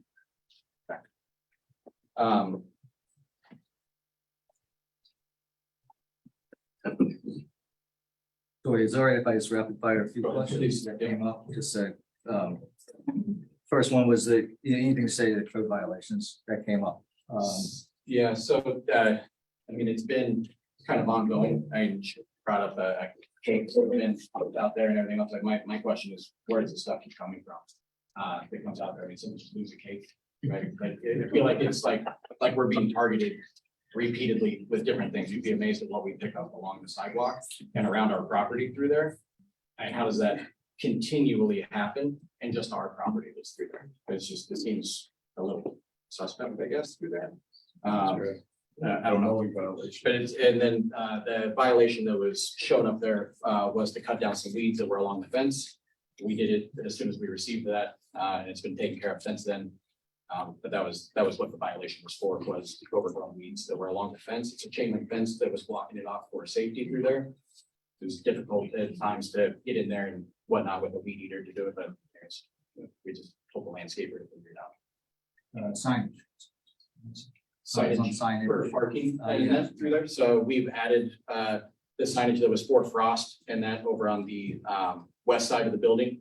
And there's, I wrote down the count on there, but there's 11 spaces. There's 2 vacant. So there's 9 spaces that are still occupied currently between Frost and us. And so Scientology parking lot is for the Belmont staff.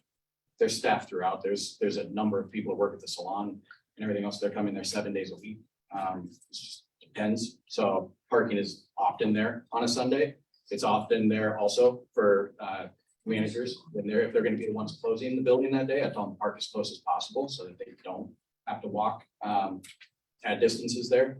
There is Happiness Plaza signage that we put up through there, and there's some parking that we've committed to some certain spaces, right? So if you're a super small space, you're going to give 1 or 2 spaces that's there, similar to what the first gal that spoke today, you know, and then people are kind of arguing on spaces. So there's signage that's there, but some of them are allocated to different things, leases that were written before we even bought the building, different things that all come into play that we're kind of out on there, but yes.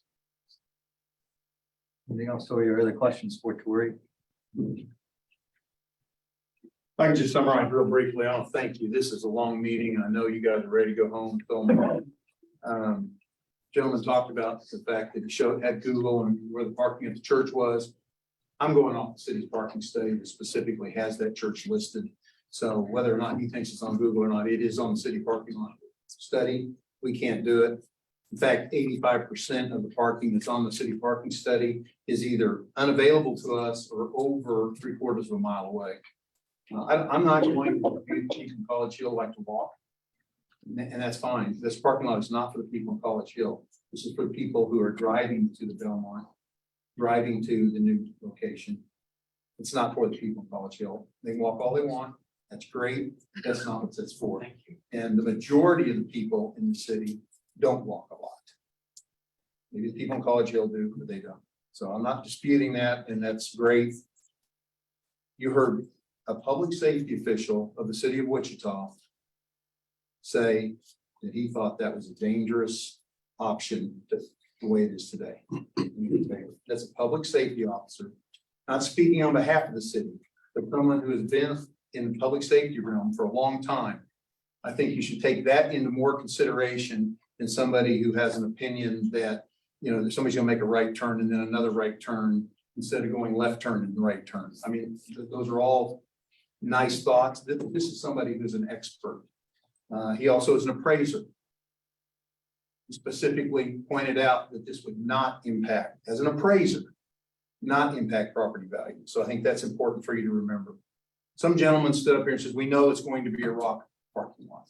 Rock parking lots are not allowed in the city of Wichita unless the city of Wichita builds them for themselves. They're not allowed. Sorry for the dig, but it's really hot. If you're allowed rock parking, everybody else in the city, you're not allowed. It's against code. You can't get a rock parking lot. So to come up here and make these kind of statements shows that they're not telling you the accurate facts. That's just not the case. Understand that this property is adjacent to light commercial property. It is immediately adjacent. Most residential people do not want to live immediately adjacent, right next door. So these lots are not going to be developed as these nice College Hill. If it got developed, it would be like the ones that you voted against, the duplexes, because you didn't like the way they look. But you know what? That's what's being built in Wichita. That's what would be built. They're not these nice tall stories. Because if a developer came in here, that's what he would build. He's not going to build these single family homes. Nobody's building single family homes because they can't afford to. Nobody can afford a $40,000 down payment. So they're building rentals. That's what's happening throughout the community. So I think you need to understand that that's not what's going to happen here. Last, I mean, there's lots of things I could go over, but the last thing is that we're not talking about the residential area that's along with, somebody said, we're going to encroach all the way to the park. The city would never allow that. Even the planning commission, who some people like and don't like, they recognize that you don't build parking lots unless they're adjacent to light commercial zoning. This is adjacent to light commercial zoning. The only things that you should be considering is the Articles of Policy 10, the golden rules. The golden rules are very clear. This character of this neighborhood is obviously diverse. And parking lots, there's one right across the street behind the Scientology building. We're not doing anything that is unusual. This is what this area is. When you look at safety, you have somebody from the city of Wichita, your public safety officer say that this would be more safe. So I think that clearly covers that. And whether or not you like the way the survey was done, by the way, it actually was done by a marketing person, wasn't done by me. I've never been able to figure this out. And the postcards came to me because that was just the easiest way for me to calculate it. But it was done by a marketing director. So this was an accurate study that showed what the neighbors in this area believe. So we think we should go forward.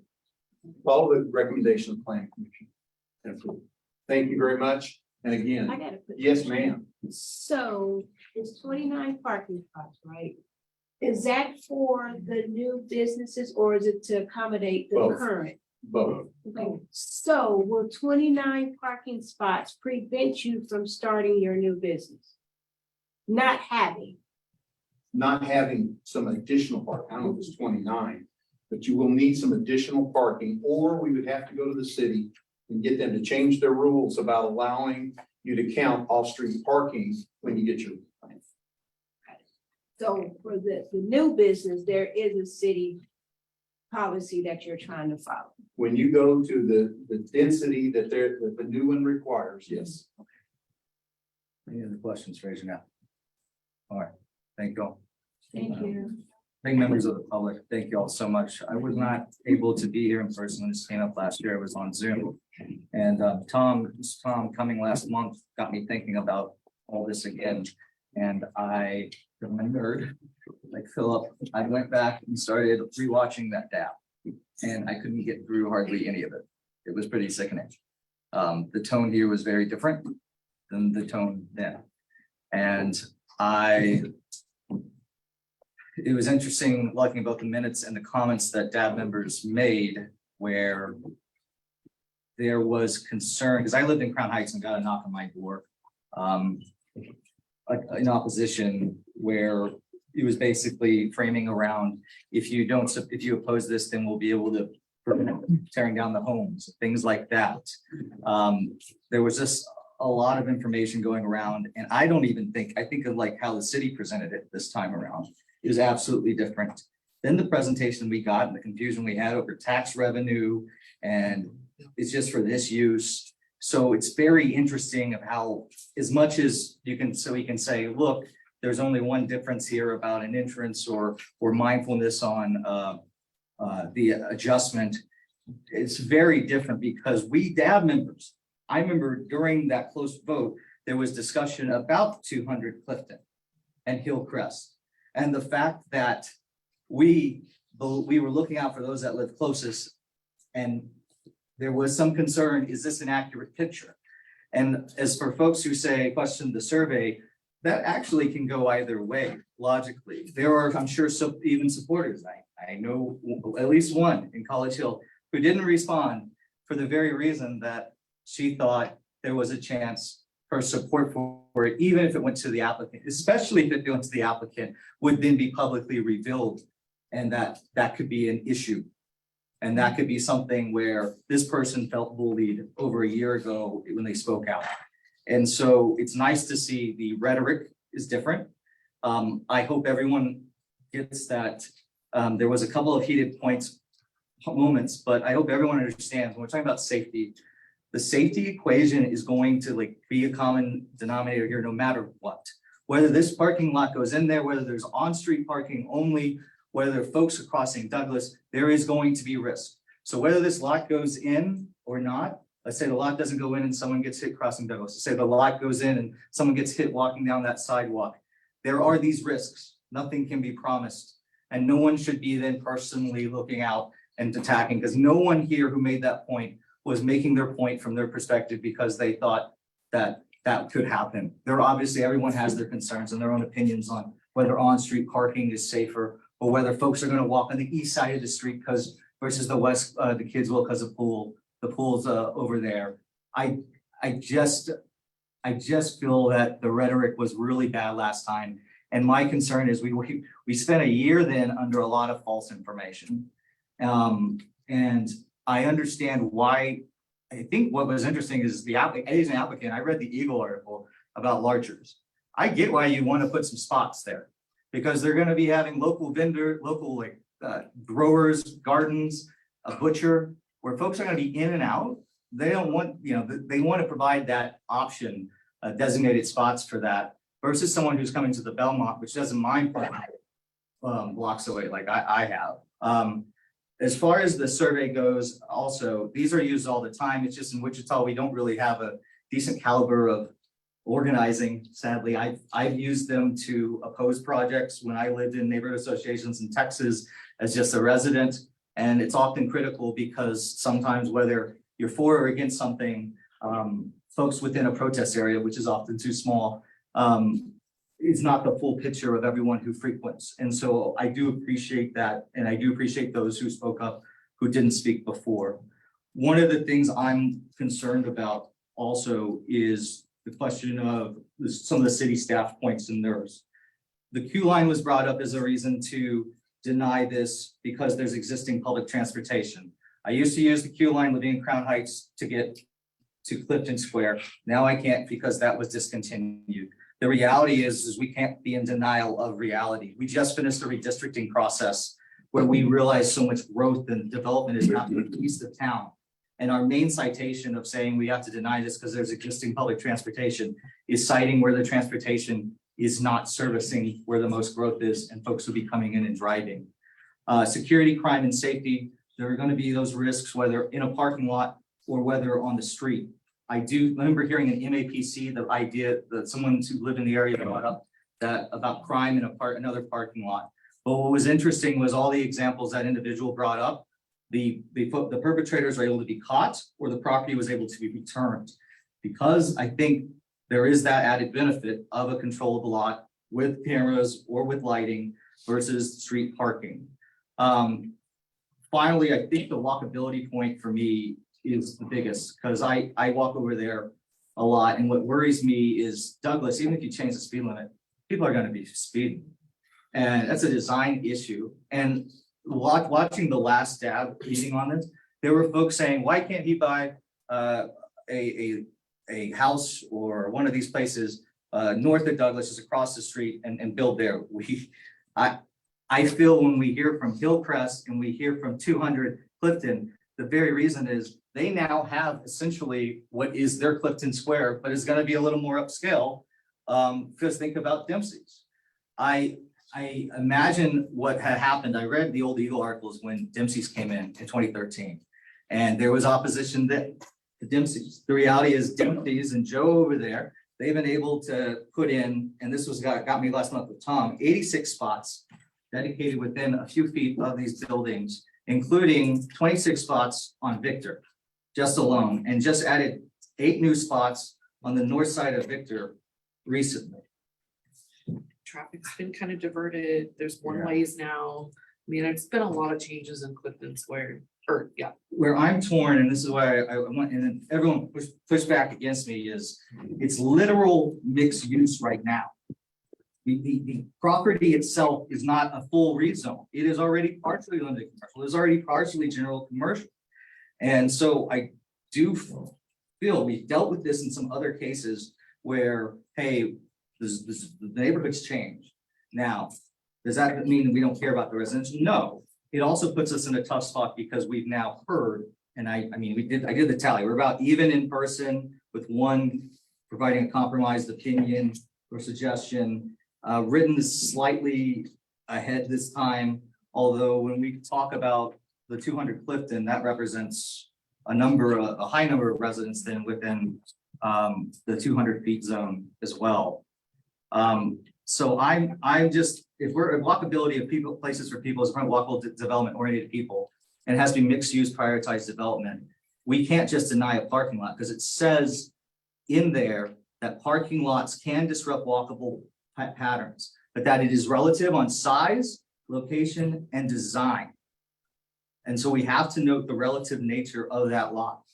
I live in Crown Heights and walk over and go to the Hill and go to Il Vicino and have parts when coming back to the area in town, as well as have friends who come visit me over there and eat. And those lots, I mean, they're right next to some residential. They're pretty ugly. They're really ugly. And I know I would not want, and this is why it's conditional use. We can have that subjective conversation.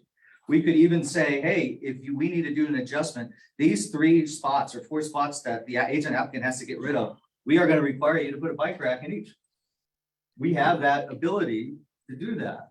And so this is what the beauty of the conditional use is. I think there wasn't enough conversation about larchers, and as much as we make the decision based on the facts we have, I get why in a way the agent applicant would want to put this parking in because of the use. And the idea then that essentially a grocery market with an upscale Dempsey's pub at night for those south of Douglas is then going to be delayed another year. I mean, the success of the pop-up was already great, but then I keep hearing from my friends in College Hill, who said, you can imagine the parking in the evenings when they had the pop-up Christmas bar. It was really popular. It was really cool. So I'm sorry to ramble here, but it's just, we spent so much emotion on it, and it really frustrated me when I watched that last data. And so I appreciate that there's more concerted effort to get feedback from the community.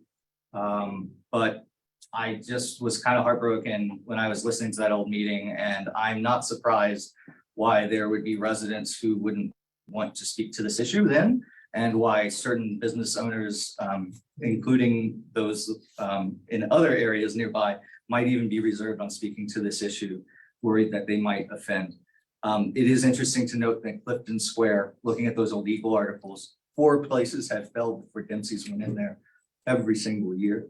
And then Ziggy's went in a few years before that, and places had failed before Ziggy's. So the risk is real. I think it's not a crazy point to say, if someone's like, why are you coming back here? What are you doing? You had this planned all the time. I would guess there's a big reality, especially during COVID, that you may learn new facts over 2 years as your restaurant grows and as you have more success and following.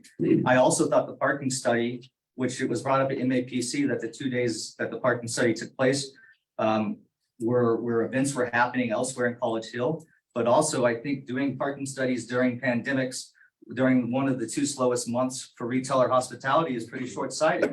I understand it was put together at the last minute by council to provide that bit of a carrot, but I think that's a point that should be made and not mistaken. So I just, my heart, I feel bad because it seems like there's legitimate disagreements on what is safer, the on-street parking or the lot. And I think the idea is there is the risk either way. Do those who live closest to it feel an organized, lit with proper screening? Because it's not like your headlamps aren't going to go into a house when you're parking off the street and parallel parking and getting in and out. That's a reality too. Is this better because of the screens? Is this better because of the lighting? I think those are all, there's no perfect solution here, but I don't think not doing the lot is going to solve these problems either.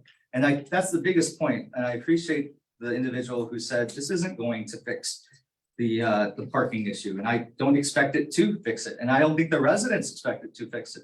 But the residents also understand putting in places like Larchers and unique retail like that keeps their College Hill to be a unique mixed use. And so going back to watching the MAPC meeting, I usually watch it just for reference and don't like care however they vote. But there was one person who voted there, and that was Deborah. And Deborah is a architect all about urbanism. She'd be probably, I think, the last person who would be all about a parking lot from Delano. She was the one who made the motion. And she said, the quote she said was, walkability requires destinations for improvements to maintain desirability. And I think she had changed her vote too, is what she referenced from the prior time. So I feel there's no ill intentions here on whether folks vote either way. I feel there's no perfect solution. I don't want anyone in the neighborhood to be upset with others if there is like a car broken into or someone gets hurt. There's nothing perfect. Douglas a mess, people go fast. I do hope less, if this lot goes in, less people cross Douglas to go to the north side and have to park on the north side or don't have to walk as much on the street. So sorry for my ramble. My turn to ramble. Yeah. My turn. And then we'll get as well. So before I ramble, I heard a term called induced demand. So do we have a projection on demand? It's just based on what, if you have this type of facility, you need these many parking. Well, the term induced demand really came from like freeway expansions. The idea is currently, if you have congestion on the freeway, have in like LA, bigger cities, things like that, even in Denver. There are certain people who are not using the freeway because they know it's clogged, they're not going to spend their time. Well, then they come through and they expand the freeway, they put in, 1 or 2 lanes in the direction, whatever, and like, oh, it's going to solve congestion. You have short-term success with that, but the idea of induced demand is now it's going to take people who are currently not using the freeway because of the congestion, change their mindset, but now there's space, so I'm going to now use it. So I see the similarity in that. saying, well, right now we say, well, there's a parking problem. And this parking lot's gonna solve that problem. Well, it might just alleviate for a minute. And then you might just end up back where you were because it's inducing more demand to come in. I think that's what their point was. Okay, and then also, streets are congested, we know that. 29 spots is not going to fix that issue, obviously. And so if the city is working on a master parking plan and the community is working on an overlay plan for College Hill, why not let both of those plans come to fruition? And in that way, you really do have a solid plan that everybody can be on board with. Parking is an issue. Quite frankly, I like parking on the streets because I can get in and get out, but that's just me. It's just my preference. Other people we heard say because of safety issue, they want to park in a parking lot. So I get it. But if you got two plans on the table, why not wait for the plans? We already lost 2 historic houses. I get it. They're gone, whatever. We still have the spots there. Let's get the plans together. Let's both minds meet and come together and then we have a workable solution for everyone. I know you say it's gonna be another year, right? So on both, on the Larchers and the speaking now. So are they connected or is it one and then the other? Or is it one all together? Sorry. No, don't be sorry. They're connected. Plans, real quick. Plans to do it Okay. once. I want to get the agent applicant form. I just answered the question. You're right, Yes. right. I didn't understand that, yes. And as Okay. far in regard to the plan, we don't know when that's gonna be done. They haven't started. Other Okay. than maybe getting an RFP. All right, so even with RFPs, when everything takes time, I would be so in favor of delaying instead of saying no.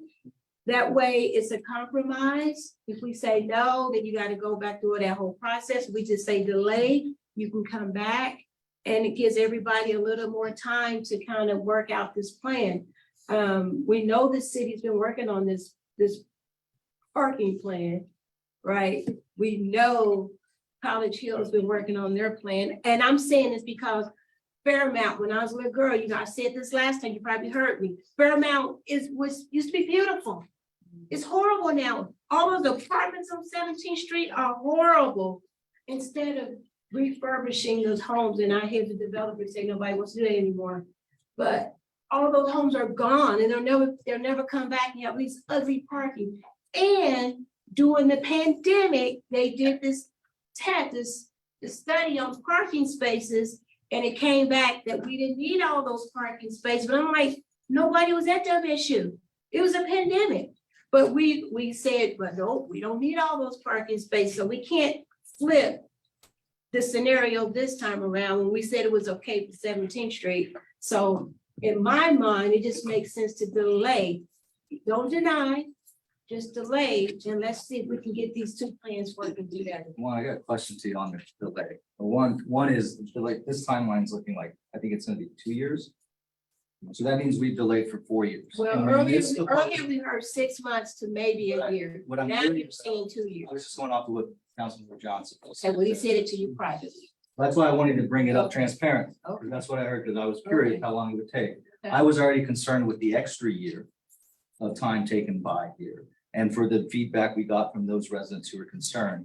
But I also think Philip and I was asking questions before the meeting, because I'm excited to see what new plans are coming out with the comprehensive changes and things, because I love seeing these cities like Fayetteville changing their parking requirements to make them lower and doing more urban infill. And so this is a unique case where I feel the agent applicants more saying, hey, I know the city's has looked out for us in the past, but we want to try something unique. And by rarely do these folks ever want to spend money on a lot when there is street parking, to be candid. And I think it's more mindful to the type of retail coming in there, especially with the market grocery component, coffee shop of what Larchers was reporting on in the Well, they Eagle. need the spaces. It's not like they just want to do a parking lot out the goodness of their heart. They need the spaces.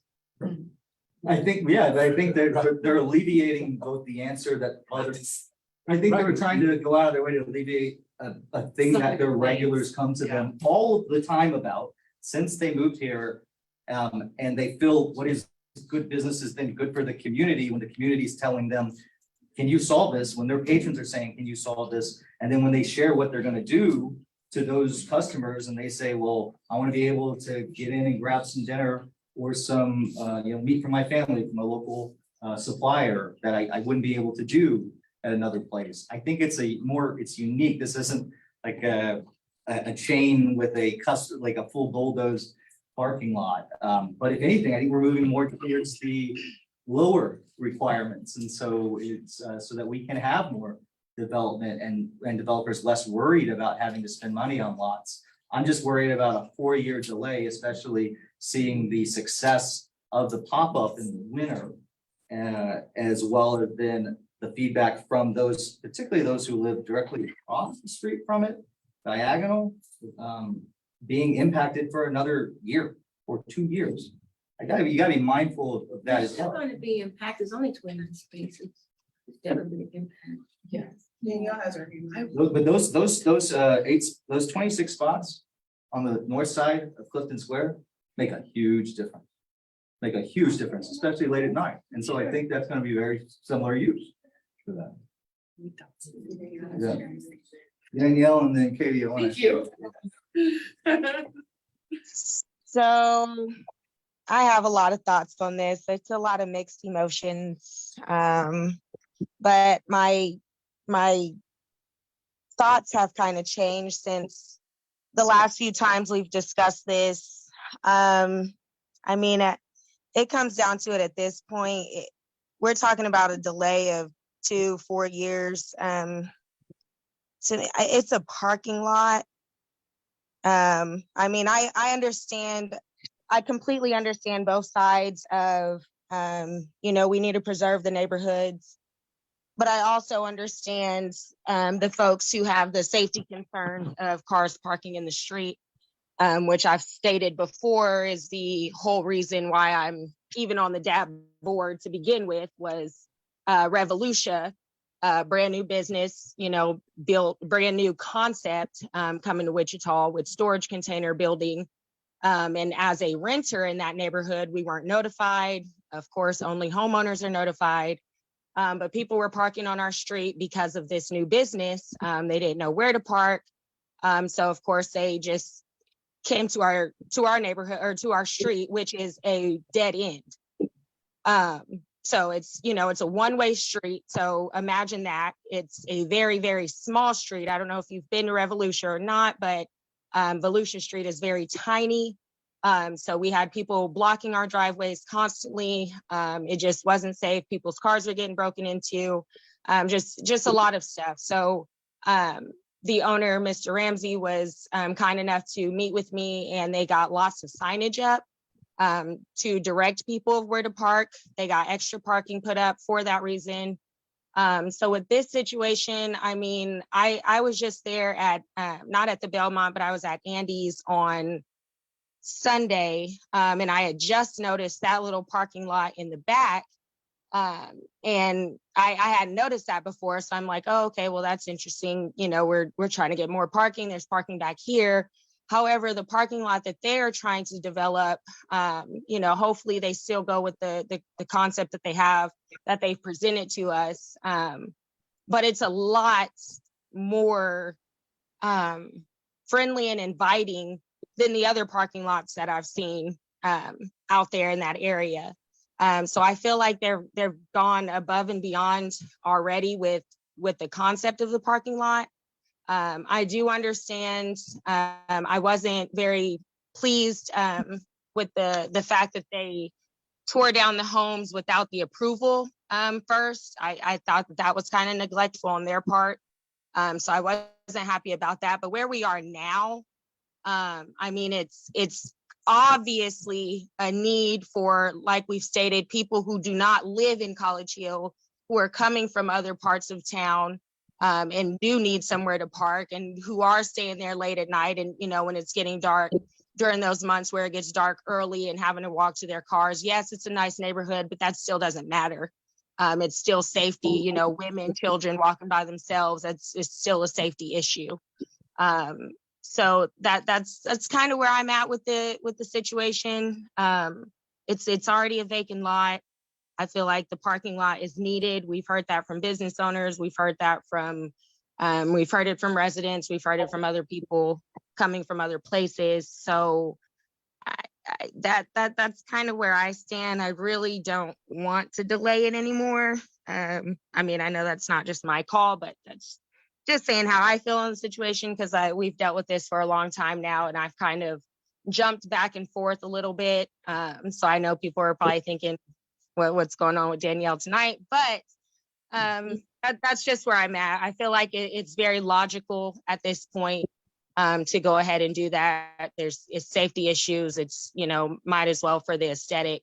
I'm hoping that the parking lot matches the aesthetic of the Belmont and is open and inviting, and hopefully we can come to a resolution tonight.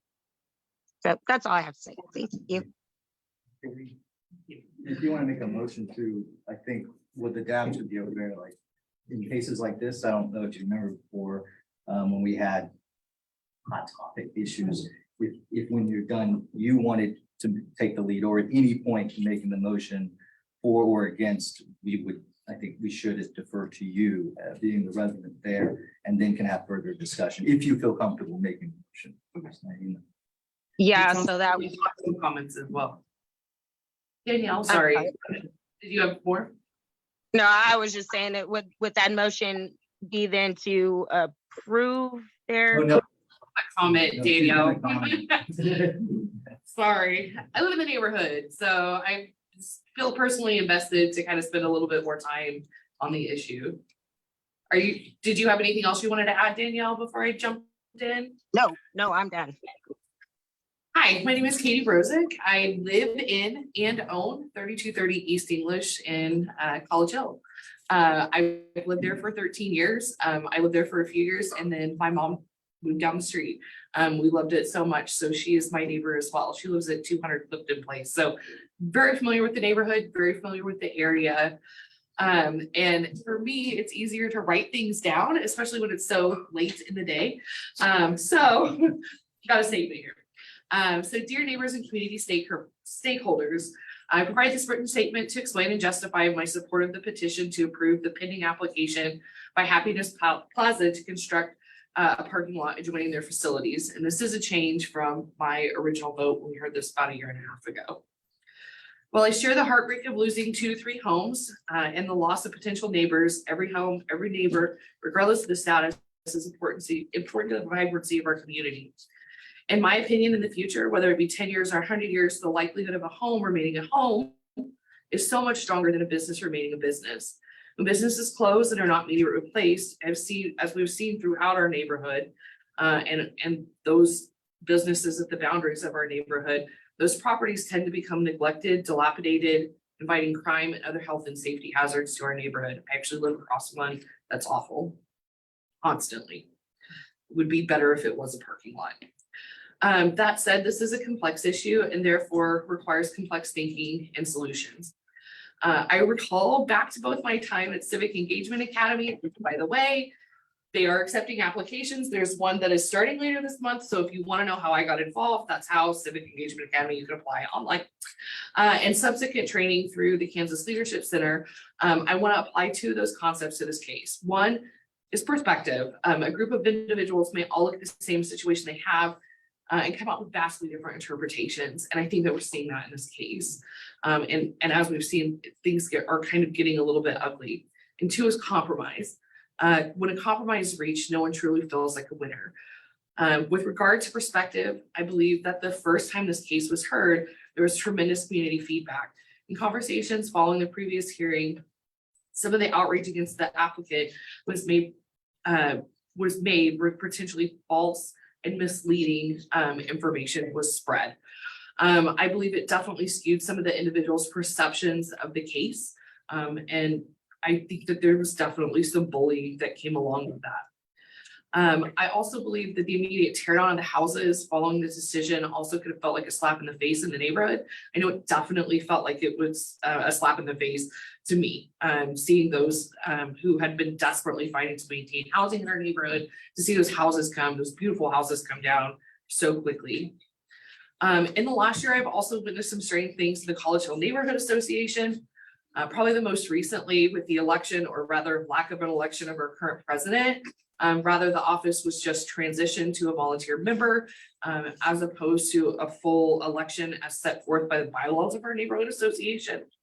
It is my understanding that there were candidates willing to run for the office, but that no one was considered. And I just want to bring that fact to light. I've known of candidates, people who wanted to apply. The question was even asked, and it was told no, that it was just transitioning to Jack, and that was that. That is my experience, and I'm not the only one. It is my hope that in the future that our College Hill Neighborhood Association produces more transparency and adherence for the bylaws. That said, my thanks to the individuals who do volunteer their time and provide a great deal of good and service to our wonderful neighborhood. Because without those volunteers, those people doing that service, it wouldn't be such a great place to live. And certainly volunteers are what makes our neighborhood run. This brings me to lesson 2, that's compromise. Again, compromise feels like no one is walking away a winner. In the year plus since the initial zoning request, the city has approved an RFP to produce both a College Hill neighborhood plan and a zoning overlay district to implement that plan.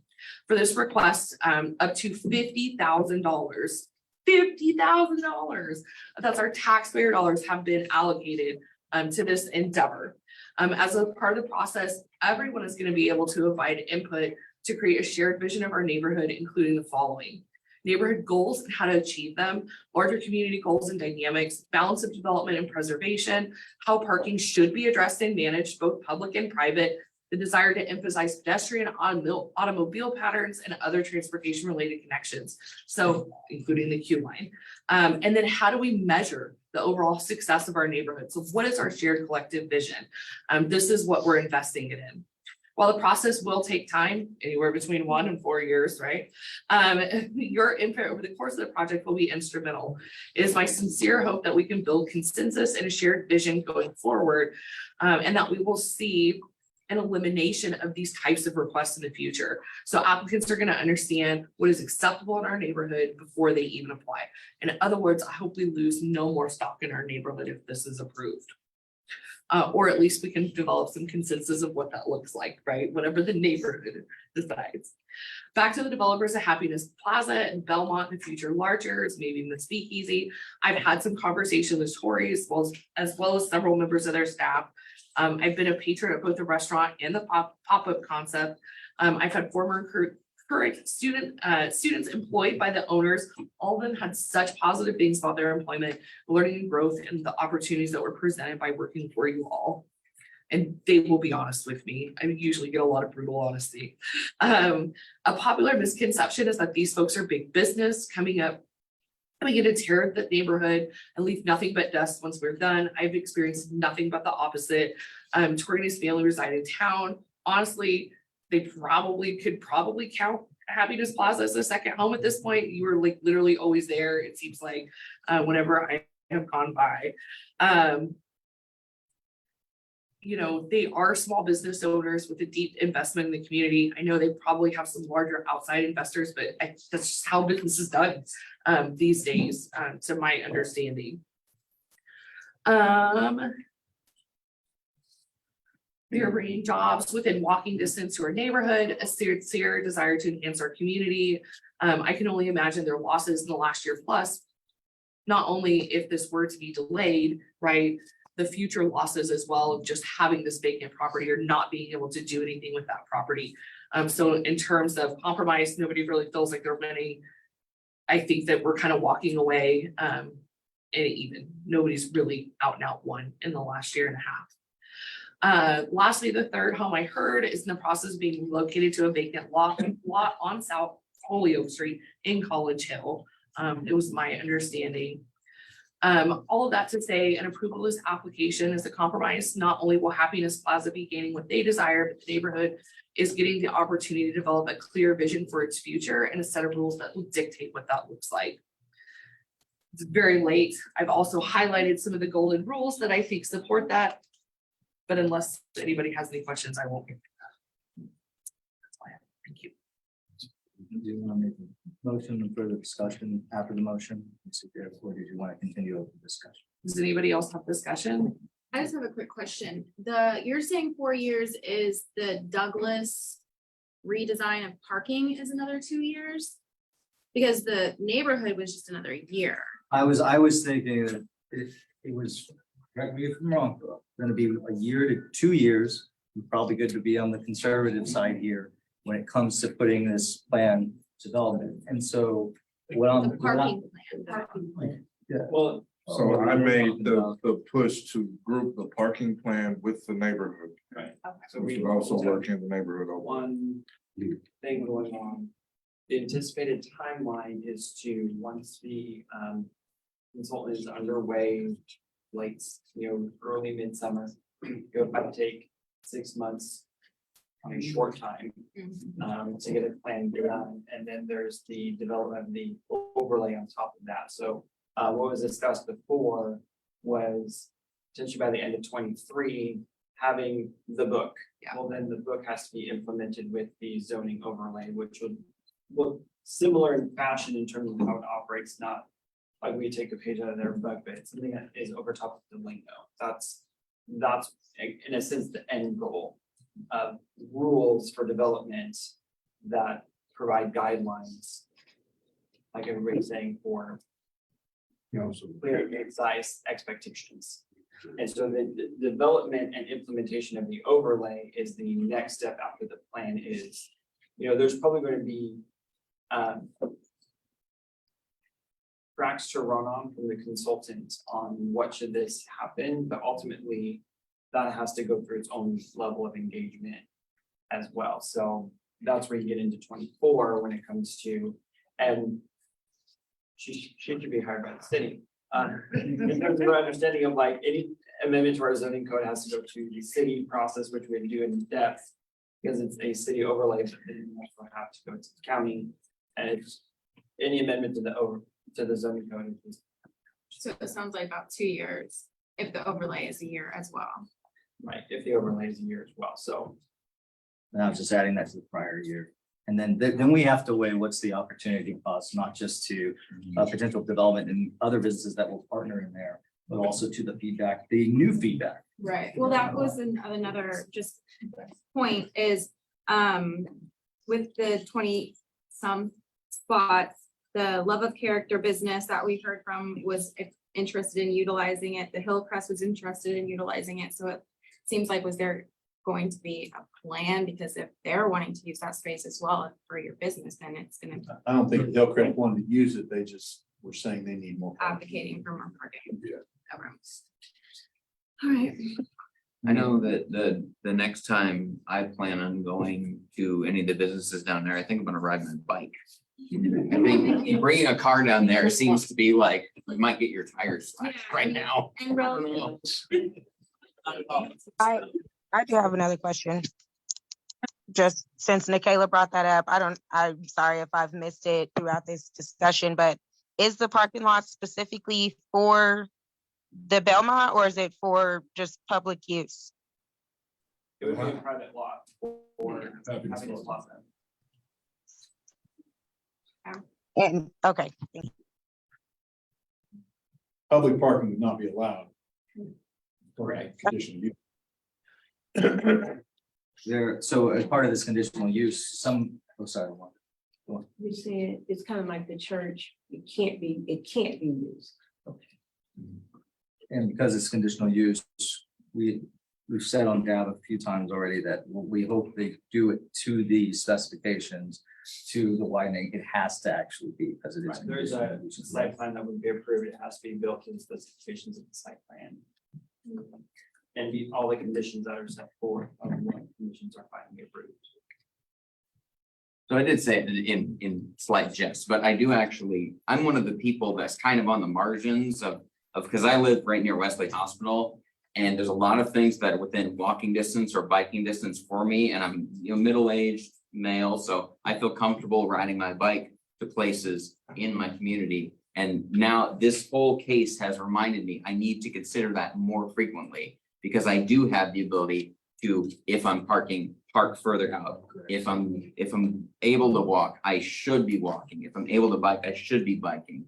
And hopefully with mixed use continuing to be an expansion in our city, especially along our major corridors like Douglas, Central, 13th, we're seeing that mixed use come up more and more frequently on the margins. I hope that kind of gets further instilled in Wichitans that it is okay to not park right in front of the place you're going to. It is nice, but it's not essential.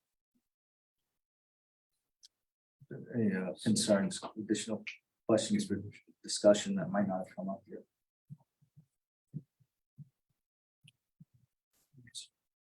Doing a motion. Yeah. I'll motion to approve the petition with the recommended conditions of approval from staff. Second. Second, Jesse. Yeah. Jesse has the second. Any further discussion? We will do, yeah, we will definitely do a roll call, but. Yeah. Aye. Aaron, Nay. Michaela. Ben, Nay. Tex, Aye. Natalie, Aye. Wanda. Nay.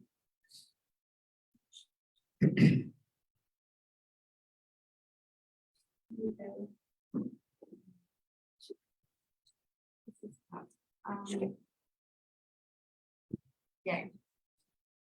Aye.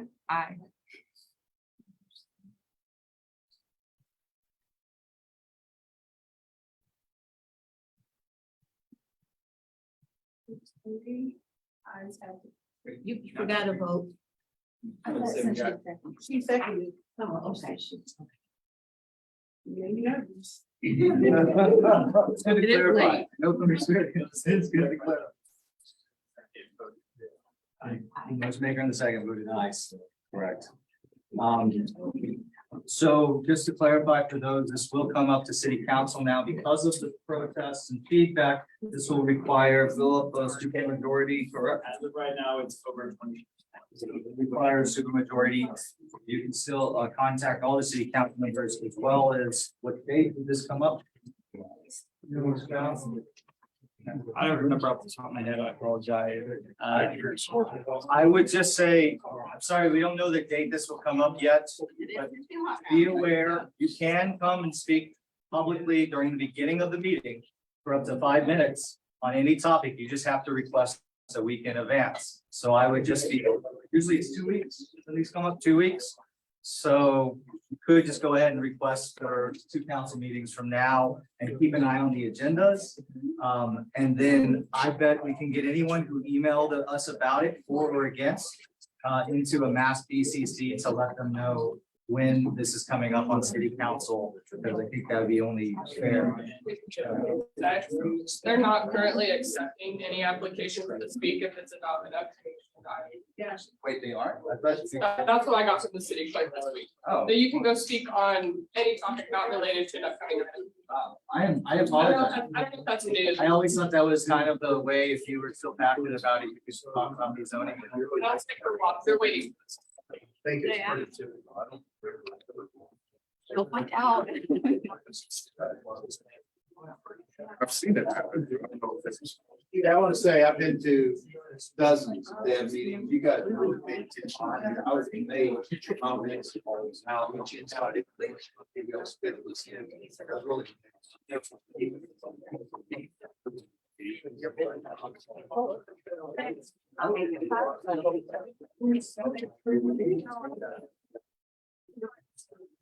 So, thank you, man. Good to see you. Meeting. Sorry. I wanna let everyone, please vacate. Let's please vacate unless you wanna hang around. We gotta finish our meeting. So we do a little public comment. We still have a meeting, folks. Conversations in the hallway. Sorry, I know that was a long session. If you're still in here, you're saying you want to participate. Don't get If not, We're just finished up this meeting. so. We're still in a meeting. Yeah. Oh, you're fine. We gotta finish our meeting. You can hang out. City council, we'll come up to city council. Yes. Still in a meeting. Yeah. All right. Okay. Sorry about Yeah. that. I just didn't know. Young public comment. Next. Next, I know. public comments. I want to say thank you, big thank you to Jesse. And Aaron, oh, was Aaron? Got to, and Aaron, who are moving, I know Jesse's gonna be obviously redistricted. And Aaron's redistricted. Aaron's leaving. So yeah. All right, everyone, please give your moment. I'm not moving. I've got Boy Scouts. I've got Cub Scouts now in Mondays. That's where my kid was, so. Hang in there. That is a feel so. Hey, it has been great. I've really enjoyed being on DAB. I heard all about the big Belmont meeting when I first started a year ago, so I got one in. Yeah, you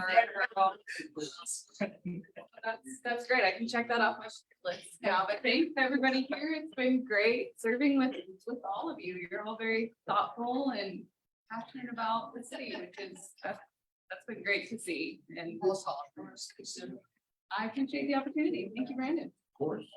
And Tasha. Aaron. Yeah, council member, I appreciate you giving me the opportunity to serve. I've enjoyed the last 2 years and I look forward to serving in another capacity somewhere in the city. Thank you. Thanks, Aaron. Hey, anyone got any announcements? You want me to say something? Oh, sorry.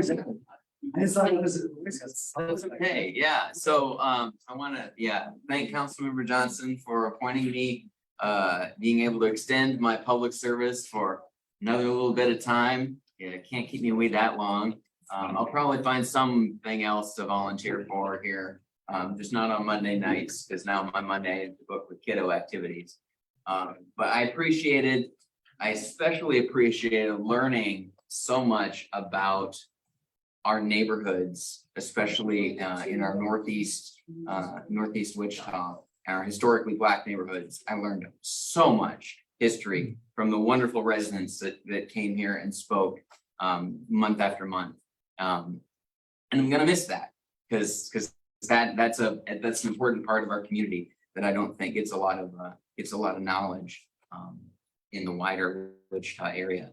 So yeah, I thank you all for that experience, and it's wonderful. You know, they always say when you serve on a board, you can deal with complex stuff if you've got a good working relationship with everybody on it, and I think we achieved that, and that is rare.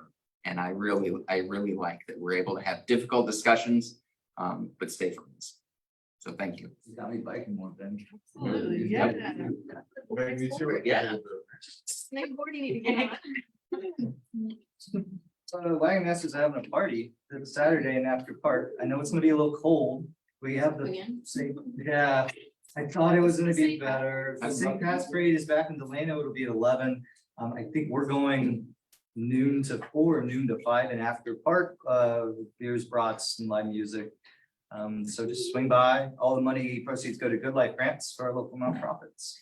And I want to thank all of y'all because I've never been a part of a board that like so honestly, concertedly understands nuances.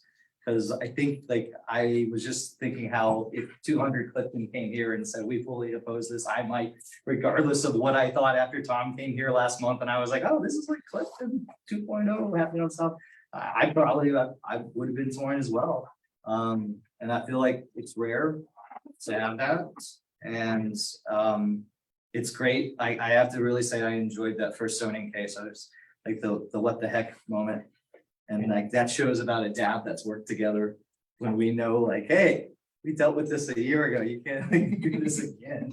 So I appreciate everyone's time, and for those who have served, this has been like at times probably the most temporally grueling sessions, but I feel a rare feeling of like, actually, we're making an impact. And I haven't felt that in a lot of ways on boards and stuff. So I want to thank all of y'all and those, especially those who are leaving. And I hope you still stay involved and maybe join the DABs where you're going.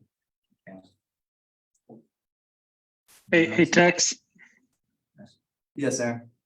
I'd like to leave with one comment. One thing I learned was residents show up because they care about their neighborhoods.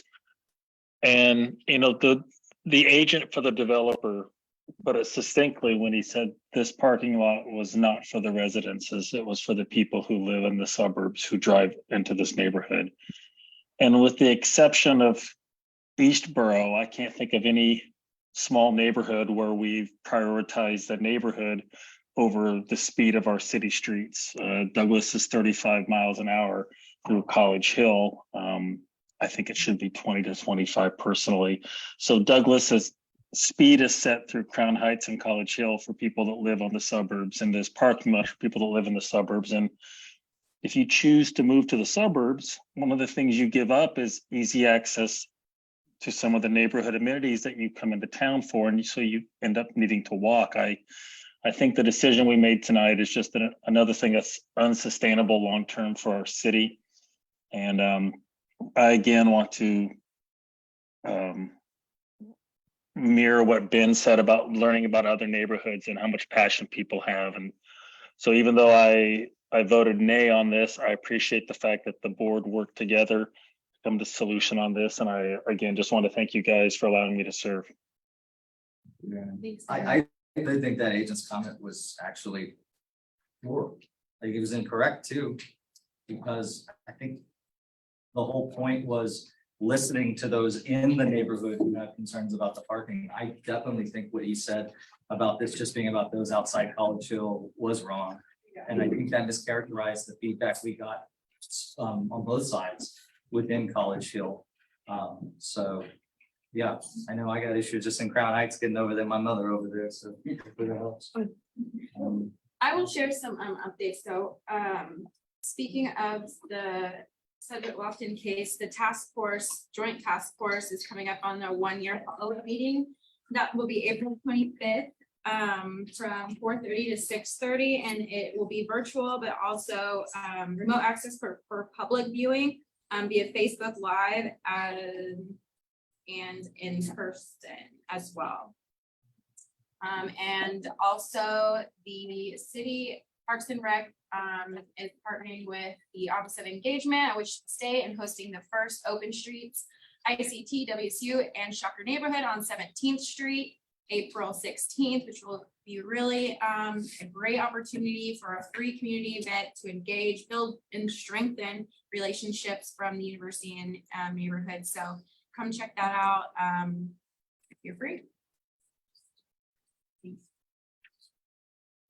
What's going on with me? Did you want to do that? So my day job is with the YMCA in partnership with the Wichita Collective Impact, United Way, YMCA, Wichita State, PPMC, and Cargill. We are doing another summer grant. Nonprofits can receive up to $25,000. We are doing a summer, I'm gonna call it a Jumpstart Education Initiative, focusing on kindergarten, first and second grade. So if you have a nonprofit and you can help those grade levels, kindergartners, learning numbers, learning colors, up to second grade, putting small sentences together. So if you have a background in education, that's your nonprofit, please go to United Way's website or go to the YMCA's website and look up Wichita Collective Impact. We are taking applications through April the 3rd. And we're also doing some workshops tomorrow at 8:30 a.m. at the YMCA downtown. We're going to do a workshop on programming and, and what the collective impact is all about and what we're looking for this summer. And if you attend all 4 of our trainings that we have planned, you'll get a $500 stipend. Again, it's for nonprofits. And so you have missed the first session, but if you come tomorrow, we'll make up that first session, so you'll still be eligible for the $500 stipend. But the big thing is trying to get our USD 259 students at third grade achievement level by the time they're in third grade, emphasizing reading first and everything else after that. So again, Wichita Collective Impact Summer Grant, go to United Way's website or go to the YMCA's website for more information. You know, if we stay for another 40 minutes, we'll break the record. Stop playing, Brandon. I have one announcement, and that is that this is the longest DAB meeting I have been a part of. So history has already been made. There we go.